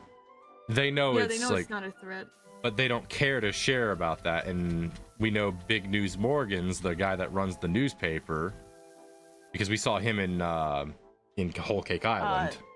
Okay, yeah, people say that he kind of spreads lies. He is like the exact perfect metaphor of what a journalist is. He takes a story and takes it to its extremes, even if it's not truthful. Yeah. Now, he has been paid off before if he thinks it's something he isn't interested in enough to care about the authenticity of, or isn't like a tale that can grab people, because his whole goal is I feel like even if Morgans knew the truth of White Lead, he probably would have gone with the more extravagant well, that's most likely what happened, is because it would cause more drama, and that's what he's after. It doesn't matter that it's not an actual contagion. He doesn't freaking care. He wants drama, is what he wants. Yeah, it'll cause drama. A story to tell. And we know that that's the case because the whole reason like he went to Big Mom's place is like he was like, I'm there for a scoop. Like that was his whole goal, and he was very upfront about it the whole time. Because the Tea Party is like there for a story. Yeah, because like the Tea Party is like the biggest event of like the Yonko. Mm-hmm. It's like the event is so important that if you get an invitation, you either accept or die. Yeah. And of course Morgans is going to say yes to that. Like a party where you have no obligation but to go, oh, there's a scoop here. Yeah. Like so it kind of makes me wonder, because I've been reading a book that has been approved by Oda, so it's kind of canon-ish, and it's about what happened to Law after everything with Corazon, and how he went to Swallow Island, and like basically what he did until he became a pirate. But it makes me very curious because like, did eventually someone find out about his power and that's why he had to leave, or did he just like decide to become a pirate? Like, when was it that he decided this, you know? I think he probably decided to become a pirate simply because I think he figured like he knows like how corrupt like the government is, because I think it's because they let Doflamingo be a warlord. And it's like his thought process they destroyed his freaking town. Like, he already didn't really like them. Right? It's like they let Doflamingo be a warlord, and that already gives him enough vindication to hate the world government. Yeah. And so maybe it feels like he probably became a pirate to go after Doflamingo. And so now it's kind of like, well, now the reason why he's continuing is because he's like now stuck. Well, he doesn't have a choice. Dealing with Kaido, and he doesn't really have a choice. The other aspect of it that's interesting is Law's also seeking to become the Pirate King. I heard that he's not actually interested in that. Well, I don't know if that's true though. I think the main everyone's got their own reason for wanting to become the Pirate King. I think Laws is specifically, this is not confirmed in any way, it's just a theory on my part why he wants that title, is I think it's because it'll give him enough notable influence that he could probably disrupt and break down the world government. I feel like I think I heard that he's not actually interested in becoming the Pirate King, but he probably would be interested in the power that came with it just to frick with the world government, because he definitely doesn't like the world government. What's the influence that it gives you? Yeah. Like you so it's have... not like Luffy's just like, oh, that's the most free person. That's why I want to be the Pirate King. And our people are in it for the power. So his would probably be for the influence. Most people are like a lot of the people think they're in for it for like this grand treasure that's at the end of the tale. Yeah. And it is confirmed by Oda that there is a treasure. I remember there was this one SBS thing where someone asked, somebody straight up asked Oda, it's like, is the One Piece going to just be like a story where it's like the treasure, where the treasure was the adventure that we went on or the friends we made during it? And Oda straight up says no. And he actually gives a rationale for that. He goes, I remember watching, he's like straight up like, I remember watching The Wizard of Oz as a kid. And he talks a lot about how The Wizard of Oz is an almost perfect story, except for the ending. Where he goes, as a kid, I remember getting to the end and the whole thing being like, home has always been there in your heart kind of deal. And he goes, I always felt dissatisfied by that tale, that the treasure of the story was the companionship in the story itself. He straight up says, like, I did not like that as a kid and I felt disappointed. I'm not going to have the treasure be like something like that. It's going to be a real tangible treasure for them to take. And I'm glad I hear that, because it's like that really sets up like an interesting like point of like what could the treasure be. I have a theory as to what the treasure is. A lot of people think the treasure is like the true history of the world during like the Void Century. I don't think that's what it is. I think the treasure is, and it's hard for me to kind of gauge this, but I think the treasure is something that will like shake the whole world. It's like an event. It's not like it's like an event that is caused by someone, and that event changes the world forever. I think that's what it is, because then the treasure now becomes, we have a whole new world to explore. That'd be cool. Because now it's not the treasure is the adventure we made along the way. It's, we've made a whole brand new undiscovered world. Now let's go and adventure on this brand new place. That'd be cool. I think that's what the One Piece is. It's something that will cause an event that will shake the whole world and change it irreparably. And one of the things that makes me think that is Whitebeard's devil fruit was said to be a devil fruit that could destroy and shake the entire world. Yeah. And now freaking Blackbeard has it. Also, I'm so confused because they showed a short scene where there was a frozen giant straw hat, and I was like, what the frick does this mean? Trust me, there's been a lot of theories to that. People have been thinking like that is like, I think people think that's like Joy Boy's hat. That was like a theory for a while. You've heard of Joy Boy. He was mentioned in Fishman Island. They mentioned him, but I don't know anything about him. Yeah, he's the guy that left the letter to the previous, that Robin mentioned out. She said his name. Yeah, and a short message. I believe it said it was like an apology letter. Anything. It was an apology letter, but they didn't say anything of what he looks like or a silhouette. It doesn't say anything about what he looks like or who he is. But a lot of during that time when we saw that straw hat, everybody was thinking that must be like Joy Boy's hat or something, because Joy Boy is like someone from the Void Century. That was the only thing people were going on, and people were trying to were tying Joy Boy to Luffy for a lot of different things during that time, because Joy Boy was like some random guy we knew nothing about. So everyone was like, this has to do something with Luffy, because it's like we're seeing this near the New World, and there was all this whole stuff going on with that. Also, I think Zunesha mentions Joy Boy briefly in Zoe. Yeah, no. I think he did. No, Didn't he say something about? Not by name. Not by name. What did he say? I can't remember. I think it alluded They to. said that he was. They just said he was just waiting for someone that would probably never come back, and he did some kind of thing that meant that he couldn't act by himself. It's so hard to remember because like Joy Boy is a character that is a name that gets dropped very randomly through the story in like very brief moments. So it's hard for me to remember when his name gets dropped. Because not only does his name get dropped from time to time, he gets alluded to a lot by like specific things here and there. Anyway, I'm in Wano, and Kaido just laser blasted half of the Straw Hats and the Heart Pirates, and I'm very upset. Oh, did you like, see? Please don't... Did you see Luffy? No, I can't. Did I say what's the... Luffy got one hit killed by freaking Yeah, okay. Kaido. You're at this point.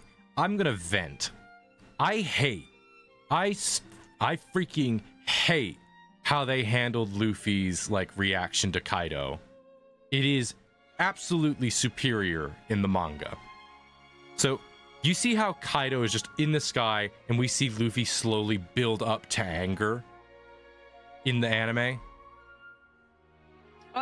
In the anime, it seemed like he just kind of was shocked for a second and then immediately started running. Yeah, it's like you see him build up in frustration and anger, and then you see him move to Kaido. In the manga, that doesn't happen. In the manga... There wasn't that much of it. In the manga, anime, here's what honestly. happens. Well, they spend like a whole 20 seconds of just him getting angry. No, they did not. That I saw. They had more of the... They spent more time on the other characters, and they were like, oh shit, this is bad. And then... like Luffy just starts running and Law goes after him.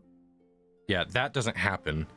In the manga, we don't see Luffy's like run or react. We just see like everyone looking up to see Kaido, and then suddenly it's like, wait, where's Luffy? And he's already there. Like in the manga, there's no like, you don't see him rushing. You don't see him build up in anger. You don't see him like reacting. You see him already there putting belt to ass. And to me, Yeah, in the anime... that is actively harmful to Luffy's character, because his character metaphor is action. And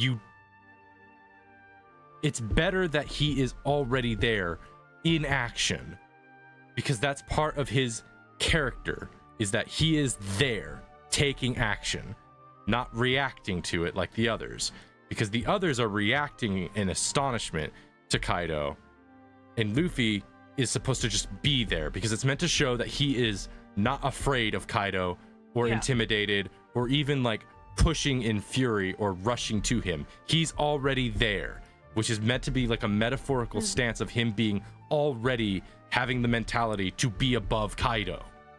Not rushing to it. He's meant to already be there. Hi, I'm back. We were talking about spoilers. Oh. Hi. Hello. Anyway, I'm done venting. Also, Sorry, I got caught up talking with Dadish. Yeah, you just kind of vanished. Are you feeling better? You sound better. I feel a little better, but I've still got a little bit of a problem in my throat, you know. Yeah. You need to drink some water or some tea. Get yourself some chamomile tea. With honey.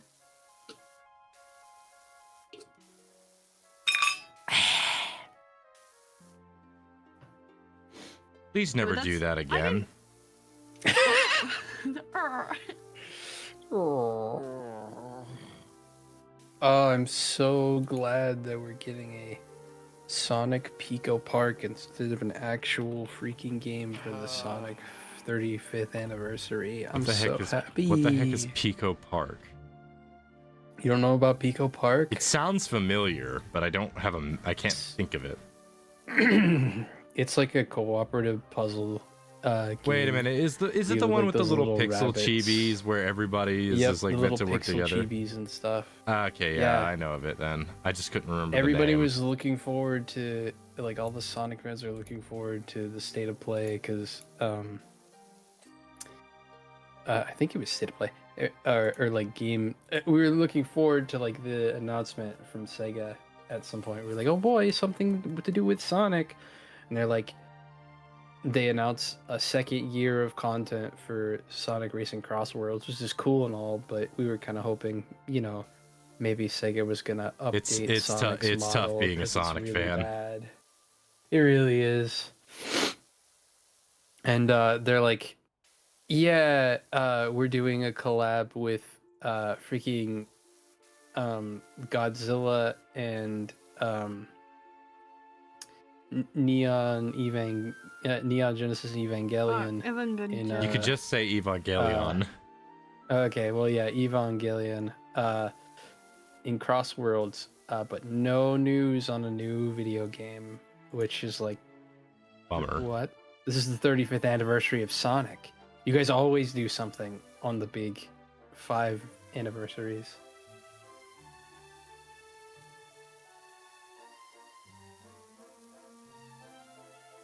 Who knows? Maybe they'll do a surprise drop of something. You know, the thing they've never That would be done. that would be crazy of them to do. I don't think they would do that though. Neither do I.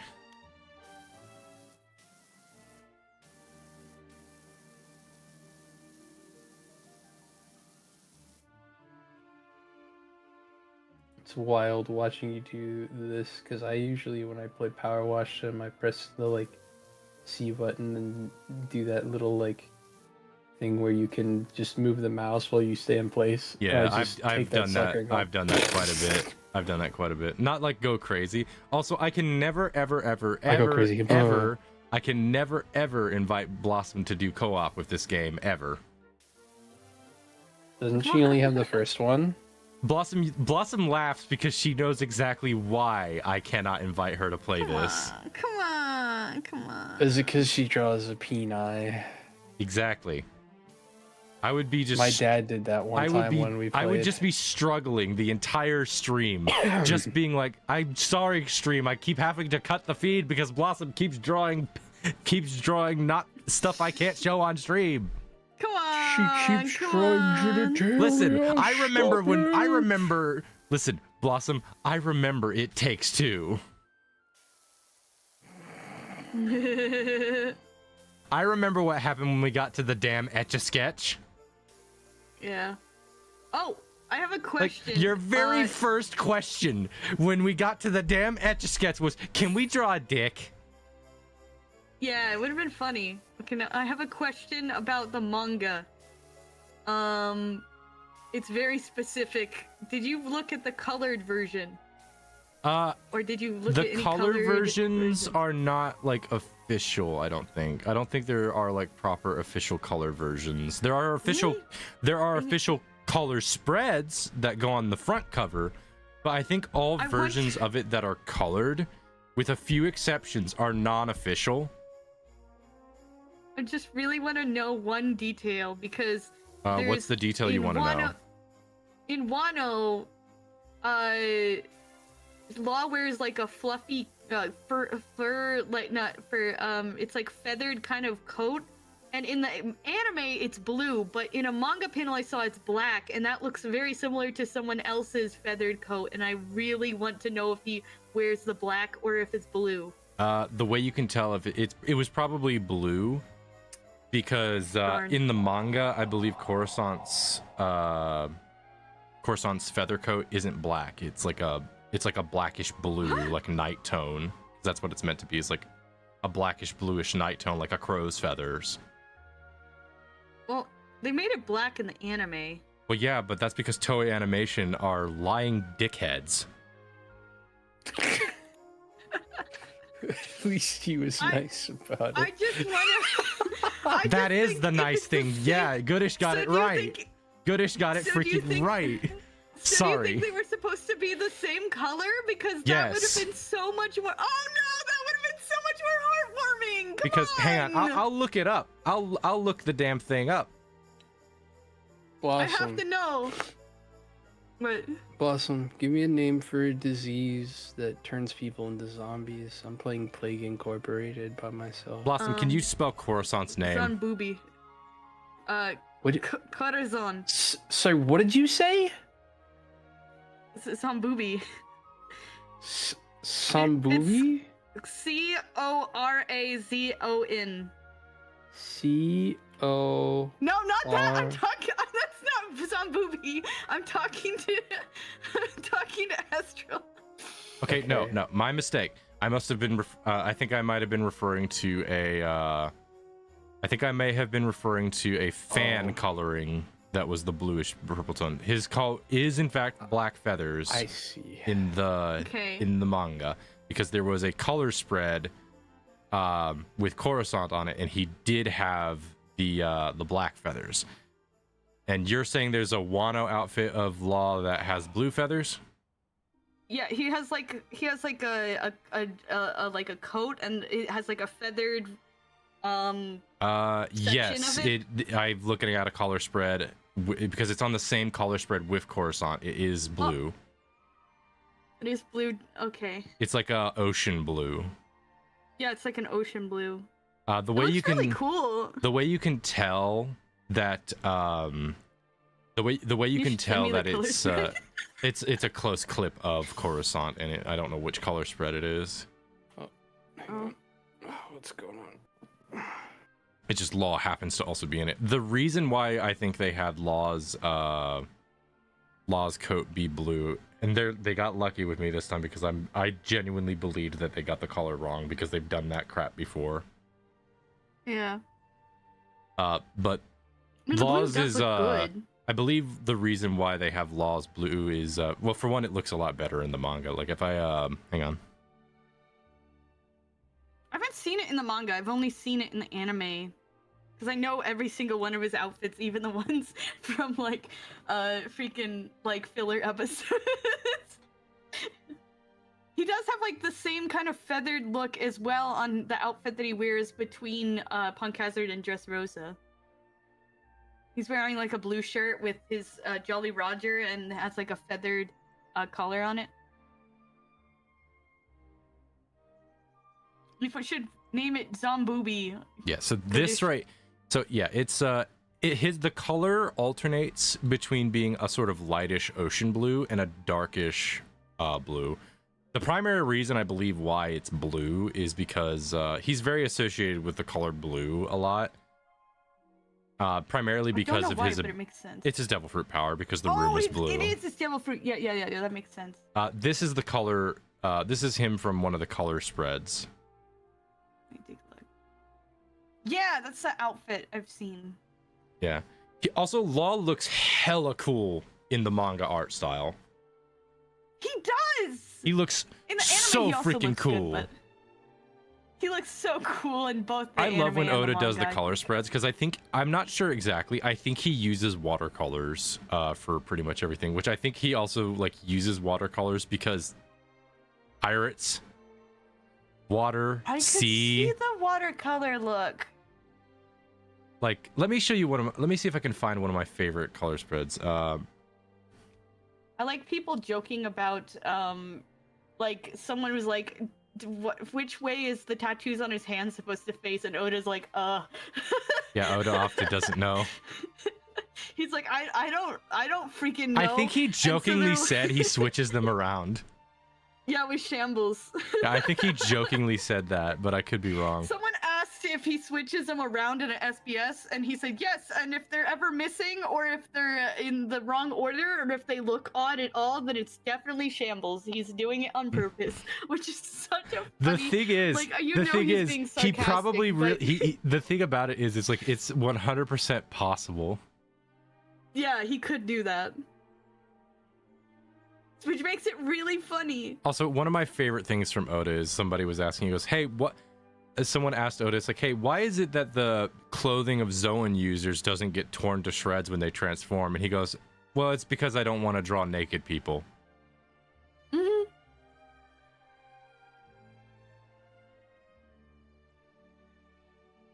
was like, that's a very simple answer. Nice, straightforward. I like it. I've seen some people getting a tissy about how like it's like Oda's manga is like One Piece is so unrealistic because of all like the clothing and whatnot not making sense to like the abilities and whatnot, and it's like it goes because that's not the point. It's a story. Yeah. The point of a story is to have a fun tale to tell. There's a color spread I can't find the one that I'm really looking for, but Oda does such really fun color spreads. Where is it? Awesome. Where should Zomboobie start? Japan. Let me see. Okay. Maybe if I go to a website instead of Googling. I think that like, what is it? Zomboobie has begun in Japan. He's done so many color spreads. It's actually really fun. I love Kikoku. She's so cool. Let me see. It's a very particular color spread I'm looking for. I can't do that one. Okay, disease. This one? I've seen a lot of the. I actually want to go back and read the Dressrosa manga because I'm interested to see if there's differences. Some people said there are little differences, like particularly the scene some of the characters are like closer together or in a lot of shots, and there's like actually a scene where I don't remember if you remember in the tunnel in Dressrosa when Musi gets like freaking shot by Doflamingo and like they're falling into the water. Luffy is like falling into water, but he's actually like holding up Law to keep him from falling in, which is like, oh, that's sweet. He didn't have to do that, but he did. He's like, this is actually pretty serious, but then they changed that in the anime. They actually change it, and they also like change the bull's size like ridiculously for some reason because it's like actually much smaller in the manga, and then they make it like massive in the anime. Here's one of the really fun color spreads. Ooh, let me see. This one doesn't have any spoilers, so you're good. I love all the colors, man. The style is so pretty. Oda's colors he's really good with color spreads. And if you look at the way it's done, I genuinely think he's using either watercolor based markers or he is using watercolor paints. I'm not sure which, but when if you look at Frankie's neck and the way it's shaded, it can only be like brush tip like style markers or watercolors because you can't get these colors without it. But he does do like the art, I think, like traditionally and not digitally. He did a drawing of Luffy that I saw him do because I saw like the three big mangaka drew their main characters. He drew Luffy and he used a watercolor marker to color him. Yeah, I do remember that. I think watercolor markers is what he uses. Also, Wano is interesting because it's the first time. Wano was the first time in the arc where Oda actually got assistant illustrators to help him. Oh. So you know the shot that shows like the mountains in Wano? I only know the anime. I know when they went into the world, it looked like a Japanese painting. Yeah, so you know the tree? The shot with the big tree and the mountains. I think so. Hang on, I'll just grab it, the manga page.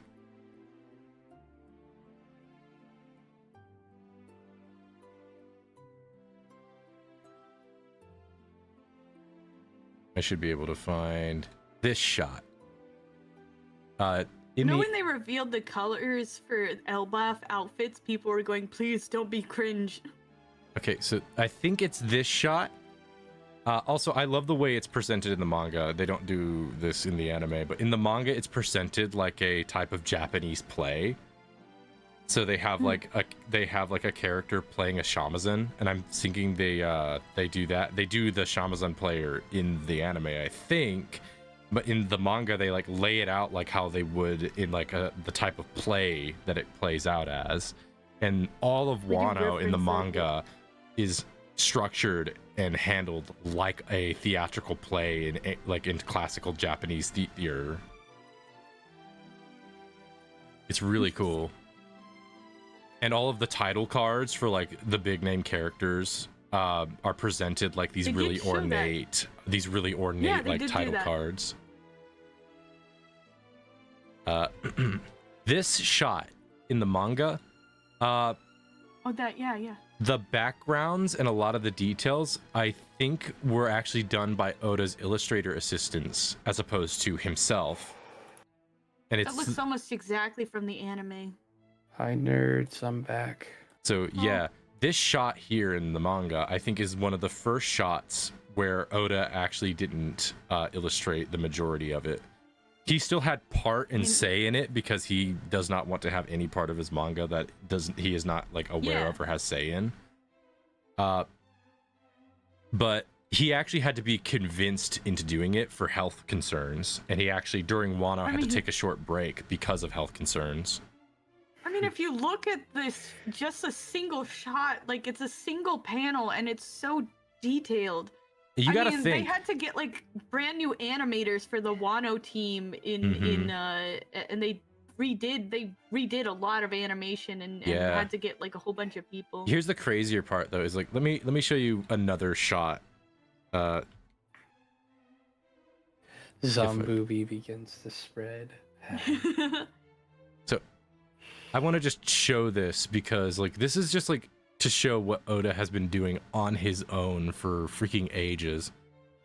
So this shot right here, you saw that shot with Wano, the one I just showed you. Yes.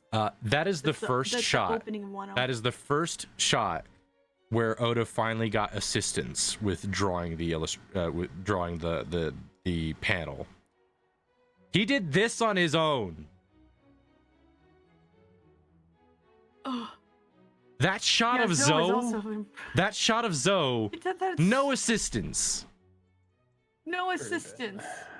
Urban. Now, granted, he did move to digital to help him out with a lot of these things because the original manga was traditionally made and then scanned, but then he moved to digital to try and help it. But the thing about Oda is he actually does all of his sketches, the sketches of the manga. He does those traditionally, scans them, and then does all the line work and stuff digitally.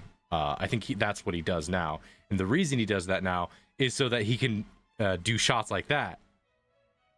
Oh, it's so crazy.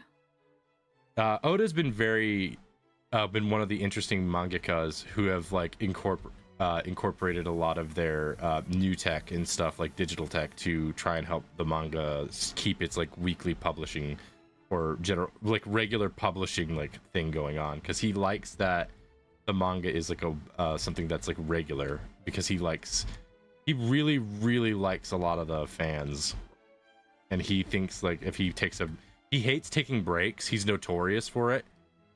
He's notorious for hating taking breaks, and like his work crew like that help him out and whatnot that do different things to kind of help out with the manga now. I think his wife said that he works so hard that he only gets to shower like once a week. Something like that, yeah. He's been a lot better about it now, though. He's been a lot better about it now. Okay. Why did you shush, man? I was shushing Goodish. I was listening. Oh, Lost is here. Hi. Yeah. Yo. Lost, I forgot. Can you get in the server? Yes.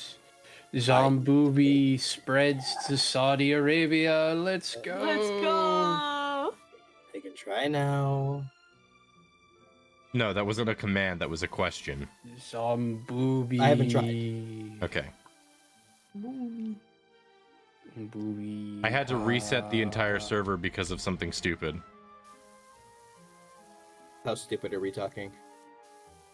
I tried to add a mod, and it didn't work, and then I accidentally deleted the Great. world because of a misclick. It was a misinput. Hey, Gooders, want to go watch One Piece? Oh, holy crap! What? My infection just out of nowhere just started blasting up in its infectivity. Yeah? Yeah. Hey, Blossom. Oh, this is lovely. If you could make up a devil fruit power, what would it be? The change fruit. It allows you to completely copy a person, kind of like the Bon Clay's, but you can actually copy their abilities as well. And when it's I can't say that. Yeah? When it's a what? I actually thought of a similar devil fruit power when I was a teenager. Go on, Blossom. I don't remember. I think originally I called it like the copy fruit, but then I later realized that that's the actual name for Bon Clay's fruit. Yeah. Wait, I can't remember. Is his devil fruit called the copy fruit or the clone I think fruit? it's a Oh, it's a clone. Yeah. I think there's another devil fruit called the copy fruit, but I don't remember. It might be a non-canon devil fruit. But it would allow you to mine would allow you to copy people's abilities, so you literally can become like the other person, and it would be freaking kind of like scary. I feel like, but you have to touch the person that you want to copy. You have to have made physical contact with them at least once. The devil fruit that Except if, thought of back then, I would have called it now. Until it's powered up, and then when it's powered up, then you could just, by seeing someone, you could copy them. I would call the devil fruit that I thought of back then now the mimic fruit, and it allows you to mimic the capabilities of another person that you can observe. Those China. Those China. fruits sound edible. I suggest an orange or apple. One of the reasons why I specifically word it this way is because it means that you could copy somebody's like skill in swordsmanship. But the downside to it was you could only copy one individual at a time. You couldn't copy them multiple. Now, if you saw somebody, you could still like go back and like redo it. But the two limits were you could only achieve the strength of that person you observed at that time. So if they got stronger, you wouldn't, be as strong as them afterward. That's the same way mine would work. The other downside to it is you can only use one ability at a time. So mine would work. You could placed on a watch list. Just observe them. You can copy people's devil fruits, and you get their abilities, but you're innately weaker than them to some extent. You only gain like 50% of their ability, their power level. They currently are. If they like get stronger later, and you like make physical contact with them again, and then you like refresh your like image of them, and they get 50% of their strength then. Right. Another devil fruit that I had thought of was I think I was going to call it something. I can't remember exactly what I named it. I think I called it the I can't remember what I called it exactly. But basically it's a I think I called it the shatter fruit. Basically, it lets you, as the name would suggest, shatter anything you touch, but the concept of it is it basically turns all things you touch brittle. Interesting. So they become their like most brittle state. So it's useless against Luffy because rubber in no conceivable way is brittle. Mm-hmm. But it's like super effective on like stone, glass. Like the harder a metal is, the more effective it is at shattering it. Which means if somebody uses something like hockey, it becomes super effective. Oh, you're right. So it's like No, it's like a cure is devil at fruit. It's a devil fruit 51%. that like is like the only devil fruit that is like specialized at countering hockey, because hockey reinforces something, but when something gets reinforced, it becomes brittle. Unless you're freaking Luffy, because somehow it stays hardened and also still rubber. So I had this mental image of like this guy with like this devil fruit that turns any hard object brittle because it reaches it to its breaking point. And then he goes to Luffy and he sees Luffy use hockey and he's just like, you've made a fatal error, Straw Hat. And he uses it and he's just like, the fuck? What? Ultraviolet Violet says And then Midas fruit, where everything becomes gold. That's kind of the ability of the guy from Film Gold. Yeah, the gold fruit. He The doesn't gold turn fruit. things to he doesn't turn things to gold. He Doesn't can turn. manipulate any gold he's touched. Is like the way the devil fruit works. Yeah. It's a little different. A Logia devil they fruit. Go ahead. The Usopp's fight in Film Gold was so good. The way he just outplays that lady is great. It was so cool. Also, her devil fruit is kind of OP. Yeah, a lot of people recognize her devil fruit as being really OP, but then there is a counter to her devil fruit that's really interesting, is that she doesn't control where the luck goes. It's more a case of just if something, it basically like just changes the odds of outcomes to her favor. So if you make an outcome where the outcome is very unlikely to happen, such as like what Usopp did, you can get her to lose a lot of that luck. But you could also have it be like it basically like makes the most like unlikely outcome become the likely outcome, is like how her devil fruit works. Yeah. And a way you can sort of counter that devil fruit power is by actually not trying to hit her, but trying to hit next to her. And the reason why is because the outcome of that's most favorable for her is like, in that concept is like, if the intention you have is to hit her, and then if the intention is instead for you to miss her, there's a good chance that her devil fruit power could just simply work on the concept of inversion, where your most likely outcome if you're choosing to just barely hit her would be instead, because the most unfavorable thing to you would be to hit her, because your desire isn't to hit her, but that revolves around you changing your desire. So you just really have to not want to hit them. Effectively, you have to change your desire, which is nearly impossible when you're in a fighting situation. But Usopp could pull it off simply by the fact that Usopp's a coward. But Usopp's cool though. Nami could also pull it off by just being a scaredy cat. By the way, I managed to get onto the server. Okay. You don't have to stick around if you don't want to. Zombooby turning people into zombies. Let's go. If you do decide, thanks for the hydration. If you do decide to stay on the server and mess around for a bit, Lost, just don't go too far away. Try to stay relatively in the same area. How far is too far? Because that's one of my favorite things to do. Like more than 100 or so chunks away is too far. 100 chunks is a lot of chunks. That's a lot of wiggle room. Well, yeah. Let me count out specifically 100 chunks. Just try to stay relatively close to the altar area. Like, don't stay like too close, but like stay close enough to where people can travel to you is kind of the deal. I make Zombies just destroyed Japan. Let's go. I make half promises. What are you doing? Me? Yes. I'm playing Plague Incorporated because I love That's this what game. I thought you were doing. Yeah, I haven't I'm doing played Plague Inc. in years. I like the PC version's pretty cool. I didn't know there was another version of it. There is, I mean, it's kind of the exact same. It's just there's like 3D models and stuff. I just think it makes more sense for it to be on PC.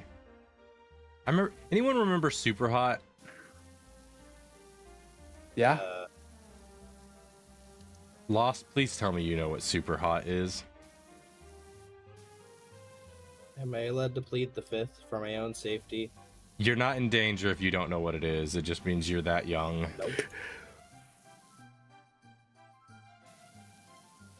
Nope. No idea. Super Hot is a video game. It's a video game based on your perception of speed. Basically, the game moves in hyper slow motion, almost a standstill, when you do not move. But when you move, everything catches back up. Zombies destroyed in Ukraine. That's not good. Yeah. Man, I had so many jokes I could say there, and none of them were good. Yeah, let's not say we didn't. What rules are we running by on the server, by the way? Same rules that the Discord server runs on. So don't die. Got it.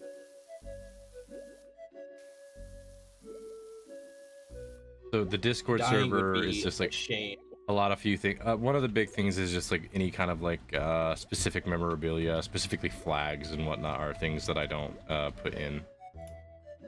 Oh, that's not what I meant. So like that's one thing, is just like don't put any like IRL flags in the game. Well, that's more work than it's worth. Other than that, you can pretty much do whatever you want. Like I'm leaving it pretty open-ended because the idea I want to do is just have everybody get together, because the more people that join in, the more funny it'll be if one of the specific redeems gets redeemed, and then everything is going to go apeshit. See, I answered my own question. Dude, one of my No favorites. I no longer scenes- need your inquiries. It's one of the One of my reasons why I favorite wanted scenes from the Blossom One in on Piece- it. One of my favorite scenes from the One Piece movie that I watched was Which one? Chopper falls in the water. It's the Beren Otsumari or whatever it's called. Chopper falls in the water, and you know who jumps in after him? Luffy. Yeah. Also, Yeah. there is a Grabs him and immediately starts drowning, and Chopper just kind of has this reaction like, "Oh no, we are so dead." By- And of by the course, way- Sanji jumps in after him. By the way, there is actually a One Piece filler story that's actually a lot of fun, because I think it's based on an SBS cover where it's like an SBS story where all of the Straw Hats are like characters in an Edo period style story. So like Luffy is like I think it's like you have like shoguns and generals and samurai and different such like that. And it's actually really fun.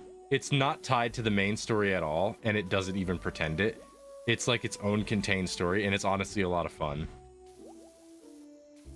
It's all pre-time skip. I don't think Frankie ever shows up in it. No, wait. Yeah, Frankie does show up in it because Brooke does show up in it at some point. Brooke shows up as like a haunting spirit. Like a drowned spirit or something. I think his backstory in there is like totally different. Like his backstory is like he was like some sort of like general that was drowned in the river. Tired of They eradicated Zomboobie. No. I think you I lost. think Buggy is a shogun. That's funny. I'm gonna think go Buggy- again. Zomboobie in Japan. Here we go. I think Buggy is a shogun, and his clown makeup is replaced by like the I don't know what it's called exactly. It's a type of makeup that you see in Japanese theater. I'm so upset right now for reasons that I don't want to explain. Okay. I'm Next gonna time, explain it anyways. Next time, ask someone who cares. Oh no, that's not. Go ahead, say your thing, man. There's a giant hole in the ground. It's a giant hole. the cavern. The one creeper and then the second creeper, which I didn't happen to dodge. Oh right, I just remembered. You're in the server. I need to give you the starter gear. Now I have to fill in this entire stupid hole because having a giant gaping hole in the ground is so ugly. Apparently they're already recording the second Minecraft movie, which is insane. Let's go! I hope they have Steve in it again. He is. They'll have Alex. I do know that.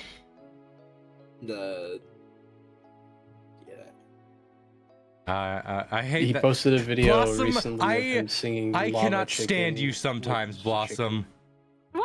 What did I do? The moment you brought, I the wait- moment he brought up the freaking Minecraft movie, the first freaking thing that popped in my head was I am Steve. And I'm just like, fuck. Chicken jockey TNT. Chicken I hate it. Lava. I hate it so much. Lava. I am Steve. Chicken I jockey. can't stand you idiots. I have a shot in the head and it hurts. I haven't. Hey, I'm gonna have a freaking hey, aneurysm.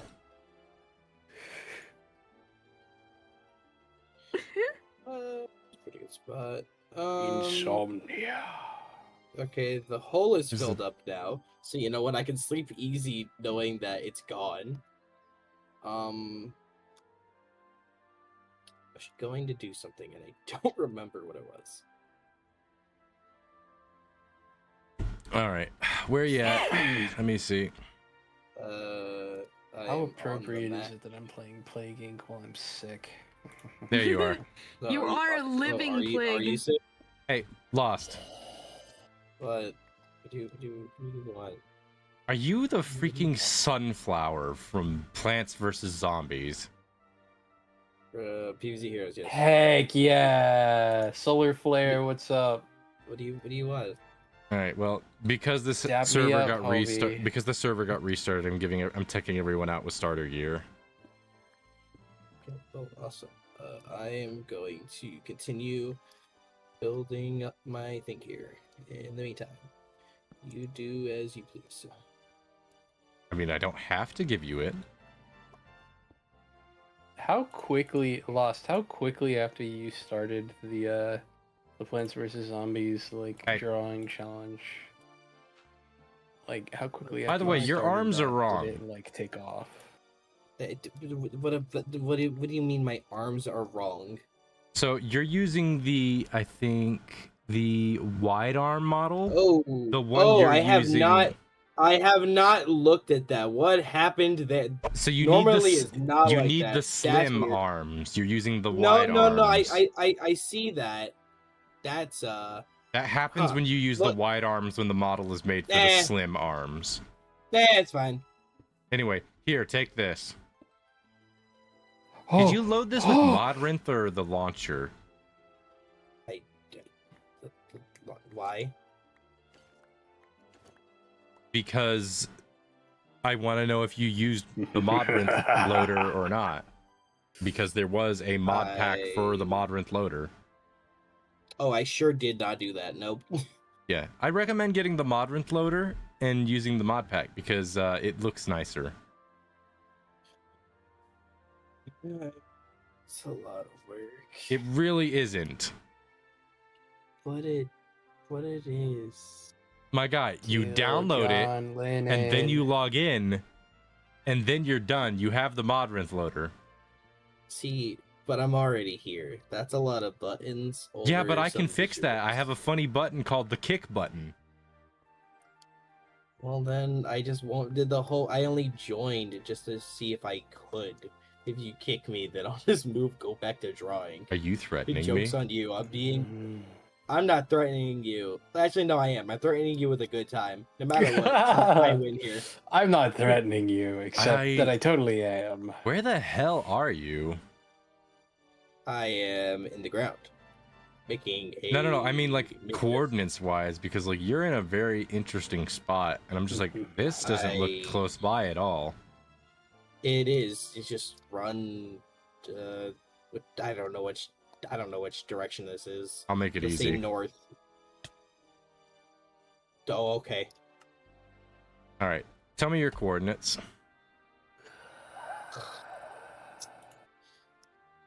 Nope, that's the wrong one. F3. Yeah, no, I know.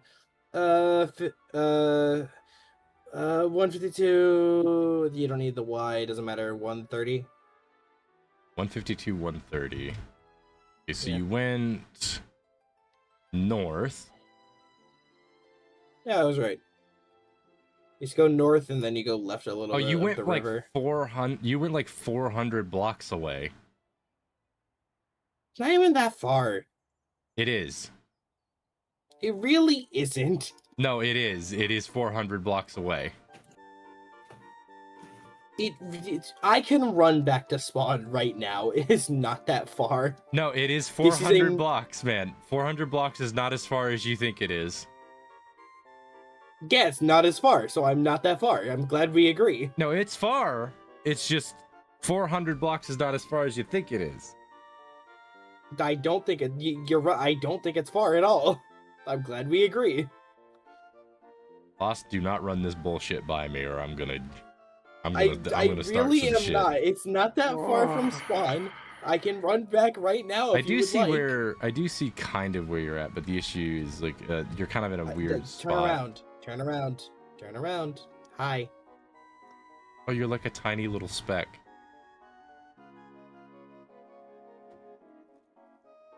You picked a good biome, though. Anyway, I wasn't done giving you stuff. If it's not food or torches, I don't want it. It's food. Well, okay. Well, then I guess I care. Because the starter set to get you off on your adventure is to be like the iron armor, iron tools, and 3 bread. That's the idea. Because that's meant to kind of help you get started. Just because dealing with food and protection is always the early difficulties. I don't think this is 3 bread. This looks like 3 stacks of bread. Sorry, I count in stacks when I say 3.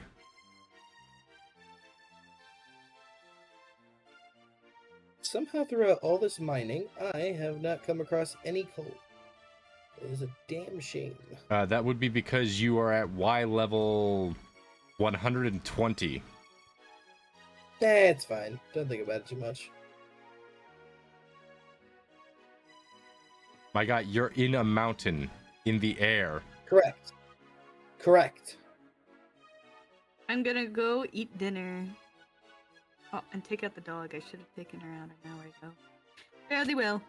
Simpletons. Goodbye. Nice to hear that you're as polite as ever.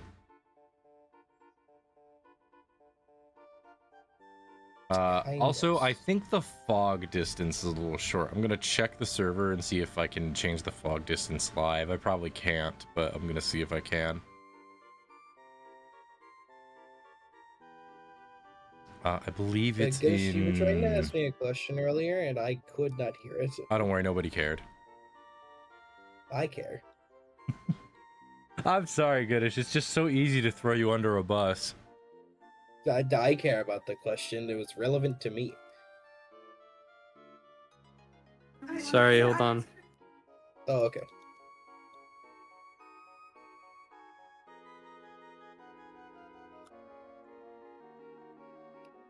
Looking to Hey, look, a figure cave. out where that's at. Is it under customizations? No. What's it under?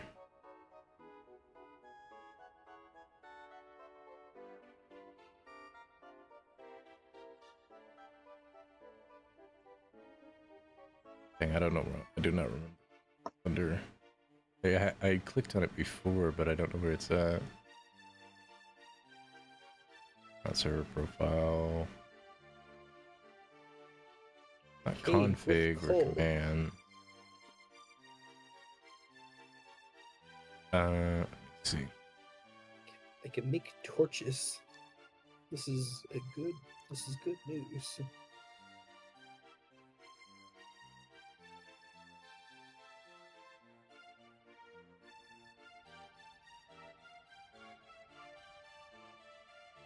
Oh wow.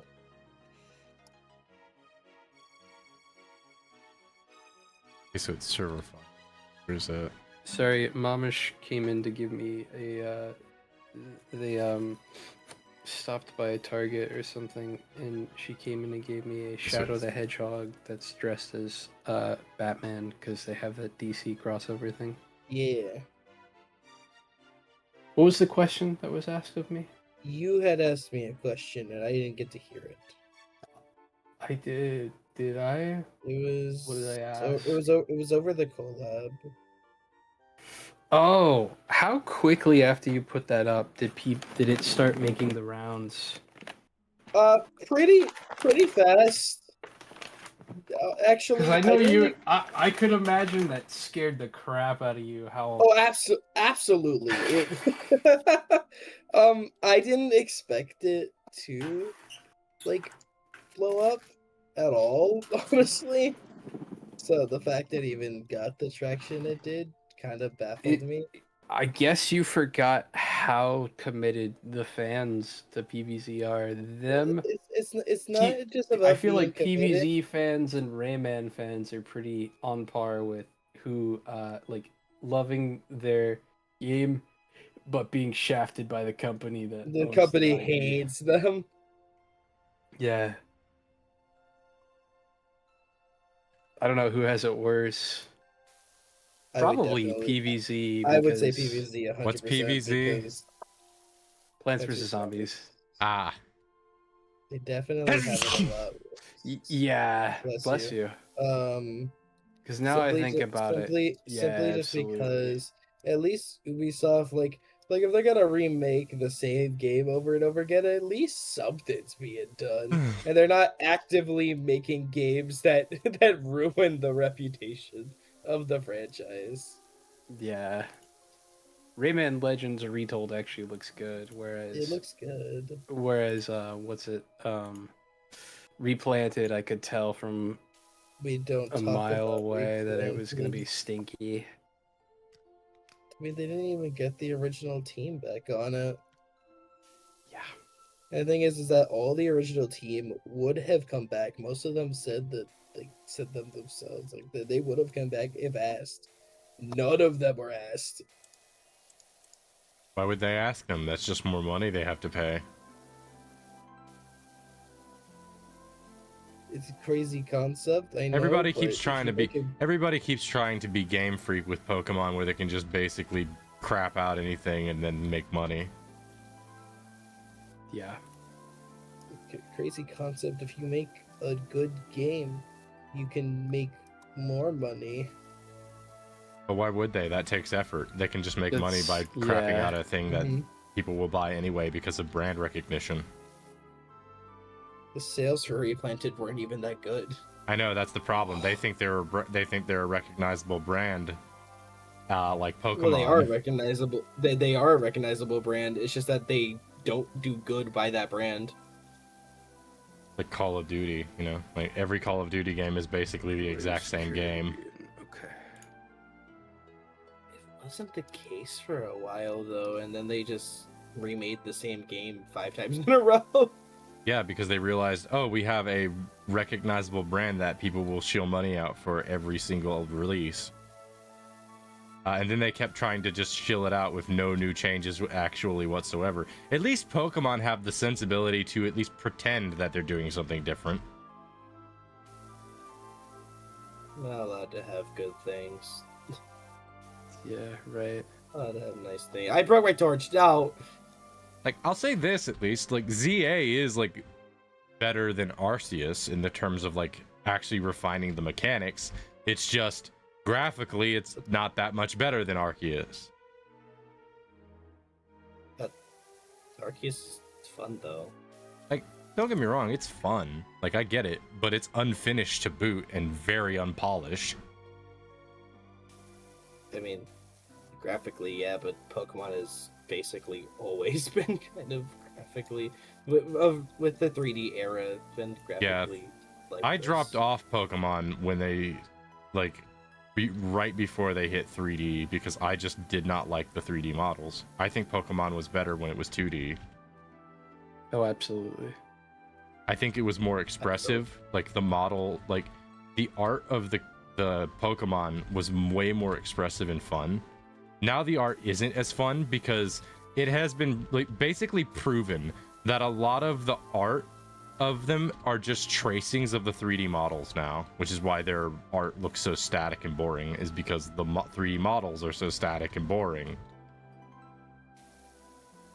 And the funny thing is, somebody like proved how the 3D models could be good, and it's nothing to do with the models themselves, it's to do with how they're animated. Yep.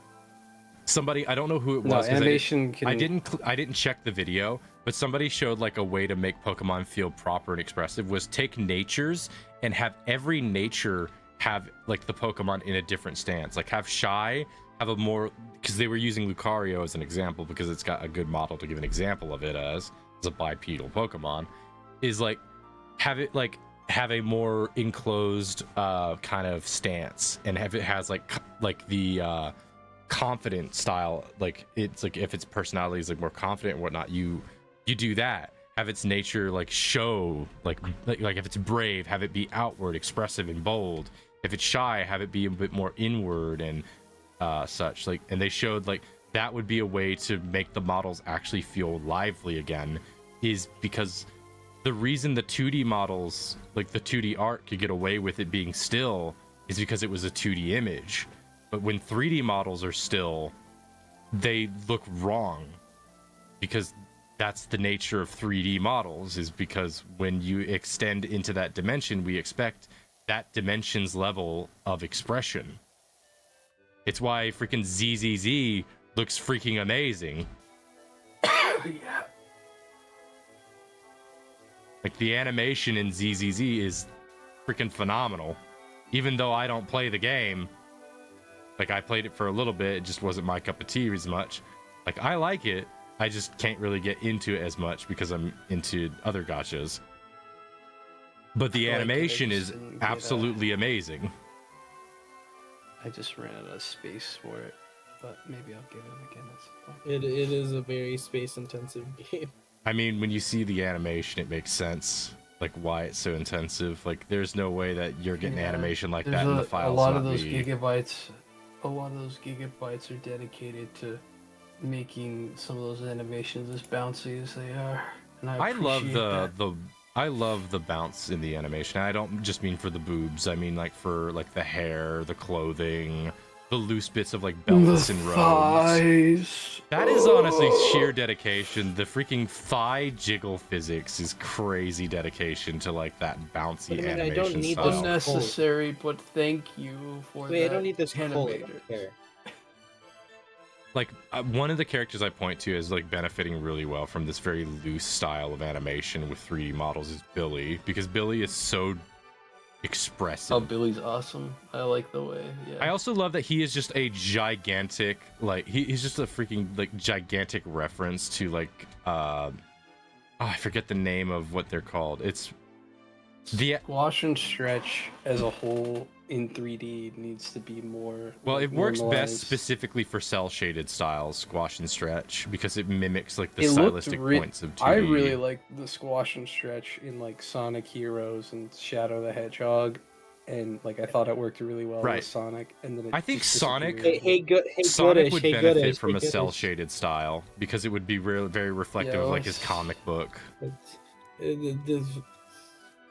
How did you feel? Did you watch Game Fest when all that was I happening? saw the 35th anniversary. Did getting blue balled by literally nothing? We got blue balled again By by nothing. Sega. Like here's I'm not a Sonic fan. I'm just like, Blue guys, it's Pico your Park, 35th yippee! It's your 35th anniversary. Drop something. Drop They a game. really Drop need something. to, because Crossworlds is great and all. It is But you not need to a new drop Sonic entry something. though. I will It's, say, like, I think the best animation they've done so far, like Sonic wise, when it comes to like making, well, first of all, the best animated cutscenes they've done were in Unleashed. Like the opening Unleashed, cutscene to absolutely. Unleashed is unchallenged in like how awesome the that's animation 'cause is. the But- team that they outsourced it to was really good. Yeah, but the animations they've done in Shadow Generations is probably like it's the best it's been in years, because the expression like the animation on their like Shadow's facial expressions are really good, and similarly to Sonic. They were finally given a budget, which is the thing. Yeah. Did you know that for a long time the Sonic games didn't really have much of a budget, which is really sad considering it's their flagship. I know, it's like Sonic is character. like one of the only survivors of like the mascot era gaming. That would be like if Nintendo didn't give Mario a budget. Like that's Mario Odyssey what looks Sonic so has had to deal good with for years. because Mario is so expressive. Well, and again, the Mario has a budget. Sonic Right. didn't. One of the things And that I do then- think, I know I'll probably get flack a lot as like a Pokemon hater, but I don't hate Pokemon. I just hate like the way they handle it. I hate the current direction Pokemon is headed. Yeah, I hate the way that a lot of it is I agree. handled. I think it's One of the big things about it though is like, I remember Blossom. She's a big Pokemon fan, and I know she's going to be one that buys the video games no matter what, and she will have fun with them. And I'm glad that she can have fun with them. I cannot just buy the slop that they give, because that's what it is. Well, yeah. Now, I the like thing Legends Arceus. It was the first time in a long time that I really I got think like 100 hours in a Pokemon game without trying. I don't think Legends but Arceus is good. ZA, I do think it's fun though. Don't get me wrong there. To me, it's a step in the right direction, and then ZA. Well, it's because didn't take it's that actually step new. The problem with Arceus, it's a enjoyed buggy. ZA. It is buggy. It is unfinished, and it is not polished at all. Like stylistically, it is not polished. It doesn't matter if you have it. It's the fact that it's still a regular thing.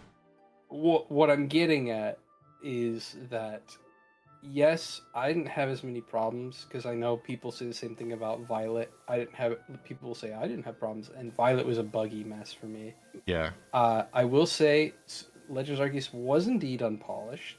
However, the core gameplay loop was fun, which I don't think I agree with that statement. I don't think think Violet and Scarlet had a fun gameplay I think loop. the core gameplay loop of Arceus is good. I just think it is incredibly the way would describe most Pokemon games right now is, in concept, all of them are good in concept, but they are all unfinished. That's how I describe the games. They are not finished games. And that's primarily because of two big things. Now, it's not budget. Budget is not the issue. Because Nintendo, Game Freak, Pokemon is the richest multimedia franchise in the world. They've got the budget to put money into it, but that's not the problem. The problem isn't shoveling money into it. That won't fix the issue. It's they refuse to hire new talent to work on the games. Yep. And they don't increase. I think it's a combination. They don't increase the They're team. Not putting, they put the least amount of money into the games that they can, and they keep the team incredibly small. Well, here's the other thing. Here's the You're other just thing. Setting yourself up for failure. Yeah, they don't put And money into it when they really can. They don't have to. They as freaking well, can. because people will just. But the other thing about it is like, the two big things about it is like, well, three. There are three. First is they can 100% put like way more money into it to try and like give it better form to it. But the thing is, they don't, because, well, for one, they try to say we want to keep it a small team, and the issue is the Pokemon team are like the same ones that have been working on it for years, and they started on like 2D games, and that's what they were good at. But then they made the sudden move to 3D games. None of them knew how to make a 3D game and had to learn on the fly instead of hiring people that knew how to make 3D games. And then on top of that, they've been doing that on a real tight schedule because they don't give the games enough time for that small team to work on. Yeah. It's really down to the team. Some people can say it's down to them not putting enough money into it. They don't put enough money into it because they don't put any money to increasing the team's talent, and they don't put enough money into it for time's sake, because more money requires more time for them to get more people in order to make the games better, for new talent, but they refuse to do that. And the worst part is after Violet, Scarlet, and even after ZA as well. Why do they have to try? Yeah, that's the other part to it. That's the We big proved thing them to it that is they they don't have to try. Well, they proved they didn't have to try at Sword and Shield. Like, Sword and Shield Right. is genuinely, in my opinion, it was their real, like, show that they just did not care. Sword and Shield doesn't even look bad. It's not. It's no, not- it doesn't look bad. It's graphically not bad. It is, however, think it's not fine. a good game. If anything, I had more fun playing it than I wish Violet they and kept to Scarlet. I wish they kept the colors that they were doing in Let's Go and Yeah. Sword and Shield. Violet and Scarlet was, to me, like, it was only fun because I got a lot Hi, of shinies and I Jamberton. got to play with my friends. But I the I game as a enjoyed whole, Scarlet and Violet because I just enjoyed riding around and stuff. I didn't like Sword and Shield because I just got bored. See, that's Yeah. what I was about to get to. I- with Sword I and had a Shield decent is time. Sword and Shield is the only one I didn't like. Sword and Shield is buggy. I don't care if you haven't experienced bugs. The fact is that it happens that such a commonality amongst people that it can be called buggy.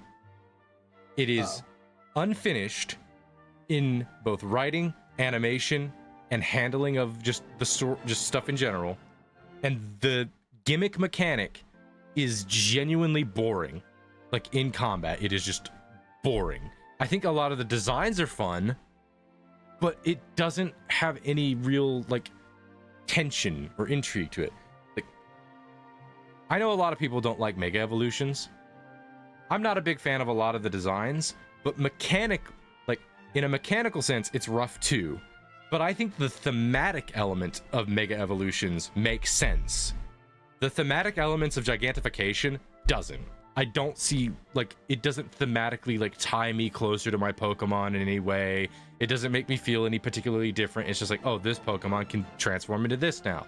But Mega Evolutions have a thematic connection between the trainer and the Pokemon, because the way you get a Mega Evolution is through that connection with that Pokemon, from having it in your team, from working with it, from building that connection. Like, that's how you get a Mega Evolution. That's the whole point to why it works. I just think the designs are most of the time really, really trash, and the way it is handled mechanically is really bad. yeah. See, I don't get to speak in that department because my favorite generation, is Gen 7, and our gimmick. I think I'm gonna head out though. our gimmick isn't good. What is your So, gimmick I again don't- for I Gen don't- 7? I don't remember which gen that is. Z moves. Yeah. Z moves, like, they are almost But, like- right, but then it's like, ugh. It's good on a casual level, and then competitively. Oh no! No. Hey, so Astral, I did a thing. What did you do? Nothing. No, say what you did. Damn, I did nothing of importance. Oh god. Just say it, man. So potentially, maybe, possibly, Listen, so long as you didn't Warden. blow up the altar at the respawn point, you're good. Warden. What? Warden. You spawned a warden. Yes. Well, that sounds like a you problem, Chief. It kind of is. Now, here's the thing. Bro, It'll my- eventually despawn. I'm trying to mine here. Well, that sounds like a you problem, Chief. But yeah, the thing is, I know Blossom really does like Pokemon, and I know she said I she's like, also she's like had fun Pokemon. with Scarlet and Violet. She's had fun with all the games. I'm just like, yeah, it's like that's not surprising, because if you are a ultra mega fan of Pokemon, it does not matter what they send out. You're gonna like it because it's Pokemon. You'll find reasons to like it. That's just the nature of it. It's the same thing with Sonic fans. I still criticize it. I'm not just blindly like, yeah, no, it's no, that's dumb. That's dumb and that's ignorant. I think one of the things I don't like as people's argument goes, well, I had fun with it. I go, then you're the problem. Because if your argument is just I had fun with it, yeah, I can have fun hitting a piece. I can have fun by taking a stick and whacking a piece of shit with it, but not everyone's gonna have fun doing that. Fun is a subjective matter, but there are objective problems with the game.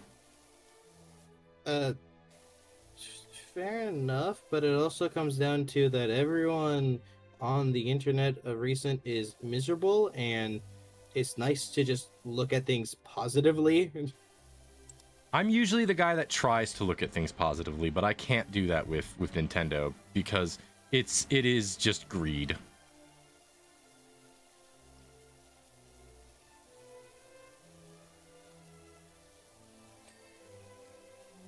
Like, one of the things I like about Sonic fans is they're very self-conscious of the fact that most of the games we get are mediocre. And occasionally we get good games. I mean, I will say they have been on a roll recently with some of their official titles. I mean, I most of the time see Pokemon fans also, like, yeah, they'll point out, like, yeah, graphically, wish our games were better. Voice acting, yeah, we would love to have it. That is a big thing, I gotta say. Pokemon is at a stage, it needs voice acting. It's not a matter of, oh, it's fine without it, it's charming without it. No, it needs voice acting. The way all of the scenes in ZA are animated look just wrong because they are animated with proper syncing. Everything looks just right, but it's missing the thing it really needs, which is voices.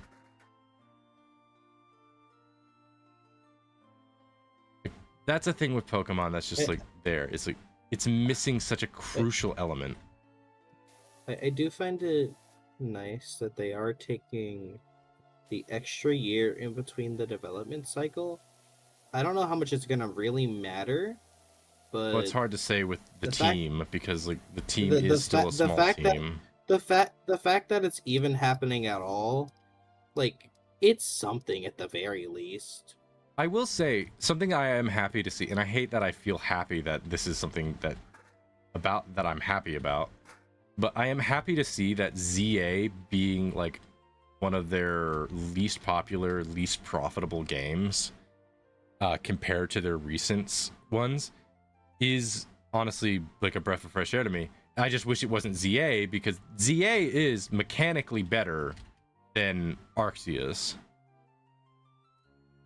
And story-wise, it's also a little better as well, but like that's mostly because Arceus' story is very bland. The thing about Arceus, though, that I do think is better, though, and this is just the nature of like these kind of games that have this element because they tend to be very fun.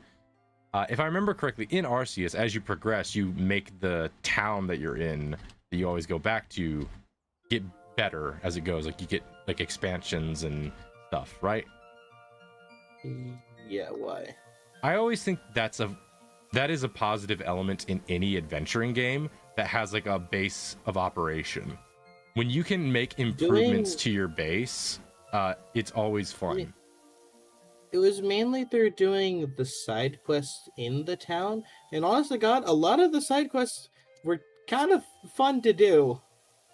Yeah, I will say that. Yeah, they're very simple, but also just being able to interact with people in the current like era where like Pokemon are still seen as like more just like monsters that people just kind of fear. Yeah. And being able to read the old dex entries, like that's fun. I wish they would get better story writers as well. Additionally, I liked being able to just catch Pokemon. So with the side quests just being like, hey, I need you to do a specific thing or catch a specific Pokemon, it's just like, yeah, because the catching mechanics in that game were fun. Yeah, I do think the catching mechanics in the game are a lot of fun. Also, another thing I will say, the battles. They weren't really the big focus. I thought the battles were all right in Arceus and in ZA because the way the battle system works is more dynamic, is how I would describe it. I mean, they have two entirely different battle systems. Well, they're close enough that you can really give them a comparison. No, they're not. No. Yeah, don't they function on the same battle system where it's, you throw out your Pokemon and you are going into the battle right away.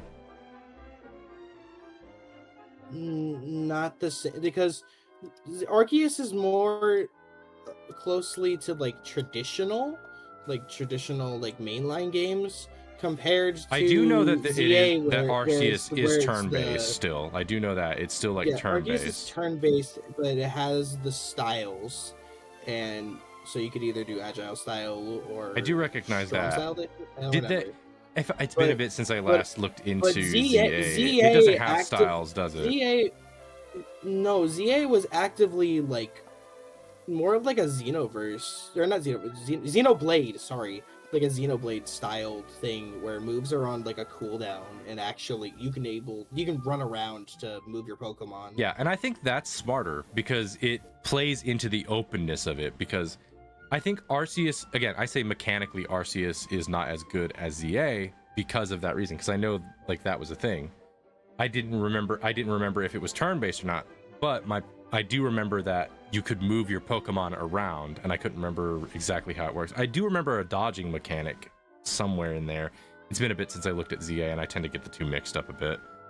But I do think mechanically ZA is superior because it refined the system in a direction that fits the open world nature of the battles now.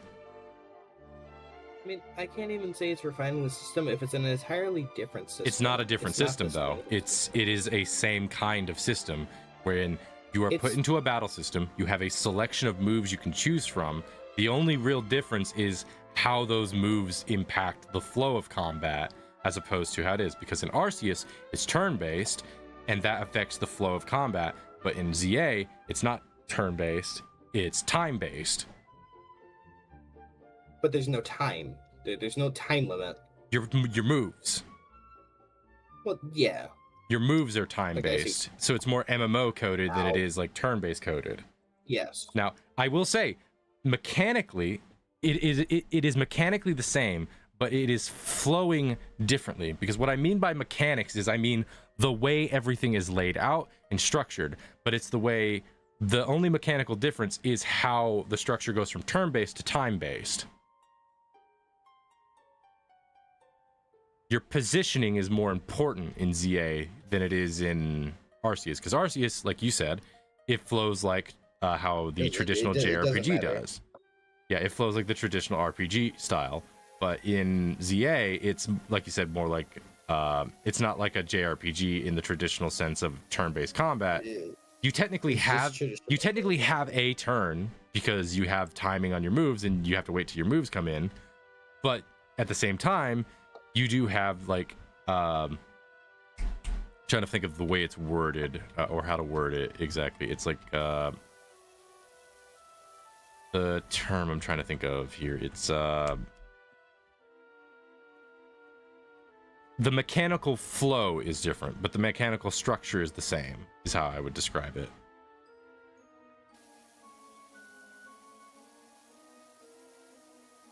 Now, I can certainly understand where you're coming from, though, where you say that, because the combat does not feel at all like Arceus. Because Arceus, like you said, it's turn-based. And in some capacity, I think it's kind of a less interesting turn-based than the regular Pokemon, because they got rid of, like, a lot of the functioning mechanics that make turn-based combat interesting, which is, like, the micro mechanics of, like, say, natures. That's one. I forget what the other thing is called, but it's like it's a thing in, I think it's MP, not MP. What's it called? It's like the hidden stat thing. I forget what it's called. What IVs and EVs? IVs, I think, is what it is, or EVs. I'm not sure. Mm-hmm. No, yeah, it is EVs, like the hidden stat that, like, when you fight a certain. Stop hitting me! Oh my god! When you fight a certain number of Pokemon, they can increase that Pokemon's specific IV thing. You get a boost in stats depending on what the Pokemon's, because each Pokemon, like when defeated, drops a certain. It gives you a certain stat boost. Yeah, there's like a hidden mechanic to it. To be fair, Champions is also kind of doing away with it, and Champions is aiming to be very like. Kind of user friendly. The other thing I would point to as just another like example of Pokemon just not caring is I don't remember what it's called now. The MOBA version. What, Unite? Yeah, that. What about it? It really is just an example of Pokemon being really greedy because the microtransactions in that game are hostile as hell.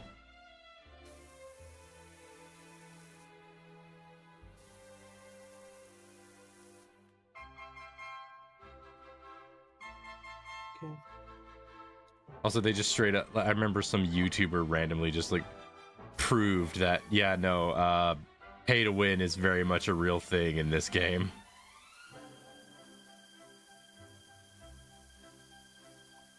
I have no clue to the extent of it, so I'm not gonna comment on it.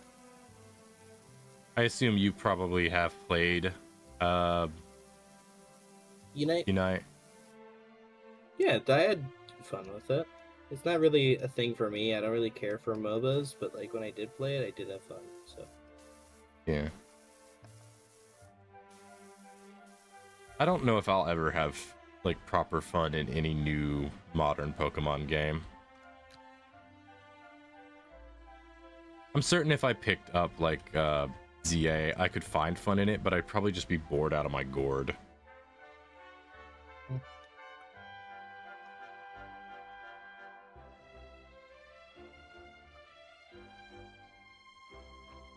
I try to enjoy myself. Try to find I actually have thought of what like I like to do. I have actually thought of like how I would conceptualize a creature capture game before.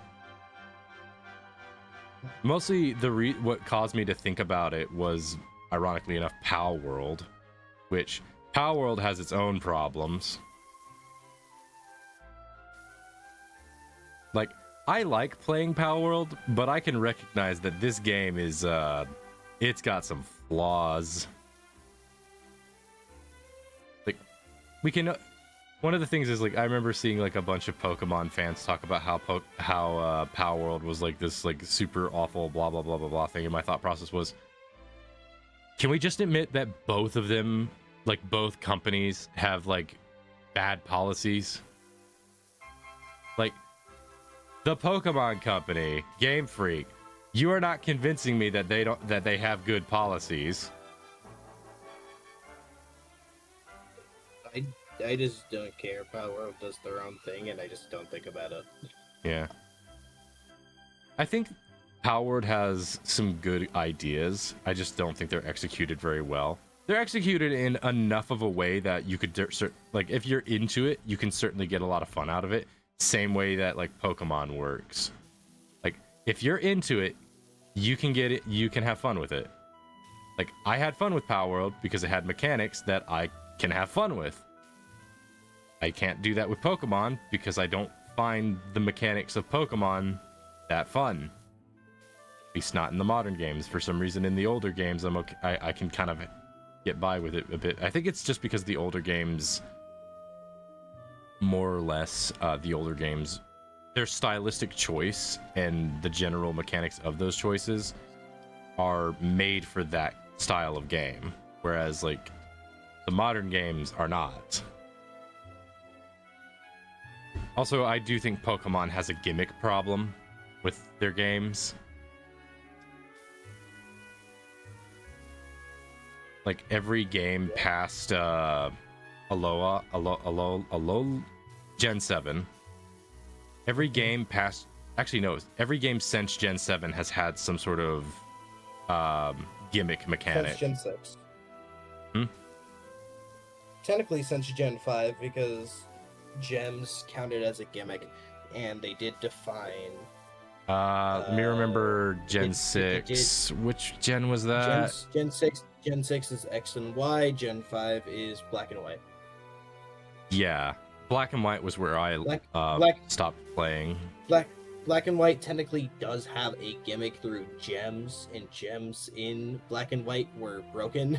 What the hell are gems? Gems were an item that you could give to a you could give to your Pokemon, and depending on the type it was, if you used a move of that type, it basically super boosted that move. I don't remember that.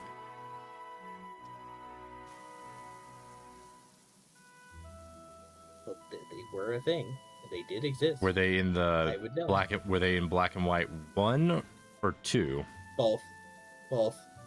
Yeah, I don't remember gems at all. But then again, I never really was heavy. I never really used items as much back in the day. Back when I played Pokemon, I usually just played Pokemon with it as is. But they were really, really good. Well, the one thing about that, I can't really call that one a gimmick because that's just an item. A gimmick is like a mechanic. But yeah, of course, if you want to treat it like by those terms, then it starts in X and Y with Mega. Because here's the thing. An item is like something you can miss, like what I have. A gimmick is not something you miss. It's something the game pushes in your face.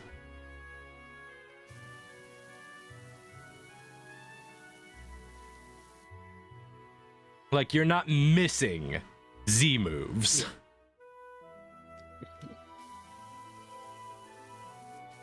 But like, yeah, so it starts with X and Y and Mega Like, Evolution. by the logic of like there. gems being a gimmick would be the same thing as like saying EVs are a gimmick because it's a hidden mechanic. No, I simply bring it up simply just because I was looking at it more from like the aspect of competitive, because competitive really started to pick up around Gen 5, and gems did make up a large portion of that because they were just really strong. Yeah, but items in general have always been like in competitive, especially with specialized items Well, for yeah, types. of course.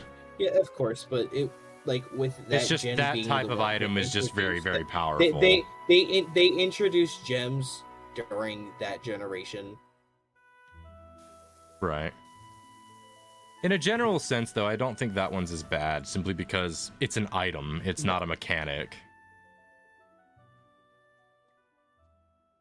But Because that's something you can miss in like the main gameplay. Like from a competitive standpoint, you're gonna realize it. Like that makes sense. yeah, But when I say like gimmick issue, like Pokemon Yeah, has a no, I gimmick know what you issue. mean. Like but like Their most recent want gimmick. them not to. yeah, their most recent gimmick, not Mega Evolutions, because that one was You're done. referring to that was done a while ago. you're referring to terrestrialization. Yeah, their most recent one, Terrestrialization. I just think it's really boring. It is okay. So I am here to make a case for it on a just like casual like playthrough level. They don't do a whole lot with it other than a couple of gyms. There are a couple of gyms where they do play into it, such as Iono's gym, where she has Miss Magius. It has Levitate, and they make it electric. If they played more into like, rather than just hey, they're already Now, this type. that's the thing. I will mention let's this. change them into What the it same type. does, what it does is fun. Like the idea of switching the Pokemon type, that is fun Mhm. because it changes just how that the dynamic of battle flows. I just think it looks It's stupid. just that the teams. It's just that the teams that they made for the major battles with it don't utilize it to its fullest potential. But when they do, it works really well. Again, like I said, Iono, for example, they get to terrestrialize, and it's actually a fun way to use it. But Like, hey, here's a good electric example. type, they have levitate, they just don't have a weakness. Here's an example. Since you're a defender in this case, I'm going to bring this up as something on your side for terrestrialization. I think terrestrialization, for one, like you said, mechanically it was handled poorly because it wasn't integrated into the gyms very well. I just think, one, it looks stupid. I think design-wise, it looks that's fair. stupid. But the hats are funky, but I find it Mhm. charming. however, mechanically, it is very interesting and has a lot of potential because the dynamic of changing the Pokemon's type to something is really neat. I just think also you not being able to control or handle that in any capacity is really boring because it's like, oh, What do you that mean? means if you get unlucky with a type of Pokemon with certain terrestrialization effects and whatnot, then that just means that Pokemon is now no longer interesting in any You can change capacity. that. You can. You can yeah, So you can change the I type am- of terrestrialization I'm that they have. lagging a bit. Hang on. I see it. You are able to, from doing terror raids, you can get, or just exploring the map, you can get terror shards. And if you get 50 of them, it's not hard to get 50 of them. If you get 50 of them, you can change the type for your Pokemon. So let's say you get, let's say you catch like, let's use your starter. Let's say you pick Fuecoco, right? So it's always gonna be fire. That's just what it is by default. I Let's do say you wanna also make it, think like, that the designs... let's say you want to make a dragon or something, then you can easily do that. Yeah. Mechanically, I think it's interesting because it changes the dynamic flow of battle. And I know you're going to ride this high for a while. It is mechanically superior to the gimmick I like from a thematic standpoint, Mega Evolutions. Thematic standpoint? No, from a mechanic standpoint, terrestrialization is better than Mega Evolutions. That is debatable, actually. Well, the reason I say that is because of the level of control. Because you don't have a lot of control in Mega Evolutions. You do in terrestrializations. That's not true. Both of them you can choose to activate whenever you want. No, I'm not talking about activation. I'm talking about like what you just explained. I would have put them on the same tab if you'd not explained this earlier. It's that you can change the type of terrestrialization. You cannot change the type of Mega Evolution. Well, that's...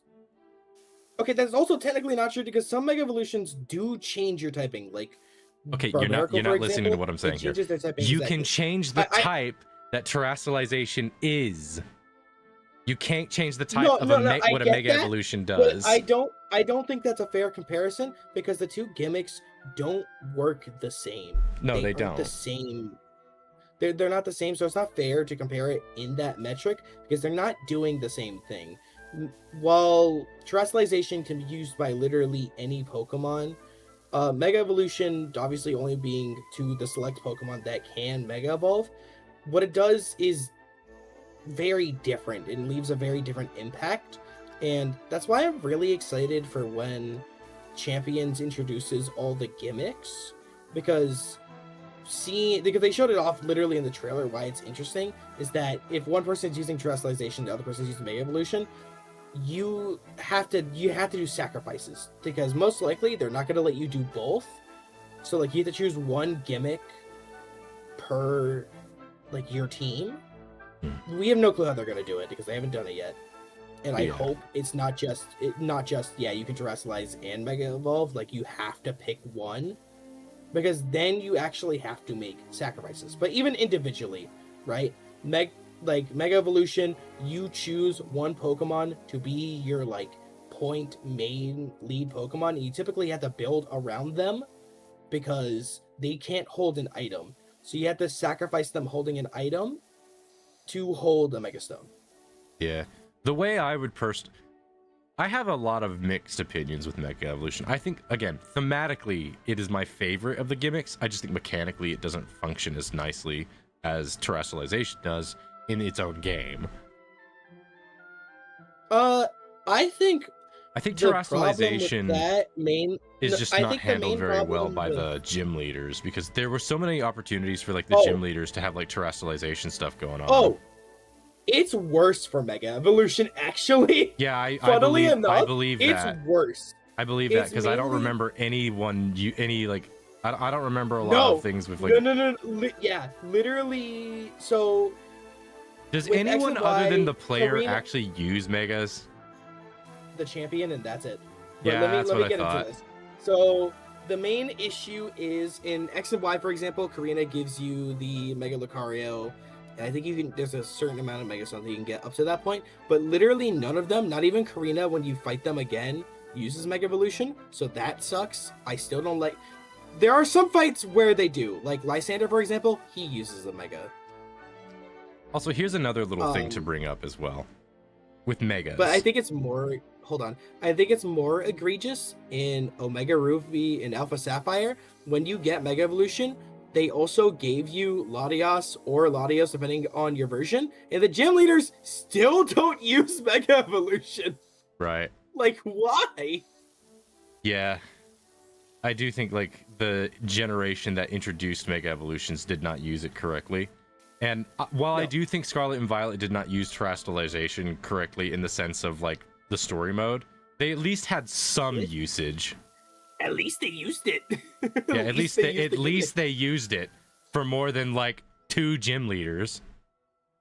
And technically, if you want to go by that metric, Gigantamaxing, at least like they used the gimmick, and I'll give it this much. Gigantamaxing, while I don't like it, it is at least integrated into the system enough to where you can actually use it, like in a sense that feels like it's being fair. And it feels like the region is built around it. The stadiums are a lot bigger to make them work. Like it feels like they're actually integrated. Yeah, it is a shame though that like the actual like mechanics of the game itself were just not up to par with like the actual like grandeur themes that they were going for. Like Gigantamax is the only thematic element that fits like the grandeur sporty element that they're going for, with like everything being big and loud and, you know, like stadium style thing. It's like the Gigantamax is the only feature in Sword and Shield that really gives that vibe, because the rest of it just feels like the stadiums are just too damn small. Well, not in the sense of the stadiums itself being small, but more like in scope.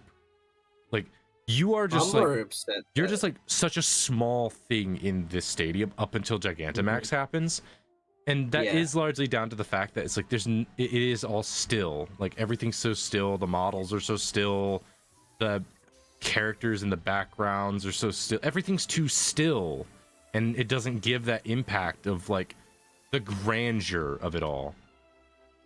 I would say that the music does a great job for that, though. The music's pretty decent. Like Hop's theme, the gym music for Gen 8 is amazing.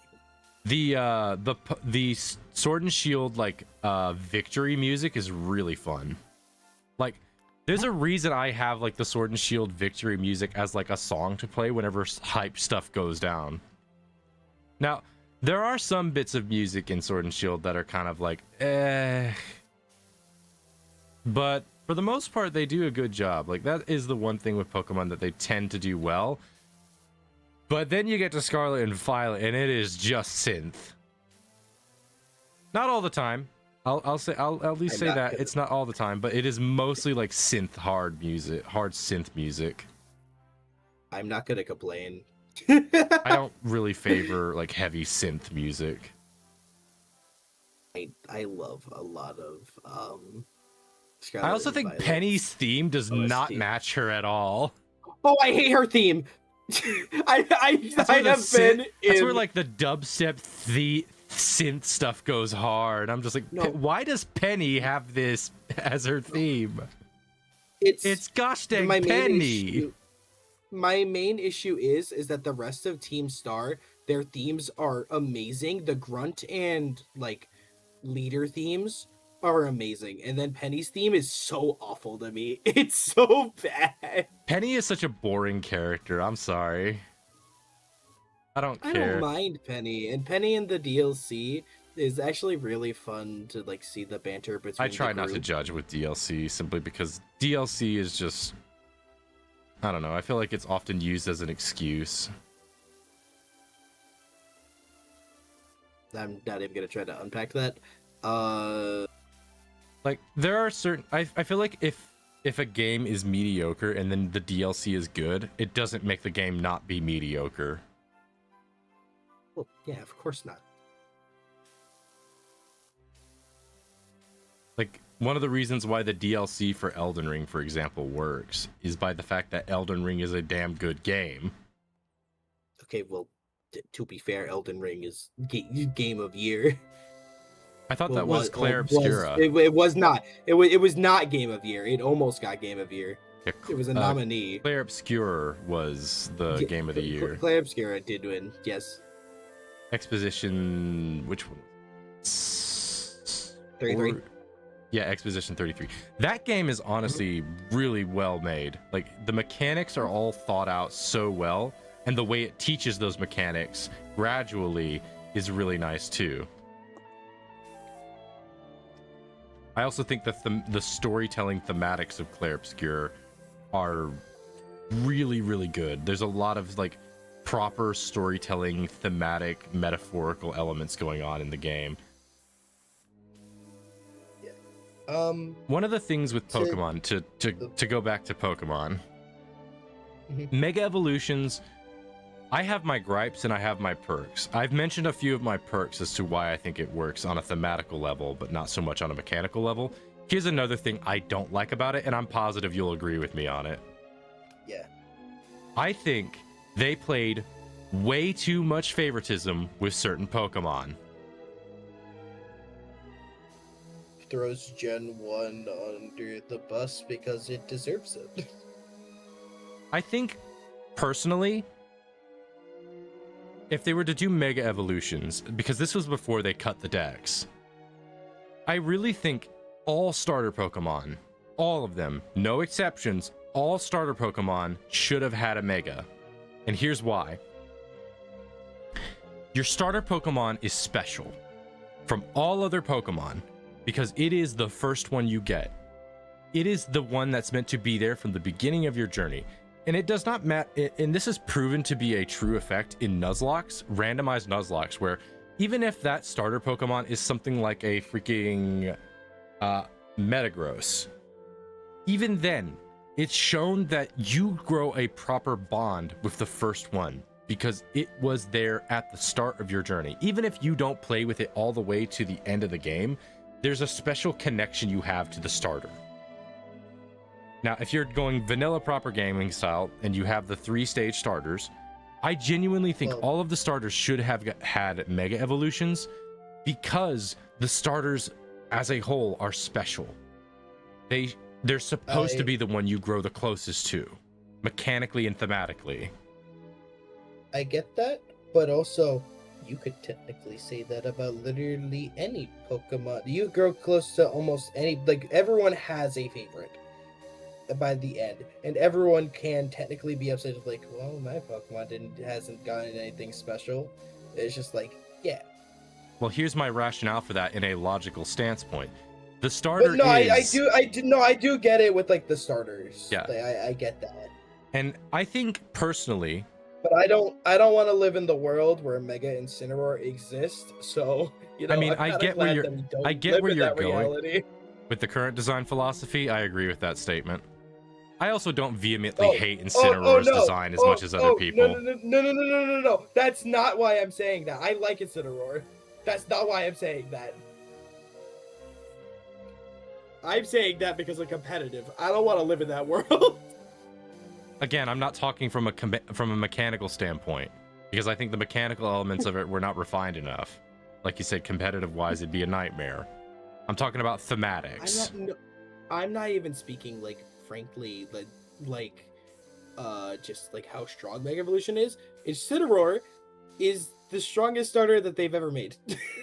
Yeah, it's also not even close. It's also a design that I really don't care for. I like them. Like, don't get me wrong, I think the design is fun. I just think they've done the firefighting type just so many times at this point. It's not fighting. I thought Incineroar... Oh, right, it's fire dark type. Mm-hmm. I keep thinking it's fighting type because... Wrestler. Nope. But yeah. Anyway.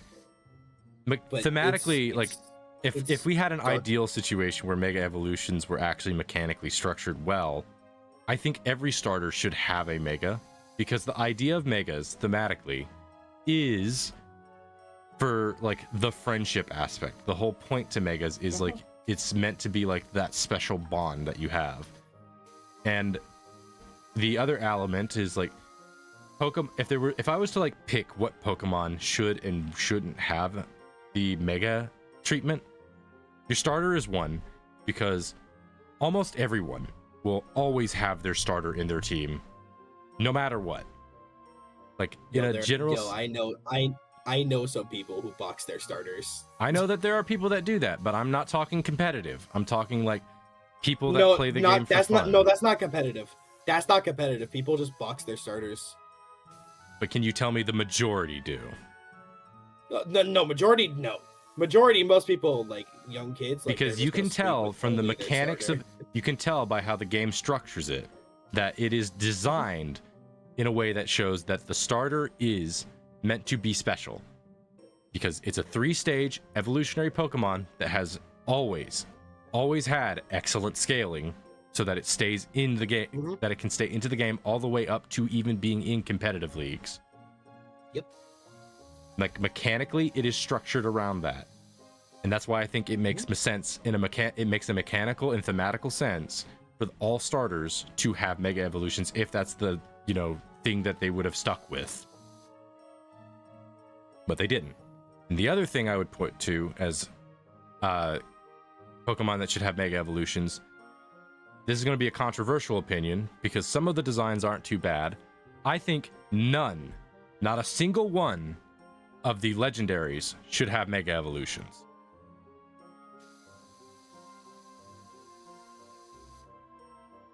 And here's why.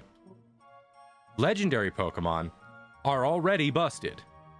They don't need it. The other element to that, legendary Pokemon are already special by the fact that they're legendary Pokemon. We don't need 2 mega evolutions from Mewtwo. Mewtwo is already special by the act that it's Mewtwo. Technically, he has. Shut the fuck up. If you want to consider Pokken Tournament, and we should, because Pokken is a good game, and I want it to be mentioned. What's Pokken Tournament? Pokken Tournament was made by, I believe, the Tekken team. It was the fighting game. It released on. So Wii what's your U, defense and here? has... Because you sound like you're trying to defend. You're trying to defend. Oh no! I'm not defending it at all. I just want to talk about Pokken because. So what's your opinion on that then? The idea of like my personal opinion is that mega evolutions for legendaries shouldn't exist because legendaries are already thematically special, so they don't need it in that way. Well, like, let's see which ones do have it, and then like I'll tell more than you from think. There. It's not that many. It's more than enough. Yeah. Freaking Latio, so Latios, Rayquaza, I think it's Rayquaza. Rayquaza, okay, Rayquaza is justified simply down to what they did like lore wise with it, and then primals are not mega evolution. They're considered something completely different. Mewtwo doesn't need one. Mewtwo, I don't know how he ended up with 2. I don't know how we got here. Because he's one of the first legendaries in the game. He's really popular. So the birds were also there, and well, they got Galarian forms later on. So Mew got a Z move. But anyway, a lot of people don't know that. I think some, not all, because they don't all need it. I think some of the early stage Pokemon should have gotten mega evolutions, like certain Pokemon that you think like, okay, these ones are going to be ones that they're going to catch early and they're going to grow close to. So it makes sense that a few of them, maybe not all of them, maybe like 1 or 2 out of the bunch do have it. Like as an example, a Gen 3, I forget the name of it. It's like the Pidgey of that game. Mightyena? Oh, the Pidgey of that game? Swellow? Is it Swellow, the black and white bird Pokemon? Yeah. It turns into Staravia, I think. That is Gen 4. Yeah, I'm thinking Gen 4. I'm thinking Gen 4. The one with... Staraptor has it, my god. Does Staraptor have it? Hang on a minute. I can't remember. Staraptor got Omega in ZA. Pokemon... Oh, really? Hang on. Staraptor got Omega in the DLC. Give me one moment. They were part of that batch. Yeah. So like, Raptor even oh got the gosh, fighting that looks type. really. It even got the fighting type.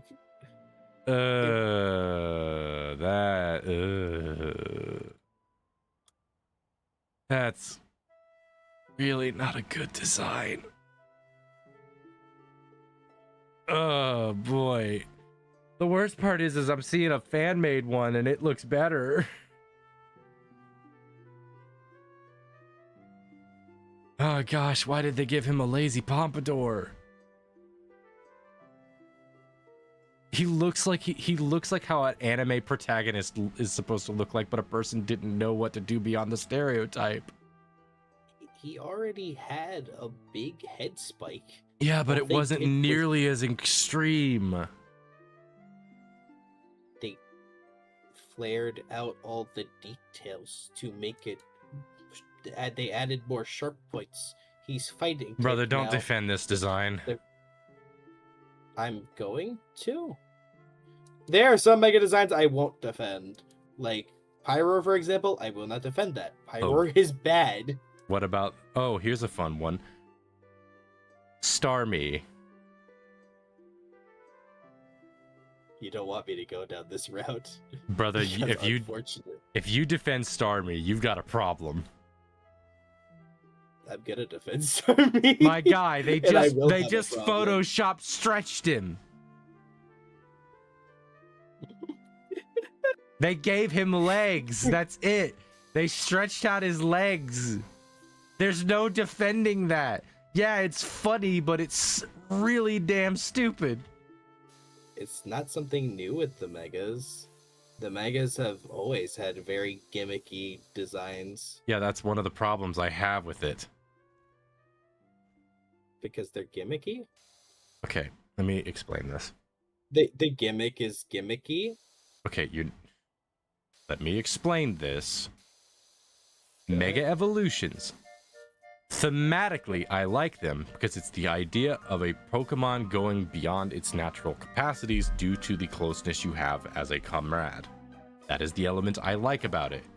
There are not many designs that I actually like because they're just silly and not interesting. Like,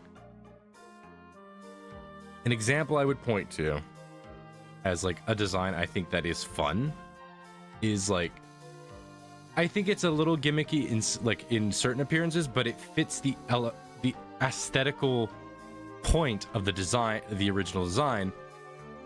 And I know people like chalk on it a bit.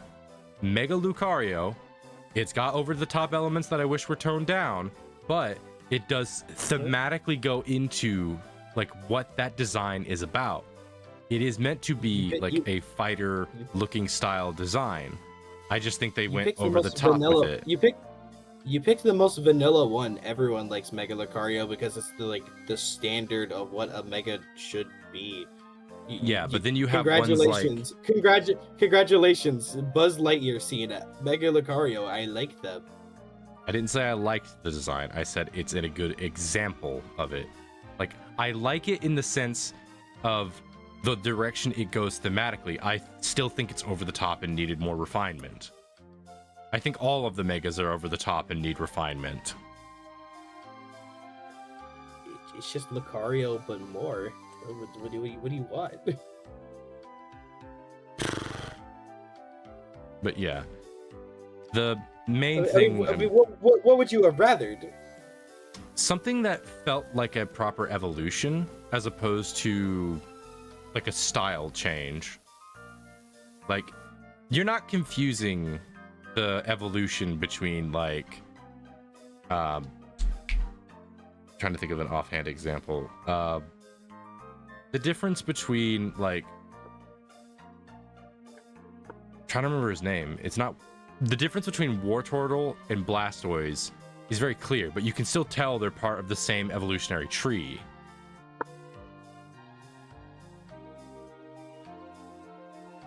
You know what I mean? I mean, I guess. And I think Blastoise's Mega Evolution, again, it's over the top, but it fits that concept where it's it feels like a proper evolution to something going beyond its natural capacity. Another example, and I know you hate this design, I know you hate this Pokemon, but chill out. Charizard's flying Mega, I think, is a good progression to that because it feels like a proper evolutionary step. I think his other Mega, the Dragon Mega, is not as good. I think that one is an example of what I would point to as it's not going in the right direction. It doesn't feel like an evolution, more like a style change. Because it's just Charizard turned black, given some shoulder spikes and blue flames. That's really it. But, like, the flying one actually feels like a progression. Like, it feels like it's gone, like, a bit further to what it is. I don't see how Lucario doesn't fit into this same example as it those does. other two. I literally said it does. I'm just saying it's a little over the top in some elements. How is Mega Blastoise not over the top? Again, I did say that it is. I said Mega Blastoise is still a little over the top, but it felt like a progression of evolution. Like it felt like an evolution of the design. Whereas with Lucario, Lucario's does feel like an evolution of the design. I just think there are certain elements that don't work as well. Like, let me go and pull up Lucario's design really quick. So, Mega Lucario's main thing that I think makes it a little over the top is primarily its choice of pattern on the fur.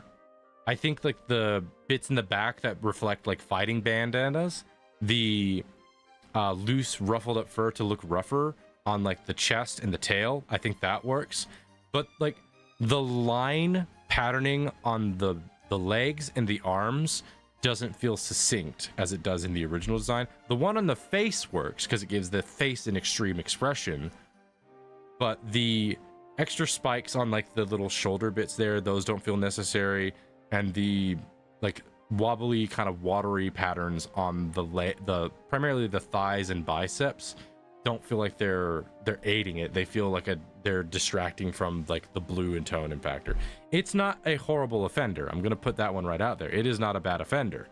It's one of the better ones, I think, and it does fit that concept of like the evolutionary thing. I just think it went a little overboard in the design choices in certain spots.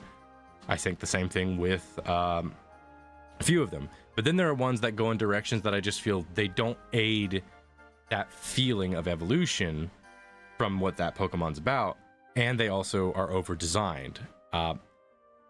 One example I would point to is like the Staraptor Mega Evolution feels over designed. Thematically, I think it does go in the right direction of feeling like an evolution. I just think they went a little over the top with a lot of conflicting elements. Like a good example I would point to from a design standpoint with the Mega Staravia is on the chest, you have two opposing directions for the feathers. You have one feathers pointing upward and another set of them pointing downward, and they intersect with each other, which creates a clash of direction in the flow of the design.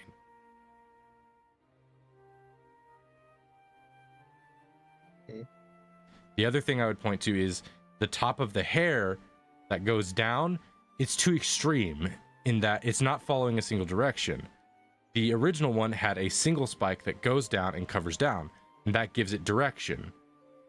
And the counter direction is that it leans down and then the two on the side go back up, so it creates a looping direction. So you have one in the middle that goes down and two on the side that go up, and they're not intersecting and causing conflict. But the new design, the Mega, has it go down and then splinter out into strands, and then have each of those strands also be red tipped. And because it's gone further down and now has extra directional points, and a lot of them, it mixes out to having too many directional flows that doesn't make the design cohesive. That's my main issue with Megas, is as a designer, from a designer standpoint, a lot of them are over designed. There's too much going on in the design. And the reason I point to Lucario and say that it's not a excellent design is by the fact, like, if I'm giving it a percentile grade, Lucario is like 80%. It's just 20% off. Whereas like the Mega Staravia or Staraptor, I would say is like 50. It's 50% of the way there of being all a solid design, but then the other 50%, it needed refinement more. I have that sort of concept for a lot of them where they feel like they're almost like excellent designs, but then they like don't quite hit it right. That is sort of the primary thing I go down. Now, when I've mentioned this to you before, where I say I like megas, I will state this again and again. I like megas thematically. I don't like them mechanically, and I often think a lot of their designs are just over designed.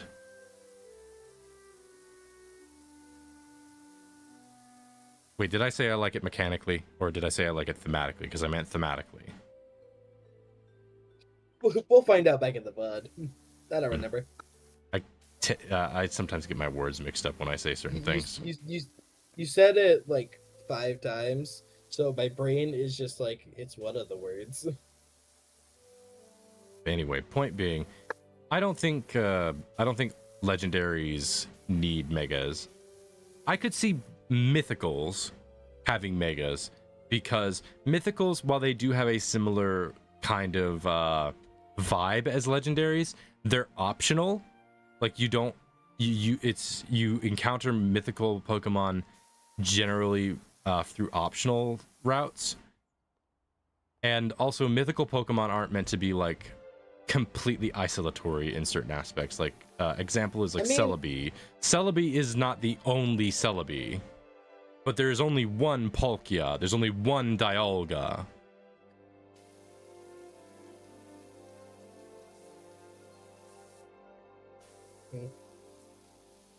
So that's why I don't think it makes sense for them to have megas. It does depend on the mythical, because some mythicals it is just the one. Yeah, that's why I said amount. I think only some mythicals can get by with megas.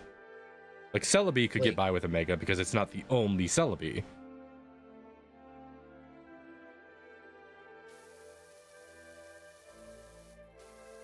I don't know. It's sort of a sweet spot you got to find between like what makes a Pokemon feel special and whether or not that merits it getting a mythical. Like, my criteria for what I would put down as a mythical is it something that's going to be personally special to the person that has it, or thematically special? Because if it's more thematically special to the story, I don't think it would really, to the story and its stats convey that, like how a legendary does, then I don't think it needs a mega evolution unless... What mythicals are important to the story, if any of them? Well, that's another element to go for, is what I say. Mythicals do not show up most of the time. Yeah, that's why I said I think mythicals can get by with mega evolutions. Not all of them, though, because some mythical Pokemon couldn't thematically make sense to have mythicals, megas, because... The ones I can think of off the top of my head that do show up is Gen 4. Typically, they all show up. Deoxys. Deoxys is a big part of Hoenn. With obviously their clash with Rayquaza. That's iconic. Hoopa, I would say, since they do play a big part, not in their own region, but the region after. With Deoxys is actually a good example of a mythical that I would say wouldn't have a mega, but that's because of a specific thing about Deoxys being that Deoxys can transform into multiple forms.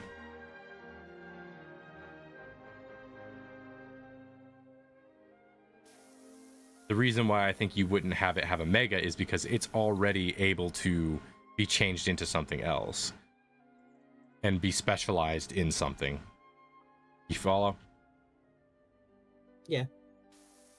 Because one of the things that like mega is going to naturally have, regardless of what type it is that, like you said, in the game, you usually built your team around the mega and what it could do. And Deoxys, like the whole idea is that you build around what that mega can do. Right, but even in like casual, you're gonna use your mega. In casual, most of the time, you're just gonna give, like, if you can Mega Evolve, you're probably just gonna give it to all of them because, like, it's cool. It is cool. Like, I do think Mega Evolutions on a general level are cool. So therefore, you're just gonna try to, like, if your Pokemon can't Mega Evolve, you're just gonna give it the Mega Stone and just, like, use it. Or you're only gonna give it to the one that you like the most. Right. But anyway, I think that's sort of the determining factor is, like, determine, like, where does this Pokemon show up? How relevant is it likely to be to that player in, like, the way it would go? My boy Aegislash deserves a Mega. That guy's fine. That guy survives on his own. He's again, that's fine.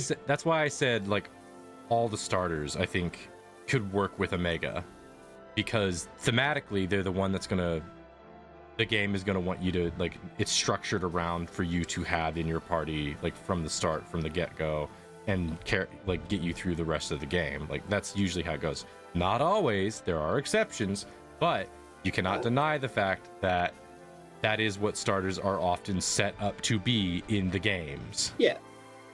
So it makes thematic sense for them to have Megas.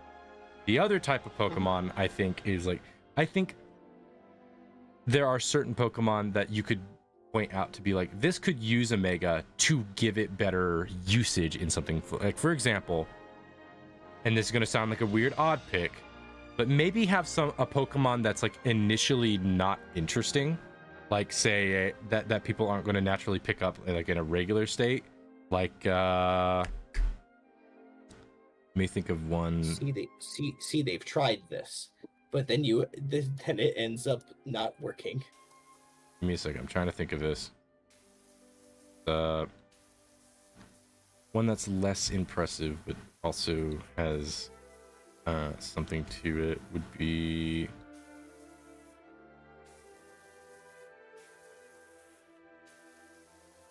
It's hard for me to think of ones that it would make sense for, because it's a very niche thing I'm getting into with this one. Chimecho. Chimecho? Which one's that? It's the chime bell one. Does that have a Mega? It sure does. I'm guessing ZA. Yes. That figures. I actually, okay, so Chimecho's Mega I actually like, because it feels like an evolution to what it is. It's a chime, so it turning into a big wind chime makes thematic sense to that concept, and it's not over designed because the colors are nice and simple and it's not too much. It sticks with the thematical elements and colors it correctly. A lot of the Megas I have issues with are just over abundantly colored. I like Mega Golduck. Many people like Mega Golduck. To be fair, that's the Mega that's the Golduck. boring. Let me take a look at that. Golurk. Golurk. Golurk. Golurk. VC Jet. Yeah, that one also solid design because it's not overdone. It's using the correct amount of elements to get things flowing. That's a good design. It also has lore implications from the Pokédex on why it's like that. Yeah. You see, that's also another thing, because fun. it's also a golem Pokemon, which is really neat. But yeah, that's a solid design. But That one I would say is like a nine. I would say that one's like almost 100%. Just getting. Oh, listen, I love Mega Mawile. So like, I love them so much, but it just means that Mawile is never ever gonna get anything good. They're never gonna get anything good for the rest of their life until they get a regional form or something. I am cursed to forever having garbage stats unless Mega Evolution exists. I do think Mega Mawile's design fits pretty well because it fits the yokai aesthetic that Mawile is based on. I love the yokai they're based on, but that's not at all what we're talking about. I'm saying like thematic element from like the way it's designed. I don't know how it functions mechanically. I'm not. Again, I'm gonna have to say this again. I do not care about mechanics right now. I'm focused solely on the design. We're not talking about mechanics either. What were you talking about? Mawile is never allowed to get an evolution because of the Mega Evolution. Yeah, no, I do think that could have been better as an evolution. Which means that they are forever cursed to just be Mawile unless Game Freak either A, decides to break this rule, or B, give them a regional form or like a convergent Pokemon, kind of like Tentacruel and like Toadschool. I think all the robot Pokemon are boring. Congratulations, bread is bread. Oh, you agree with the statement? Well, yeah, it's not a crazy take. I would have liked it on maybe 1 or 2 because like it would have been interesting, but the idea that all of the future Pokemon are like just robots is really boring. I like some of them, not all of them. It's definitely overstays its welcome, but some of them are really fun. Iron Bundle I find fun. Iron Valiant is, yeah, that's naming really scheme is cool. also really oof. It's really dumb, but like, Iron Valiant is really cool. So you know what? I guess I'm just gonna accept it. Yeah, I also just Because think combining both the megas for Gallade and Gardevoir and having its arm spikes be a Darth Maul, like a double-bladed, so that's cool. That's pretty cool. Yeah, like I said, some of them are like some of the robot ones are pretty cool. It's just all of them being robots is like they're all wow. robots is the issue. You can definitely do some more creative things with them being future. The worst part to them is like they're all the exact same kind of robot too. There's no variation really. Like they're all just like mechanized, digitalized robots, and I'm like, come on, you couldn't have made like all of like if you were gonna go the robot route, you couldn't have made like all of the like grass. Cyborg. You couldn't have made like all of the grass type Pokemon be based around like solar energy. Or like make them withered or something. Make all the Like, do fire something. Pokemon based off of like nuclear fusion. Well, funnily enough, the fire one does use solar panels. Funnily enough, Missed Iron Moth's- opportunity. Iron Moth's wings do use solar. I would have made energy like if because I they was to can- stick if my instruction was to be like, okay, we got to make all of them robots aside from that being boring, I would have said, well, I would have used different like mechanical elements for each one, like make all of the fighting ones based about like heavy machine equipment and stuff, like or like workout equipment, like have like a Pokemon that's known like a fighting Pokemon like Lucario. Well, no, what's a fighting Pokemon that got turned into one of them? I don't know which one's which. Gallade, but Gallade's is probably what? Hold on. Is Gallade a grass type as well? No. What? No. I can't remember the names, man. Gallade is it is the split for Curlia. It's Gallade or Gardevoir, depending on which one. Oh, right, they're you're going psychic. by. Mhm. They look like a grass type, but they're psychic. Oh, green equal. It's the same thing as Luxray Dark because they are black. My Yeah, guy, its hair congratulations. looks like grass. You are not gaslighting me into it by it green equal grass. Its hair and dress That's what you just look said. like grass. That's what you just said. It doesn't have a dress. It doesn't have a dress. Escalade. Okay, I gotta look it up. I gotta look this up because like I'm getting confused about which names are which. Hang on. Mega Luxray needs to happen. Hariyama, yeah, Hariyama is one of them. That's one of the fighting types because they turned the Iron Hands. All the Swords of Justice. Okay, yeah, I got Gallade and Gardevoir mixed up.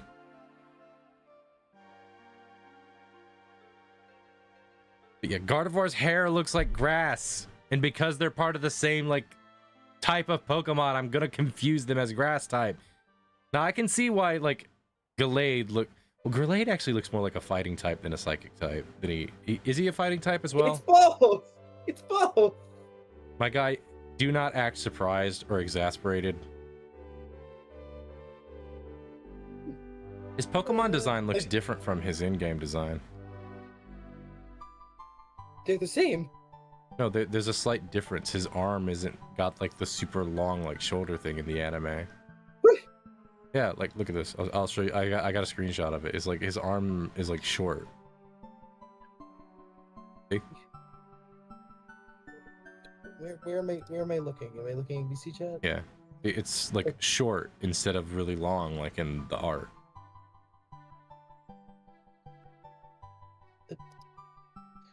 I guess, but like that there could is an just be- extreme difference. Like, look at that.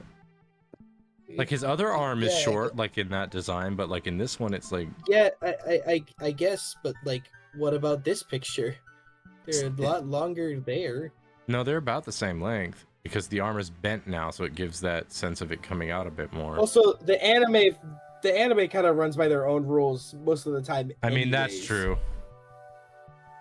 So I don't feel like that's the best example that we should be using anyways. Yeah, one of the mechanical down flaws with the thematics of megas, and you stated this earlier, and I'm going to state I agree with this statement, is that it's not a universal thing because it revolves around you having to make a design every single time you make a mega.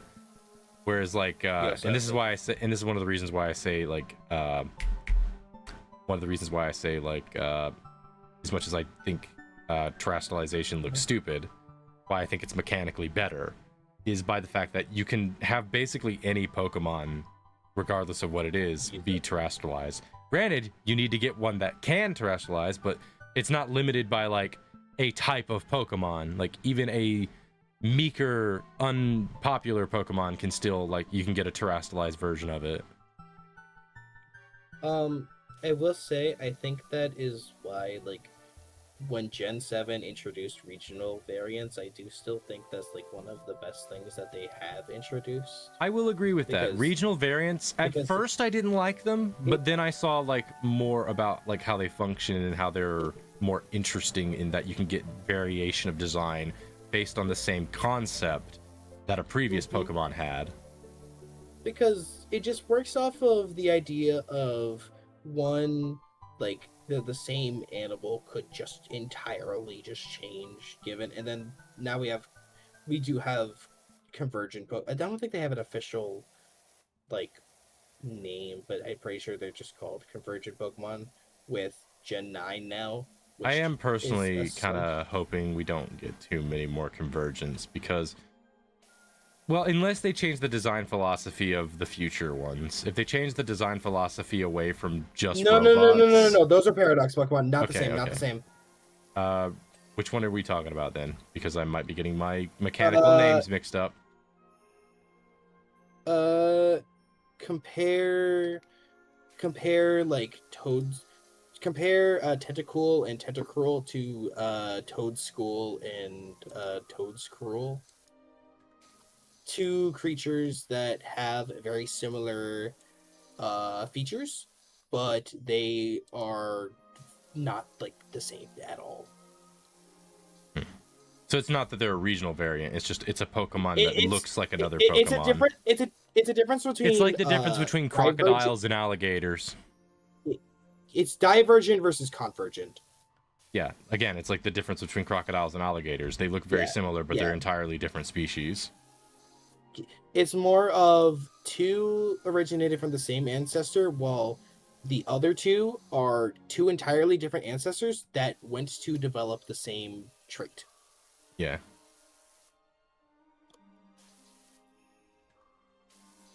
I grasp that. I think that's a fun idea because it allows for a lot of fun different designs. And also it gives you an opportunity to refresh a design that had potential. Mm-hmm. But yeah. I will also say this. As much as I like the idea of Mega Evolutions, I personally could not think of a way to implement it. Not in a way that makes sense or would function. Because that's the issue with, like, both terrestrialization and Mega Evolutions. Terrestrialization has a bit of an easier time because it can basically be applied to any Pokemon, be it, like, whatever. But Mega Evolutions are way more constrained in that way. But neither of them work very well because ultimately it is a gimmick. Like, that's the big thing with both of them, is they're ultimately both gimmicks, and they're not really integrated totally into the system as well. They're more like they're roughly slapped on to the battle system as opposed to integrated into it. Gigantamax is probably one of the bigger offenders to this. because that one really does feel like it's kind of tacked into there and doesn't feel very well integrated in the sense of it flowing into combat fluidically. But thematically, as a gimmick, Gigantamax actually functions better in the story mode than it does like what Mega Evolution or Terrestrialization does.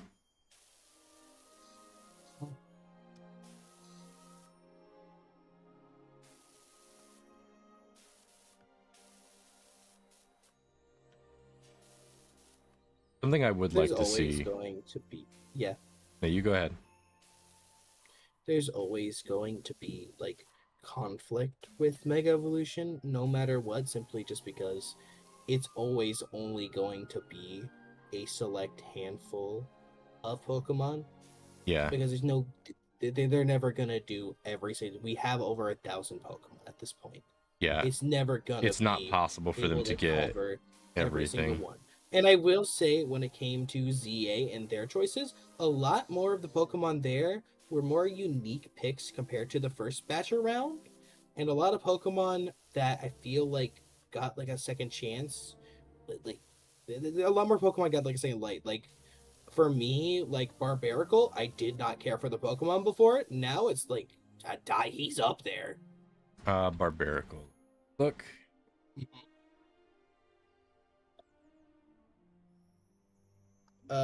It is Gen 6. Oh, It that is guy. this guy. Uh-huh. Yeah, I see where you're coming from with that one. He's not really that interesting. His I Mega's didn't really really neat care. though. I do think his Mega's I neat. didn't really care for him, and then I used him in ZA, and like, it's something as simple as that. You know, this also comes down to that. It's just like using Pokemon that you may have like overlooked before. You use them in like a playthrough or something. Like, that's all it takes. Yeah. Because the same thing happened with Leafeon for me, and Leafeon is like my favorite evolution because of experience. Leafeon is actually I've been asked this question before, is like someone goes like, what Pokemon, if you could have a single Pokemon in real life, what would you want? And I immediately was like, Leafeon. No question, Leafeon. And people ask, No. you picked that really quick. Why Leafeon?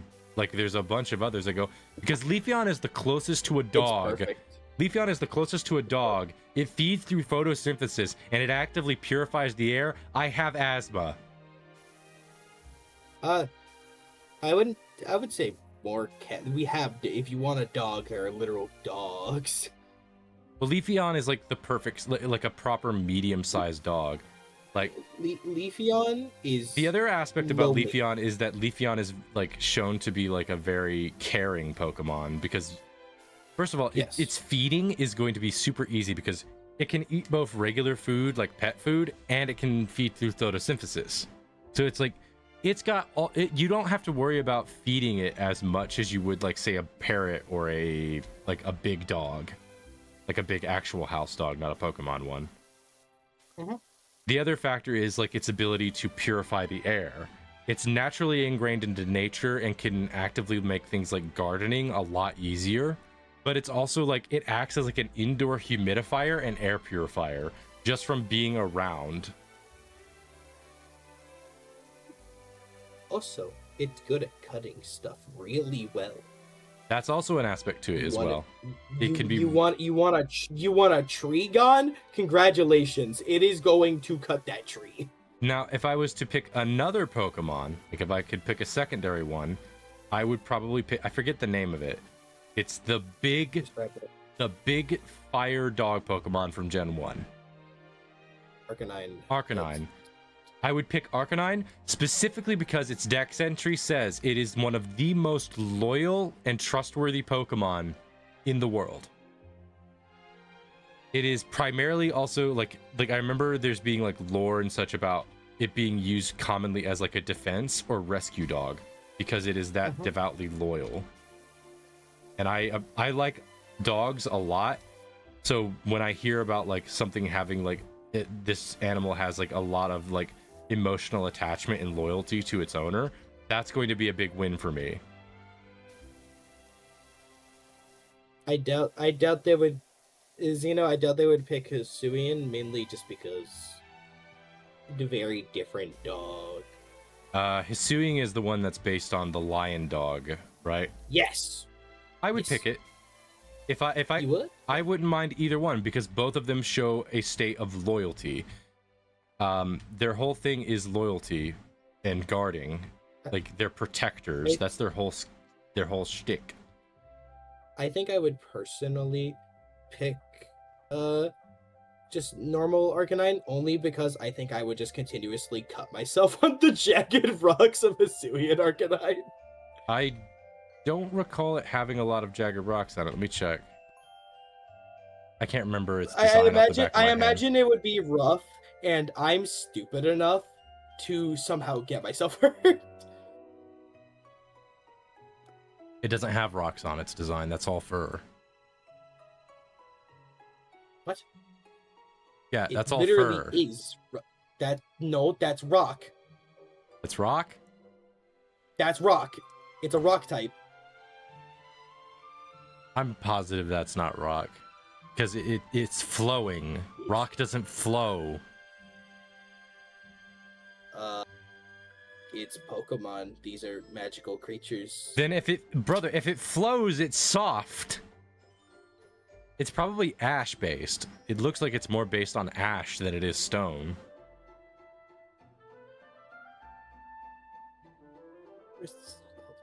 Where's this? Guys. If you've got the Pokedex entry and can read out like if it has like a stony texture, then I would believe it. But like the illustration looks like fur. Spiders. Gee, thanks, Legends Arceus. Your Dex entry is not helpful.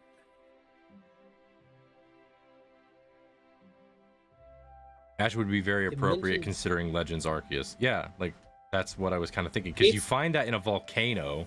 Okay, so its weight is significantly more than Arcanine, and it's only a little bit bigger, like barely. My like, guy, do you know it's how much? literally- Do you know how much stone ash weighs?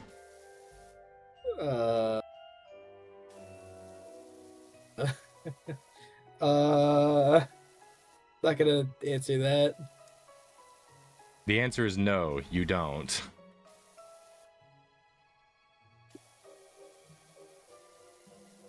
Unless you would like to say otherwise. I would not like to say anything. All right. You know, there's nothing wrong with admitting you don't know something.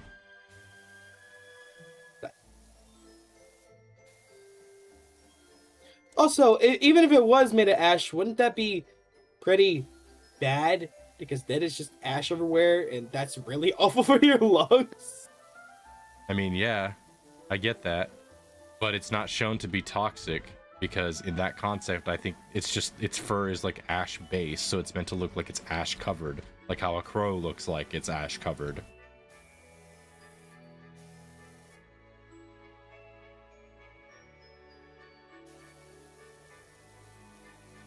I don't think there's any like stone hard elements to it. There's nothing to really say that it has stone hard elements to it.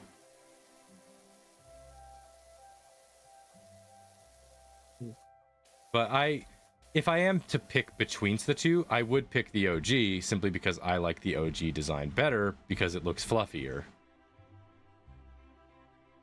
It also, being a pure fire type, has interesting perks to it.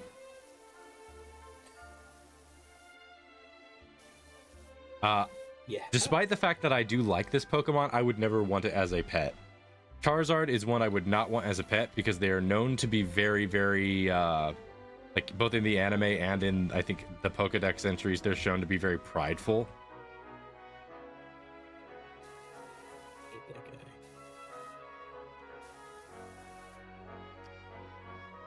You know who would be awesome to have? Altaria. Altaria, hang on. Cloudbird.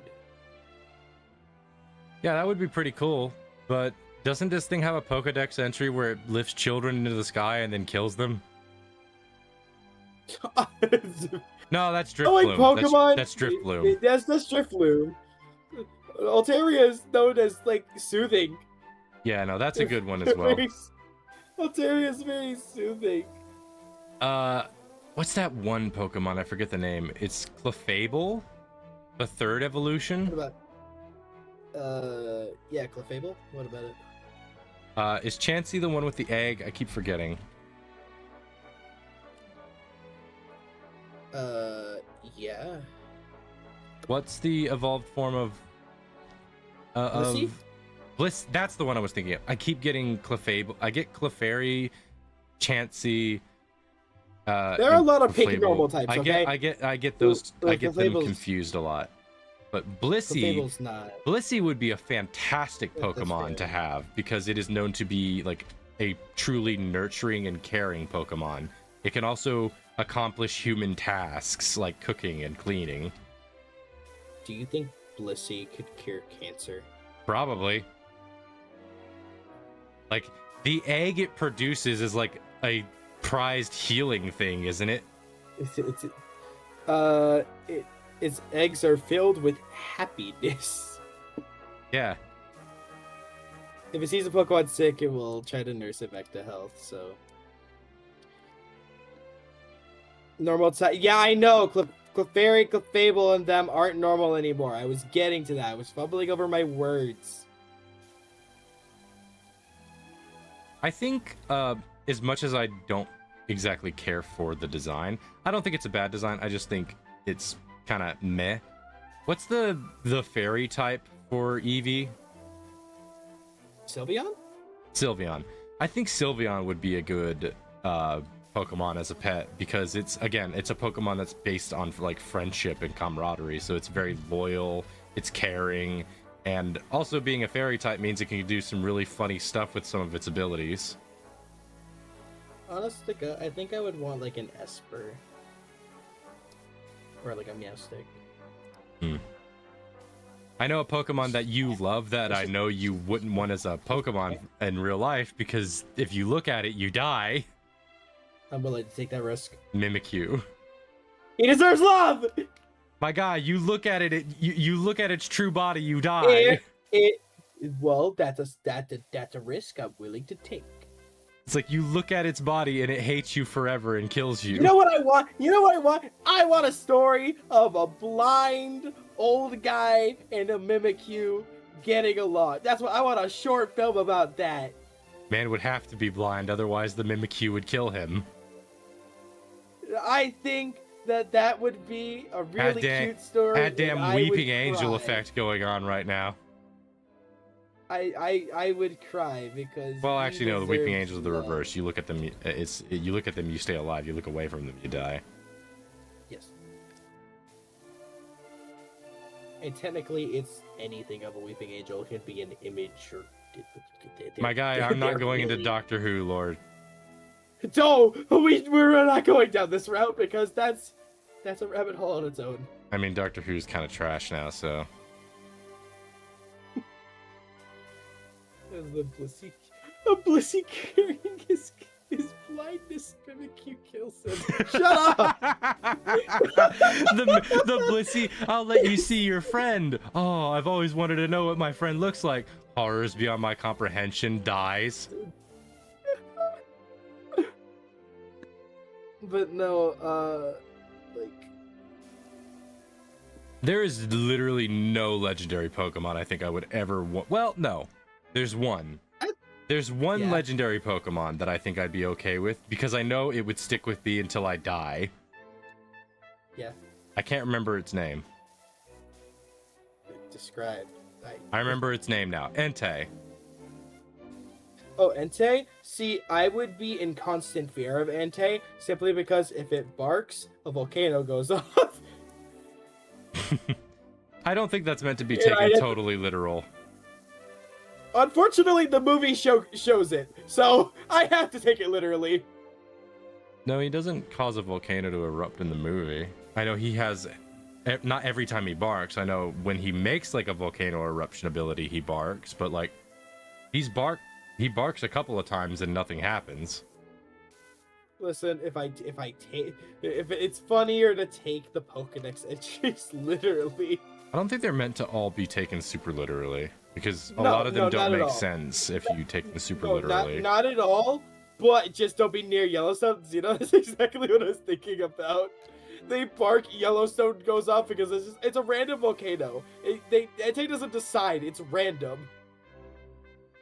You're in Yellowstone. off, You're in the Yellowstone Park, and it yawns, and the ground rumbles for a brief moment. That does not.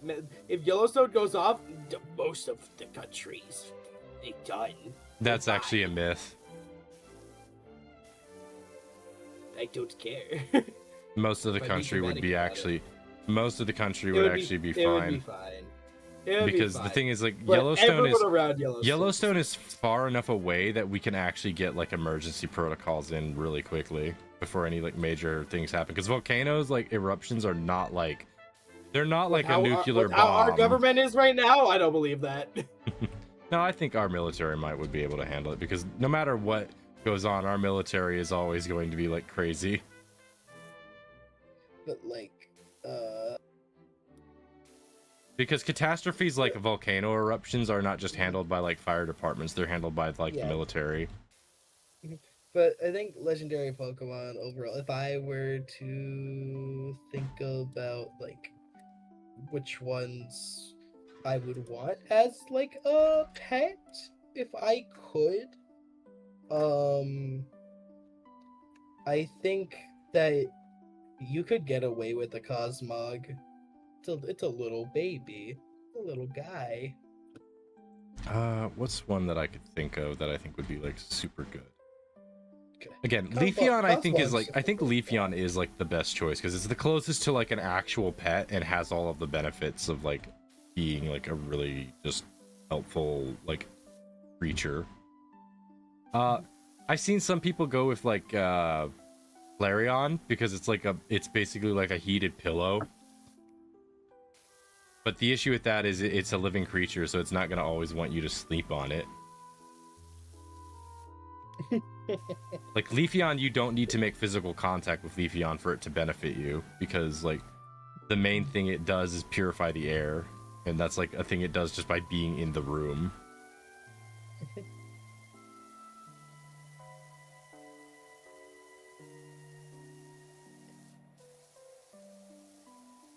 Glaceon would be a no-go for me because like the temperature in the room would just constantly be cold.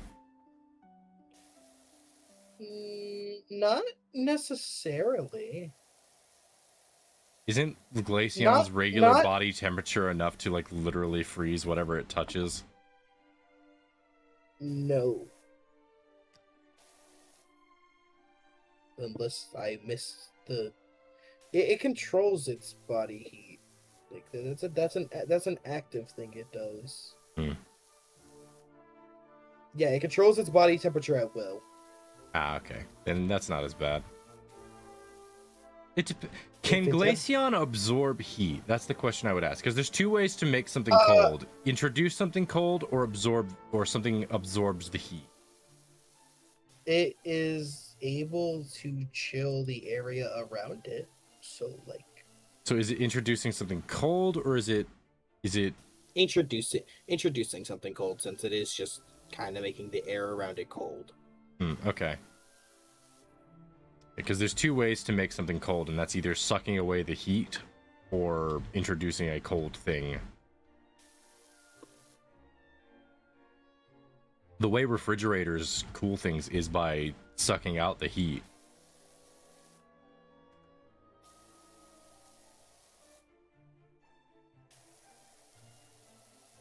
What's that one electric ghost Pokemon that is like the Rotom? Rotom, I almost think it would be a good Pokemon if it weren't the fact that it's a little bastard.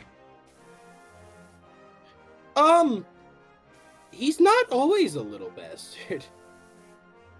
Isn't like its Pokedex entry literally about how it loves to mess with people? Most are like that, not all. The ones that get turned into phone are just forever stuck that way, I guess. So you're not convincing me that the Rotom phone is literally not a Rotom. That thing is a Rotom. It's an actual ass Rotom. It's called a Rotom phone. I think it's really dumb, I'm gonna be honest.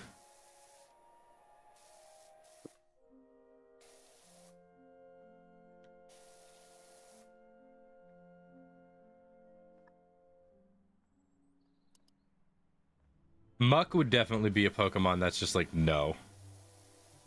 Absolutely not. I mean, a Alolan Muck would be pretty nice. It would still smell like garbage. But he could save the planet. There's no amount of anything a single Muck could do to save this world. He's the perfect recycling machine. Yeah, but there's only one of him.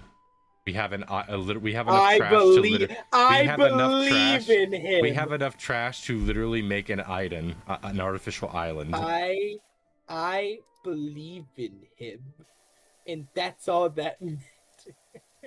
I can't think of any like legendary or mythical Pokemon that would be like worthwhile. Like Entei is like the closest one I can think of. Mythical? Because... Oh my god! Like so many. What mythical Pokemon would you be thinking like would go for like be like good Pokemon to have? Let's see. There's the genie. There's the other genie. Gonna have to be more specific, saying the genie does not tell me what the Pokemon is.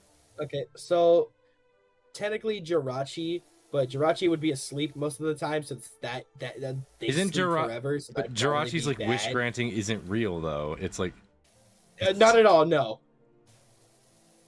But in that same sense, Hoopa, they just be the most convenient. But Hoopa's an asshole. They are not. Hoopa literally just makes like isekai adventures happen constantly. And my life would be full of adventure and mystery. You would constantly not know where you are because even Hoopa doesn't know where it is. All I have to do is feed him, and we are set. That's all I gotta do.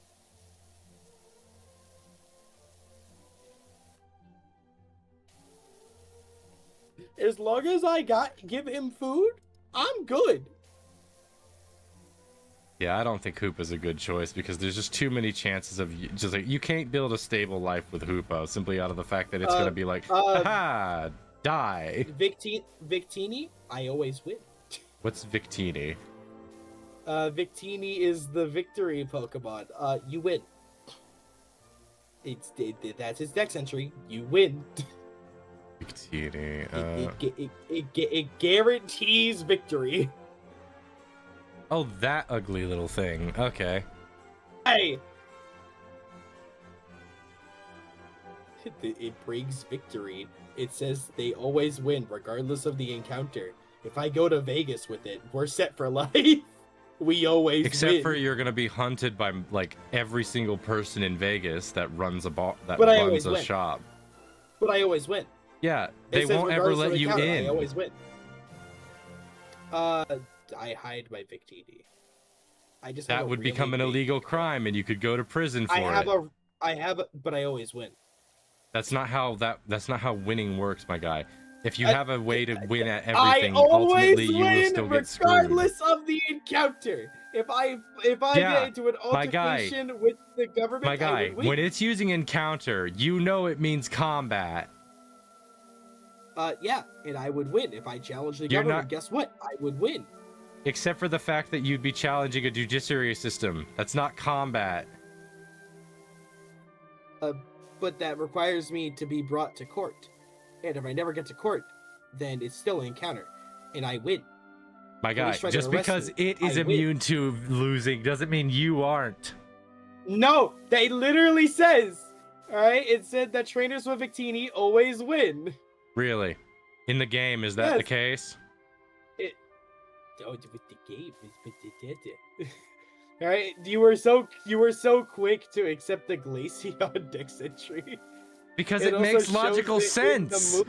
In the movie, it also shows it that this is the case with Victini.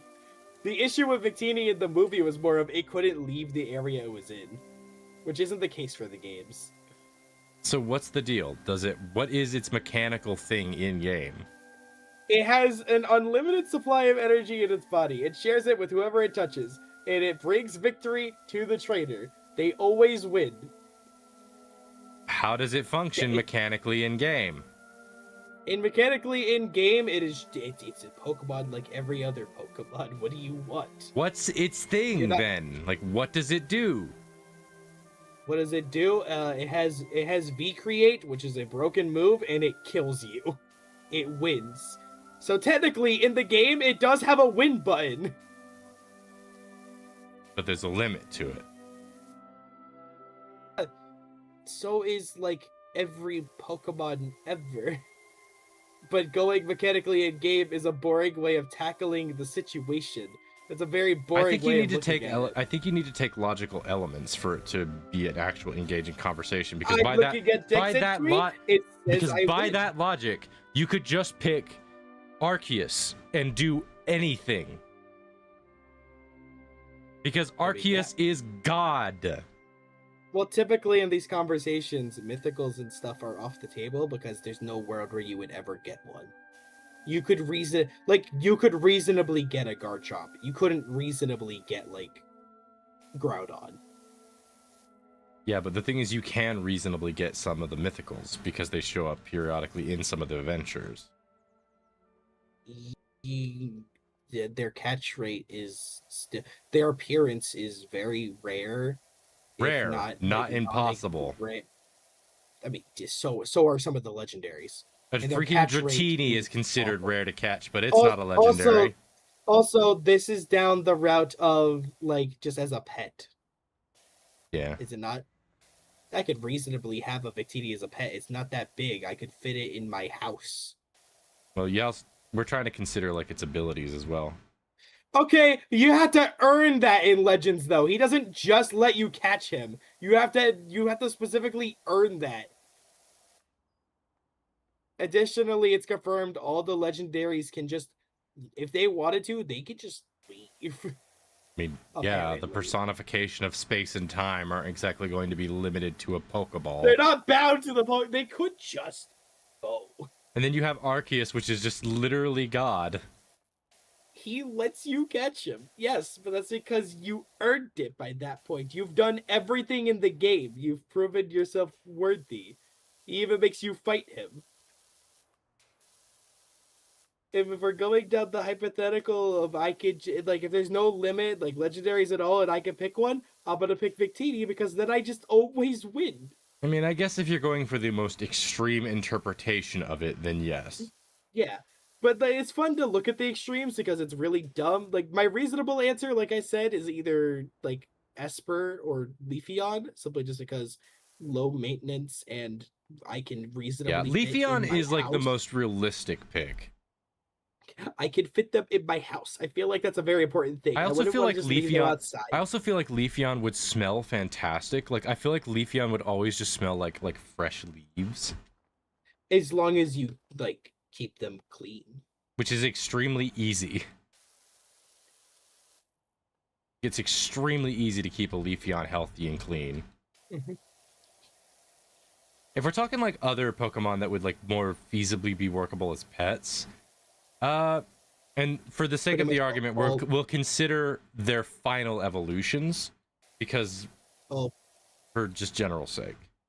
Now, we'll say if they require a stone to evolve, then you can consider its pre-evolved form because it requires an item in order for it to change. So we can treat like Eevee as its own thing. I mean, like, there's some Pokemon where you would, like, some people would prefer having the pre-evolution anyways. I can see that in certain regards.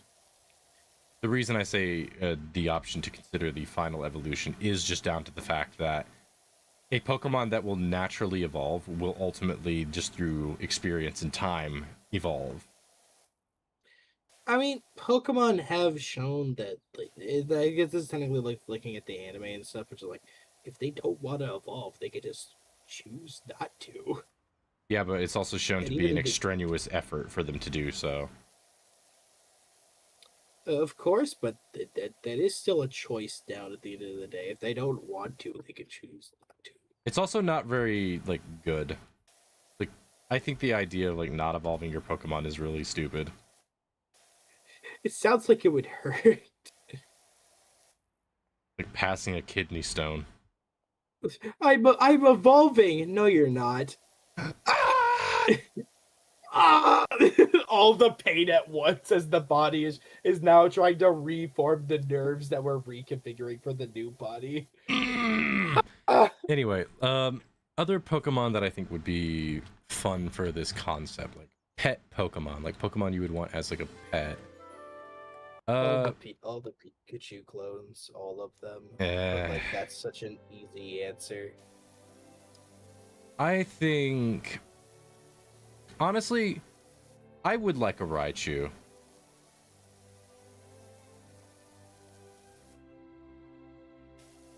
I think Raichu has a better design than Pikachu, honestly. I would like an Alolan Raichu. He's so awesome. He's so He's a fun. chill dude. He could teach you how to surf. He would have pancakes with me every morning. You'd get that bitch a Hawaiian shirt and he'd be happy.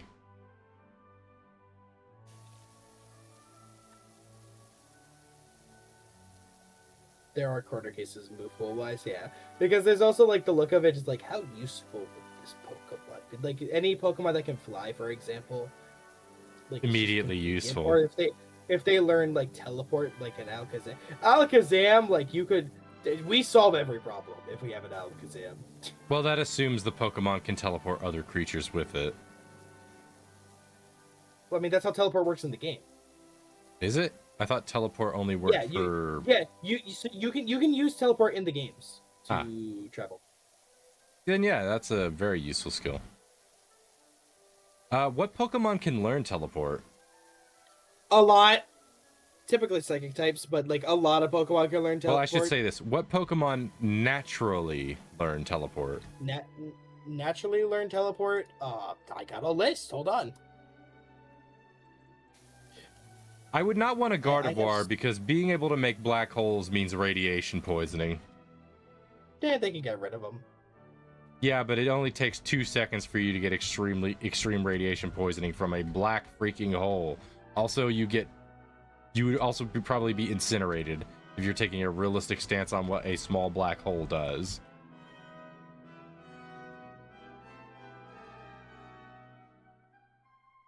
All of the Ralts line learn teleport. Ralts. This list is not Ralts, Curlia, Gardevoir, Gallade. Okay. This list is not accurate because it does not have everyone. Give me the list that's accurate, you stupid site. Oh my god. Hold on. Teleport. Pokemon who can learn it. Gee, thanks. No, just tell me the Pokemon that can.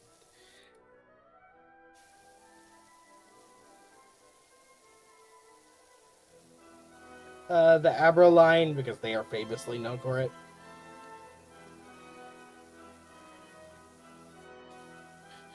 You beat Abra, and then they teleport away because they hate you specifically. Yeah, okay, ready? I got a list. So the Abra line, Mewtwo, Natu and Xatu, the Ralts line, Claydol, LGM and BHM, Esper, which is kind of the reason I would want one. I'm not gonna mention the ones by TM because like they don't learn it naturally. Mm-hmm. So mainly those. So all psychic types. Fun fact: Alolan Raichu by TM can Arcanine by TM can learn teleport. Arcanine? Arcanine can learn teleport by TM. But Arcanine's a fire type. Correct. How does it learn teleport? Like what rationale gives it the ability to do that? Magic dog. Huh. Well, that just made Arcanine way cooler of a Pokemon and more valid of a pick if you can include TMs. Only, yeah, if you were to select their moves beforehand, having your already very fast big dog be able to teleport you to I forget. Walmart. Doesn't Arcanine have like a top speed of like a ridiculous amount?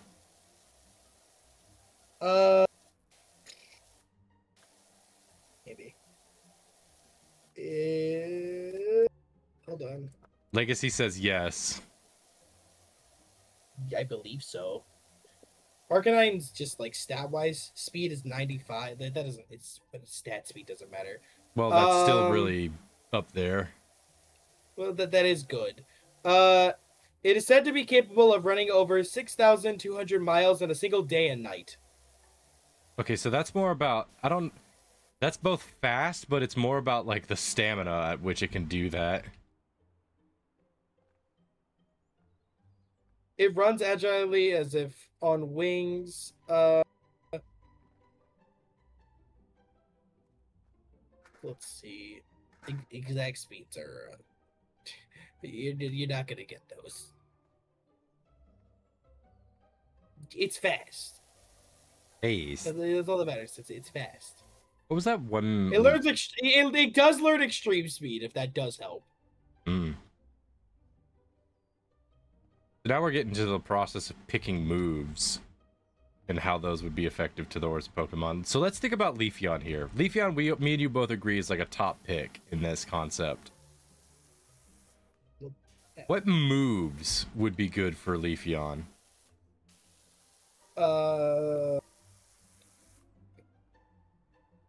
Well, naturally, Leafeon's learn set is not that good.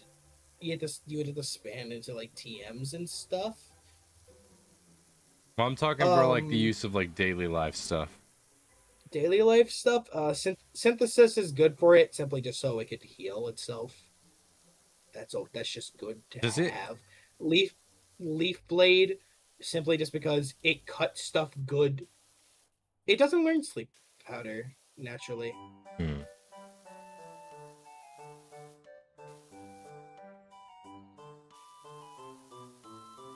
But like, if we're to look at like TMs as we'll like, throw TMs into the mix on this argument. See, the thing is that Leafeon's moveset isn't really like that helpful for like conventional sense. It doesn't do a whole lot to help in that regard. Because most of its things It can learn good baby for, doll like, eyes, right? It can learn charm.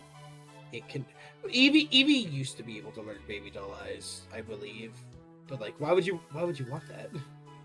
Dog competitions. Sure. Okay. How charming your dog is one of the elements for a lot of dog competition. Yeah. Let's see. You want Hyper Beam for fun? I would put Hyper Beam on it simply because it means my pet also works as a shotgun. Hyper Beam just to blow up the guy next to you. Hi, Error. What's up? I swear. Then again, I Go don't. on. Then What's again, up? I don't think you don't. I don't think you need Hyper Beam for that. Just have it use Leaf Blade and just cut. Well, the Leaf person in Blade. half in front of Leaf you. Blade isn't as flashy. It doesn't need to be flashy. Solar Blast. Solar Beam. What if it's nighttime and you're getting mugged? You can use Solar Beam at night. Yeah, but it has a long charge up time. Doesn't matter. It matters a lot. Here's why it doesn't matter. I almost drowned. Wow. Like it was heavy rain all day. He also can learn Sunny Day, which means you just have sunlight, regardless of logic.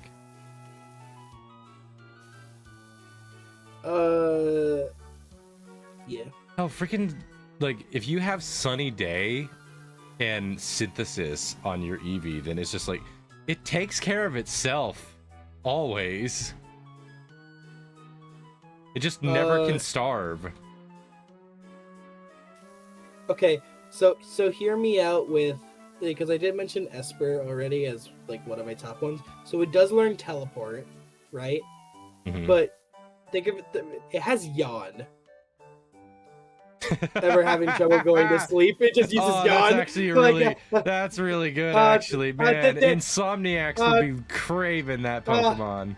Thanks, Esper. And I'm feeling a little me. It also has helping hand though, so like, yeah, give me a boost.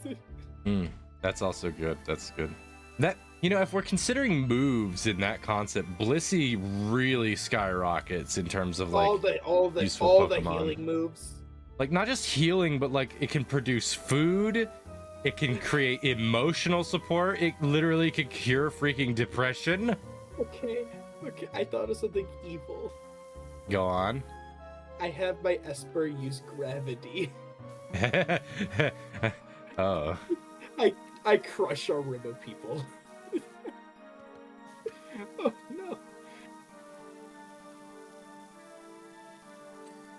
no. Skill swap. I get an ability. Oh no, it's supposed to be the ability of the opponent.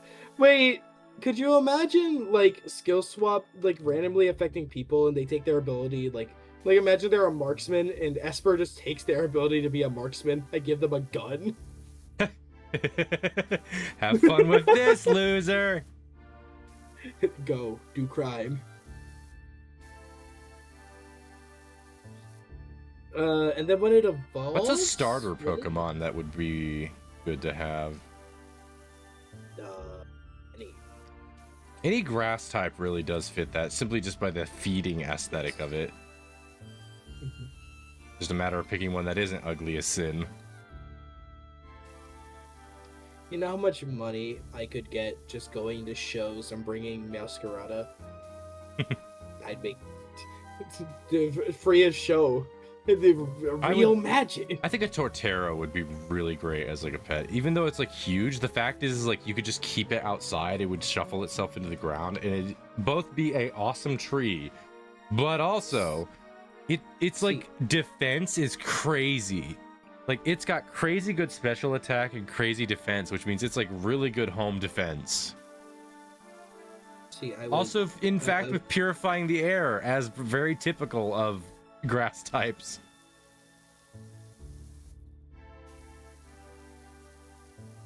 I think I would feel bad though because I'm not really like an outdoorsy guy.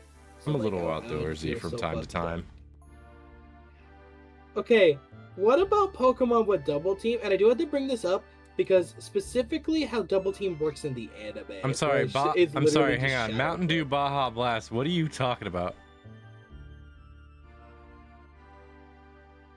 Hey, did this guy just get here? Is he constant? Has this guy been here before? Is he? Baja Blast has been here before, but has not brought something like this up before. Yeah. Hey, you good? You good, man?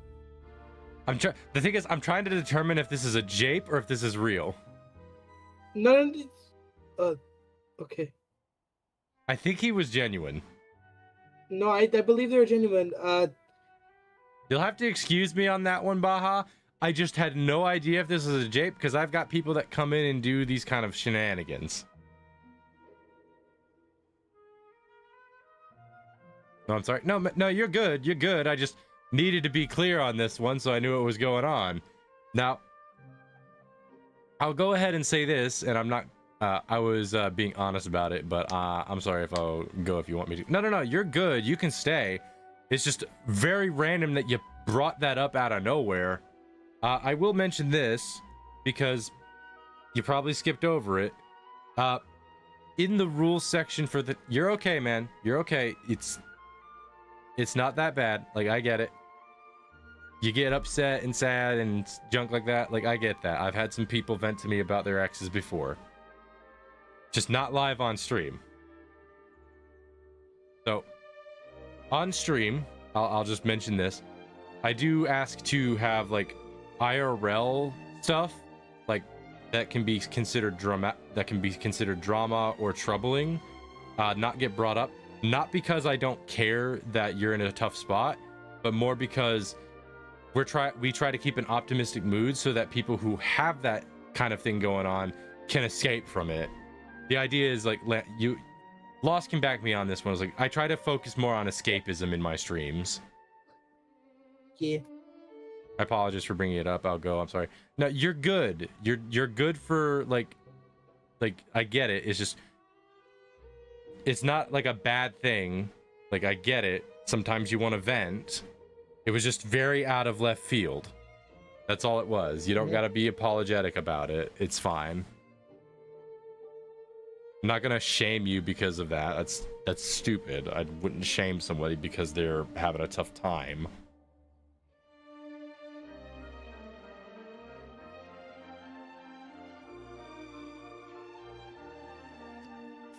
I just fell off the thing. Okay, so I realized something. I didn't know that they had this, but genuinely infinite money trick. Meowstick can learn payday. Well, if we're thinking of it in a realistic sense, that would just crash the economic system of gold if the coins are made out of gold. And if they're just valueless coins that are just existing, then they don't have any actual value. Money is money. Money is money is money. The peso is not worth the dollar. If I have enough of them. You have like 100,000 of them. If I just keep using payday. Yeah, but you realize the more of a substance there is, the less valuable it is. But I'm the only one. That's what causes inflation. I will be the reason we have cash.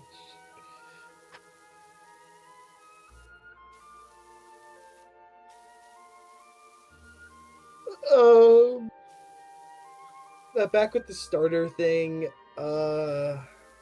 Infernape would definitely be a no-go because just set fire to everything is what that thing would do. Primarina, like, honestly, God, just set up an opera show for them. They would be so happy, and I would make so much money. Sensing a theme with you on this.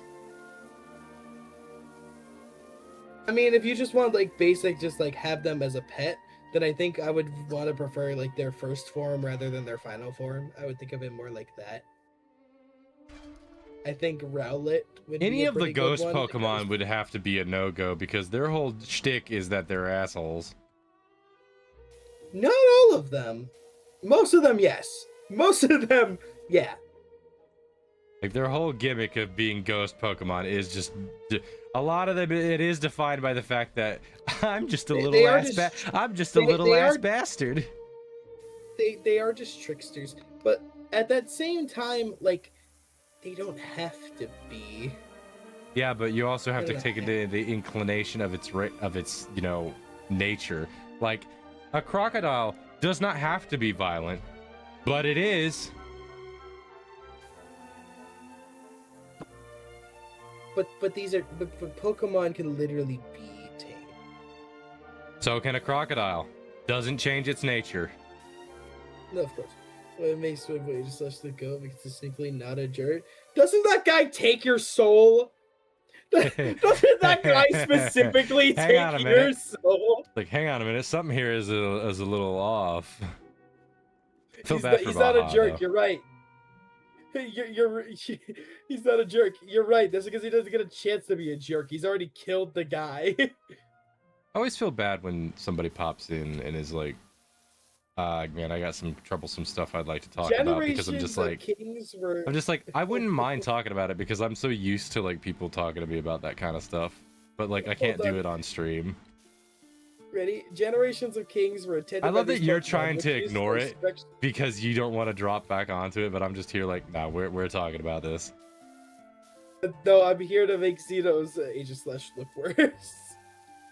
Xeno? Generations of Kings were Xeno. Generations of Kings were attended by these Pokemon, which use their spectral powers to manipulate and control them.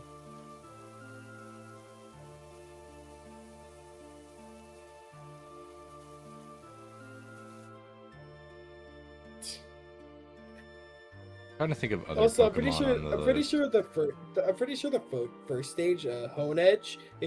If I remember correctly, the dex entry is something along the lines of, if you grab its handle, it just takes your soul and you die. Yeah, a lot of ghost Pokemon have some really screwed up entries.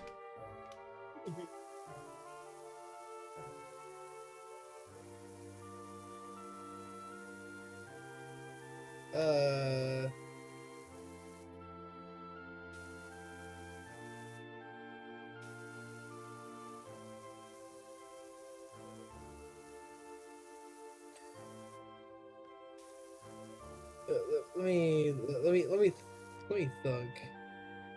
That you thunk? Let me thunk. You heard me. I was gonna do other things for this stream, but I guess things got off the rails a little too much. I mean, what did you have thunking? See, like... I was gonna play Withering Waves after I got done chatting with everybody, but then I got distracted by the Minecraft server junk.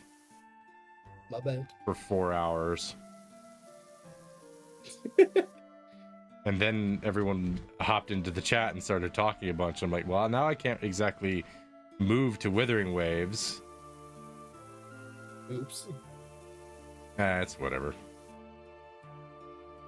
I might be part of the problem. Nah, I prefer having people in here anyway. I'll need to download Repo for next week. Do you still think you'll be able to join in for Repo? It's still next Thursday, and I'm still free next Thursday. Cool. We also need to try and hit Geen up and ask him about doing a collab stream of A Way Out.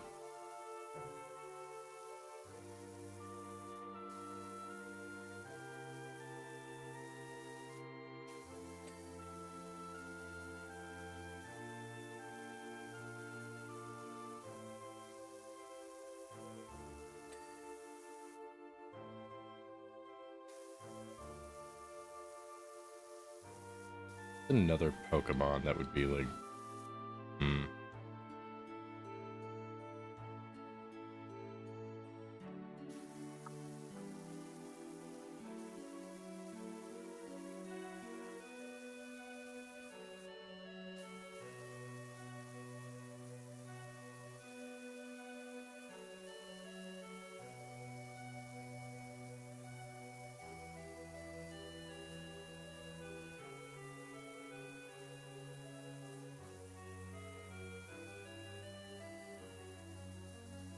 I think a lot of dragon types would be convenient simply just because they can fly, but you have to be careful of which one, because some of them would straight up just kill you. yeah. There's a reason why I said I wouldn't have certain Pokemon.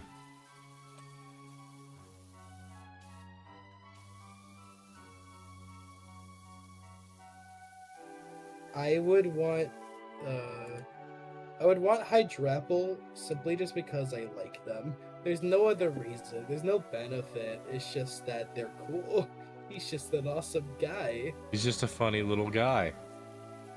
He's just a little guy. Except he's not little.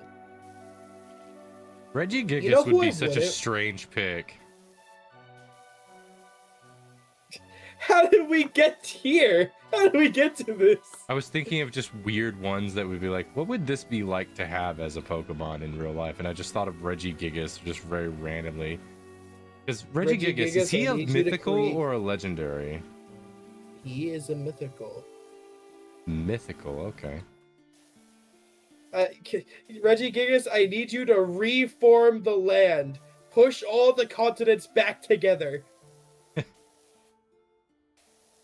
Because that is something that he can do. I think it's funny that the only time we've seen him in the anime in any capacity. No, he's a legendary. I'm foolish. He's not mythical. He's legendary. I think it's so funny because like in the anime with the one that shows Giratina, it's like the one time we ever see Regigigas in the anime, and he just holds back a bunch of like icebergs.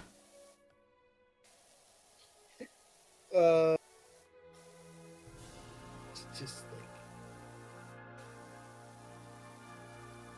like he just shows up randomly for no reason and just stops an iceberg. Yeah, it's stated this Pokemon Toad continents. It is also like in lore, like they made the other Reggies. So like, what's to stop it from making more Reggies? All I'm saying. More than likely, just lost recipe books. The Regigigas doesn't remember its crafting recipes. Exactly. I mean, Lucky and Reggie Draco exist, so he figured it out. I think the concept of it is like they're all parts of him. So it's like there's something that was taken away from Regigigas to make them. No, it's stated that he specifically made them. It's not part. They're not part. They're their own separate beings entirely. He sculpted them. Regigigas? Regigigas sculpted the other Reggies, specifically the main 3. I do recall that. Because one of the things about Regigigas' design is how it has it incorporates the 3 colors of those ones. And the idea of it is like, I think like thematically, like the idea is that Regigigas like took aspects of itself in order to make them, but that's not stated lore. It's just more like a clue into like the design of Regigigas. Yeah. What would be like the worst legendary you could pick as like a Pokemon for your like IRL thing? Eternatus. Yeah, no, that tracks out. Eternatus. I mean, Eternatus is a bad pick, period. Actually, if we're counting literally everything and anything, Guzzlord. I don't remember what Guzzlord is. Hang on. Guzzlord is the Ultra Beast that just keeps eating forever. Everything that he eats goes to a different dimension. Ah. That's a legendary? It is an Ultra Beast. It's one of the Ultra Beasts. I love the Ultra Beasts. They're weird on purpose. I don't know what an Ultra Beast is.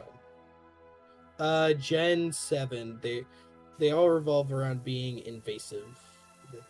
They are very weird on purpose. VC chat. I looked it up. I figured out what it looked like. Yeah. My lad Buzzswole. Buzzswole, honest to God, and seeing how they dealt with him in the anime, I don't think it would be that bad. Snorlax would be oh boy. That would suck.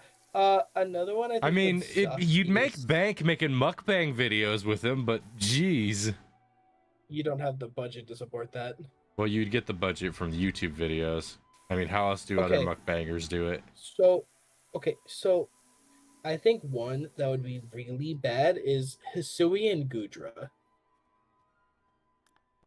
I don't remember what. And it's because of its only Dex entry in Arceus, where it says, it will fume and run riot if those dearest ever leave its side.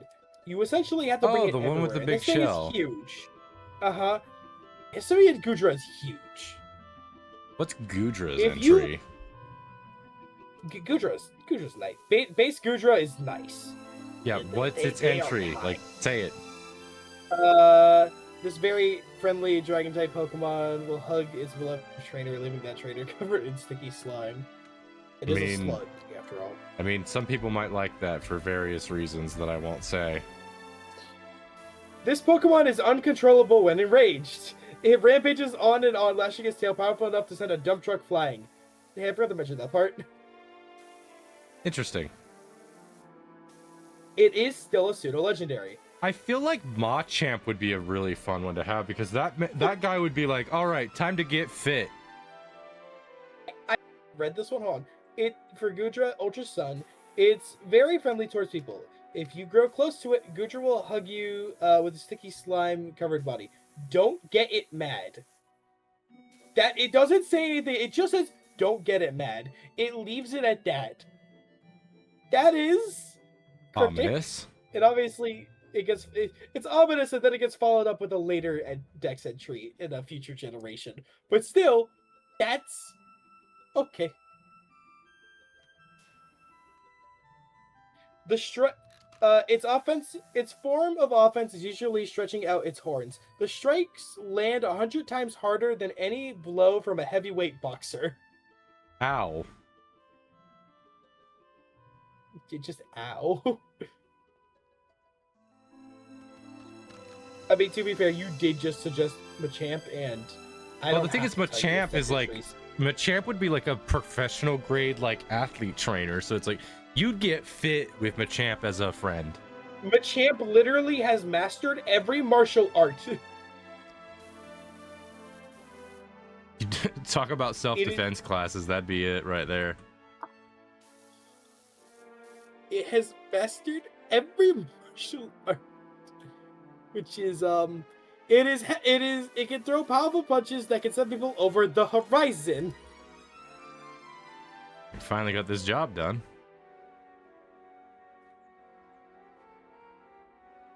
Oh, there's an invisible wall here. Okay. Hold on. It can knock a train flying with a punch. However, it's terrible at delicate work with its fingers. That one just feels mean. That one feels targeted. All right. Mega Machamp.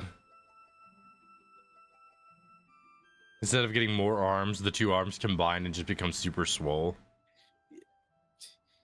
Hold on. It can lift heavy loads with the greatest of ease. It can even have dump trucks, but its clumsy fingers prevent it from doing any precision work. It keeps saying that its fingers just they can't.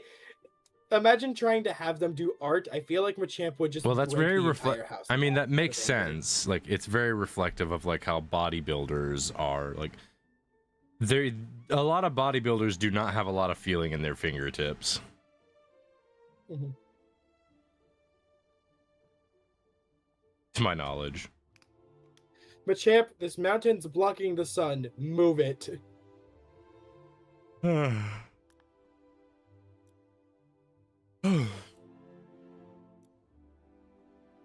Tired.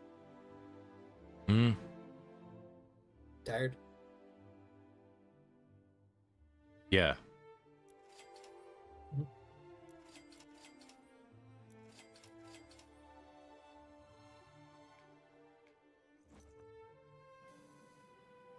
What is this thing? A shower head.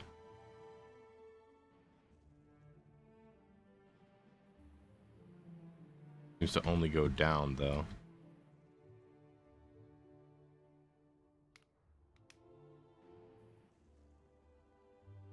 Can't put it against the wall. I guess it's used specifically for the floor?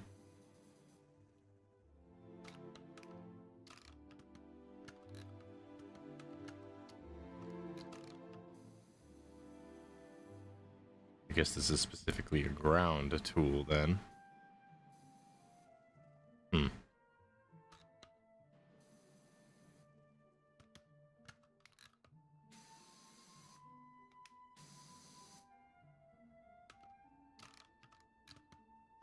All right.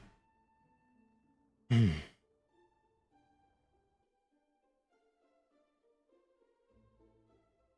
gonna check the server one more time. See how that's going. I assume you left the server. I did close it.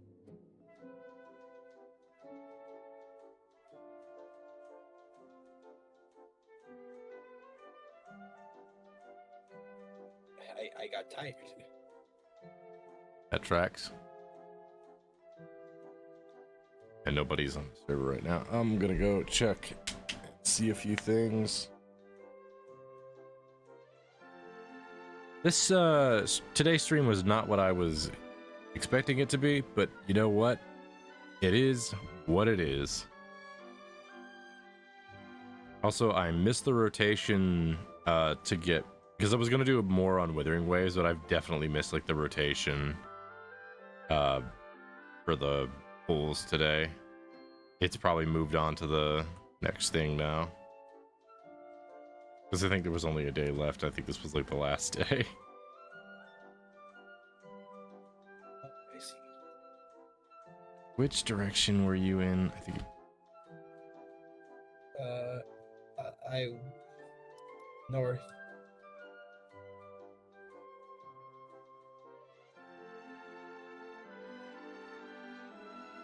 I don't know where Chuzzy has gone to. One of the reasons I asked y'all to stay relatively close was so that I could accurately like figure out where everyone was.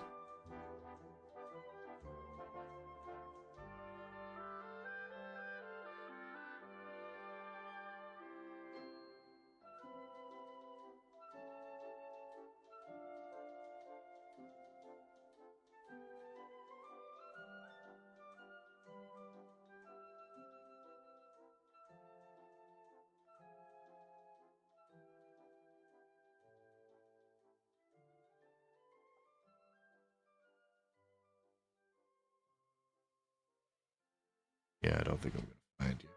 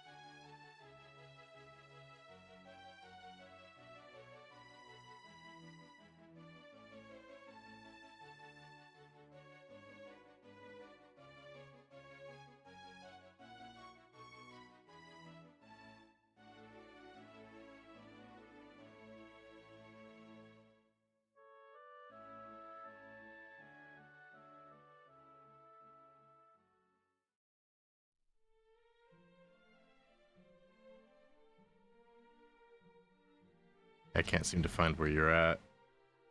I can't find the spot. Go back to spawn. Because I have no clue where you float off to. You're in like a nice area. Okay. Let everything load in first. That way. Yep. No, turn around.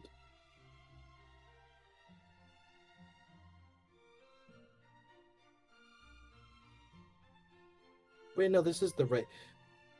Stream delay! No, you were going the right way. I am the fool. I was heading north, not south. I was the fool. Stream delay ruined me. Okay, leave me alone. You sure you went south? I'm positive you went north. No way, I know it went north. Wait, I was right. Ah! Lost! I am dying of heat. It's really hot in my room, and I can't do anything. The AC doesn't work for my room, and I have 2 fans that barely work. How's school going, by the way? Well, I'm on break of curtain. So I mean, that checks out. Left side. Left. That's right. Yep, there you go. It should be where all the cherry blossom trees are. This is not north. This is north. I do not see a single cherry blossom tree.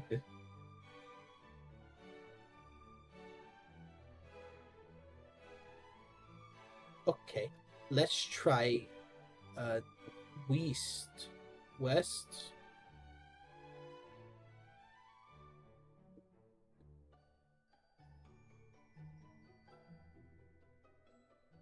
I remember the coordinates. It's what? It was like 151, 130.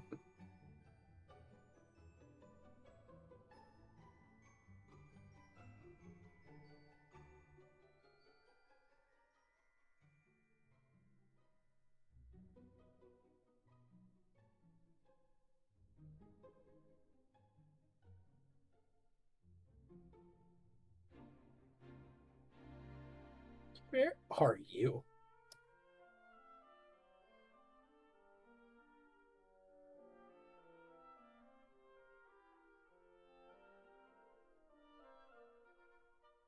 There we go. Yeah.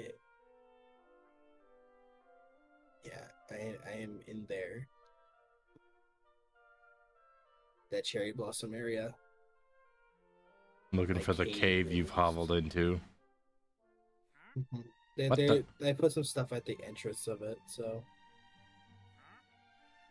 Oh, right, he's there. I killed his llamas. Would you like to kill him? No. I'm willing to do No. so. No, I left him alive on purpose. That sounds like a you problem, really. No, don't do it. This guy? I need him. The guy I'm pointing Yeah, to? This guy? correct. Yes. No. No. I wonder how much damage I could deal going in full velocity like this. He has nothing to live for. Don't kill him. Exactly. He has nothing to live for. Why keep That's him alive? exactly why I keep him alive. To remind him of that.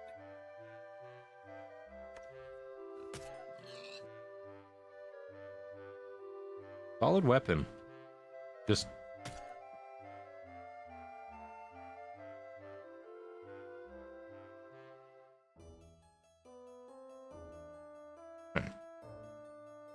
Now then, Why were you looking for my... I wanted to see location? your progress. I don't know where Chuzzy's gone off. I haven't made that much progress. I have not dealt with the warden spawning. that guy just keeps spawning because I keep reactivating him. Intriguing. Well, that's because I'm a little dumb, and rather than getting rid of the thing that destroys it so that way they can't spawn, I just keep activating the shriekers because I'm stupid. You're not wrong.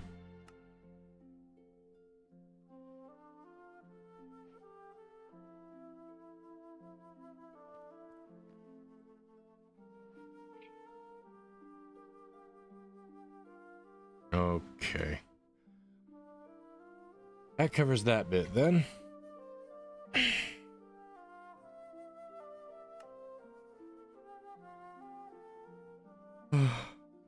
Well then, this was a big nothing burger of a stream that I feel bad about.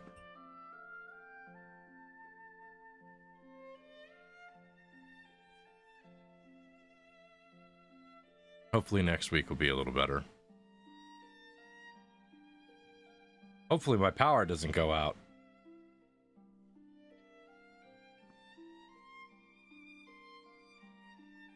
It'll be fine.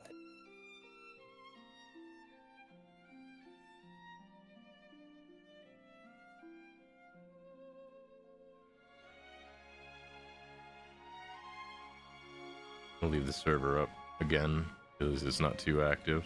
Let's see, is there anybody I can raid? There is. There's 2 people I can raid. I am the most loyal raider, and by that I mean like I stick around for the raid and then immediately disappear.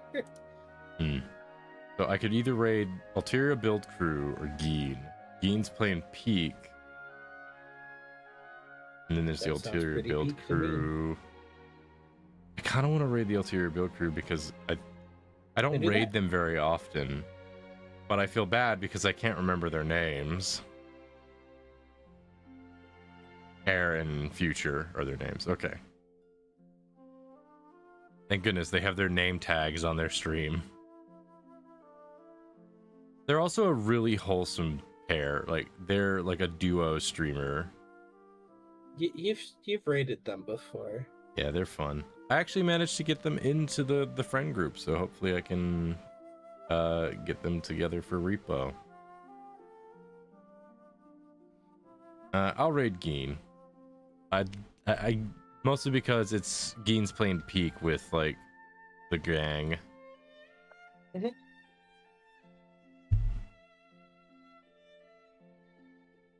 So we want to talk.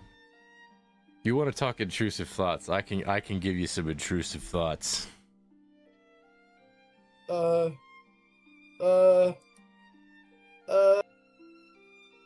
got nothing. Don't worry about it. I'm so surprised. So I just got a commercial for Aeon, the MMO, and there's Aeon 2 coming out. I'm just like, man. MMO's getting a sequel is such a strange thing to me. Anyway, we're gonna go raid Geen. Hopefully we will have a good time. Thank y'all for showing up. I know today's stream was not the best, but hey, you know, we gave it a go. I might actually join them for a game of Peak, but I don't feel like streaming anymore. Anyway, I'll catch y'all later. Y'all have a good rest of the night. Bye-bye. Bye, everyone.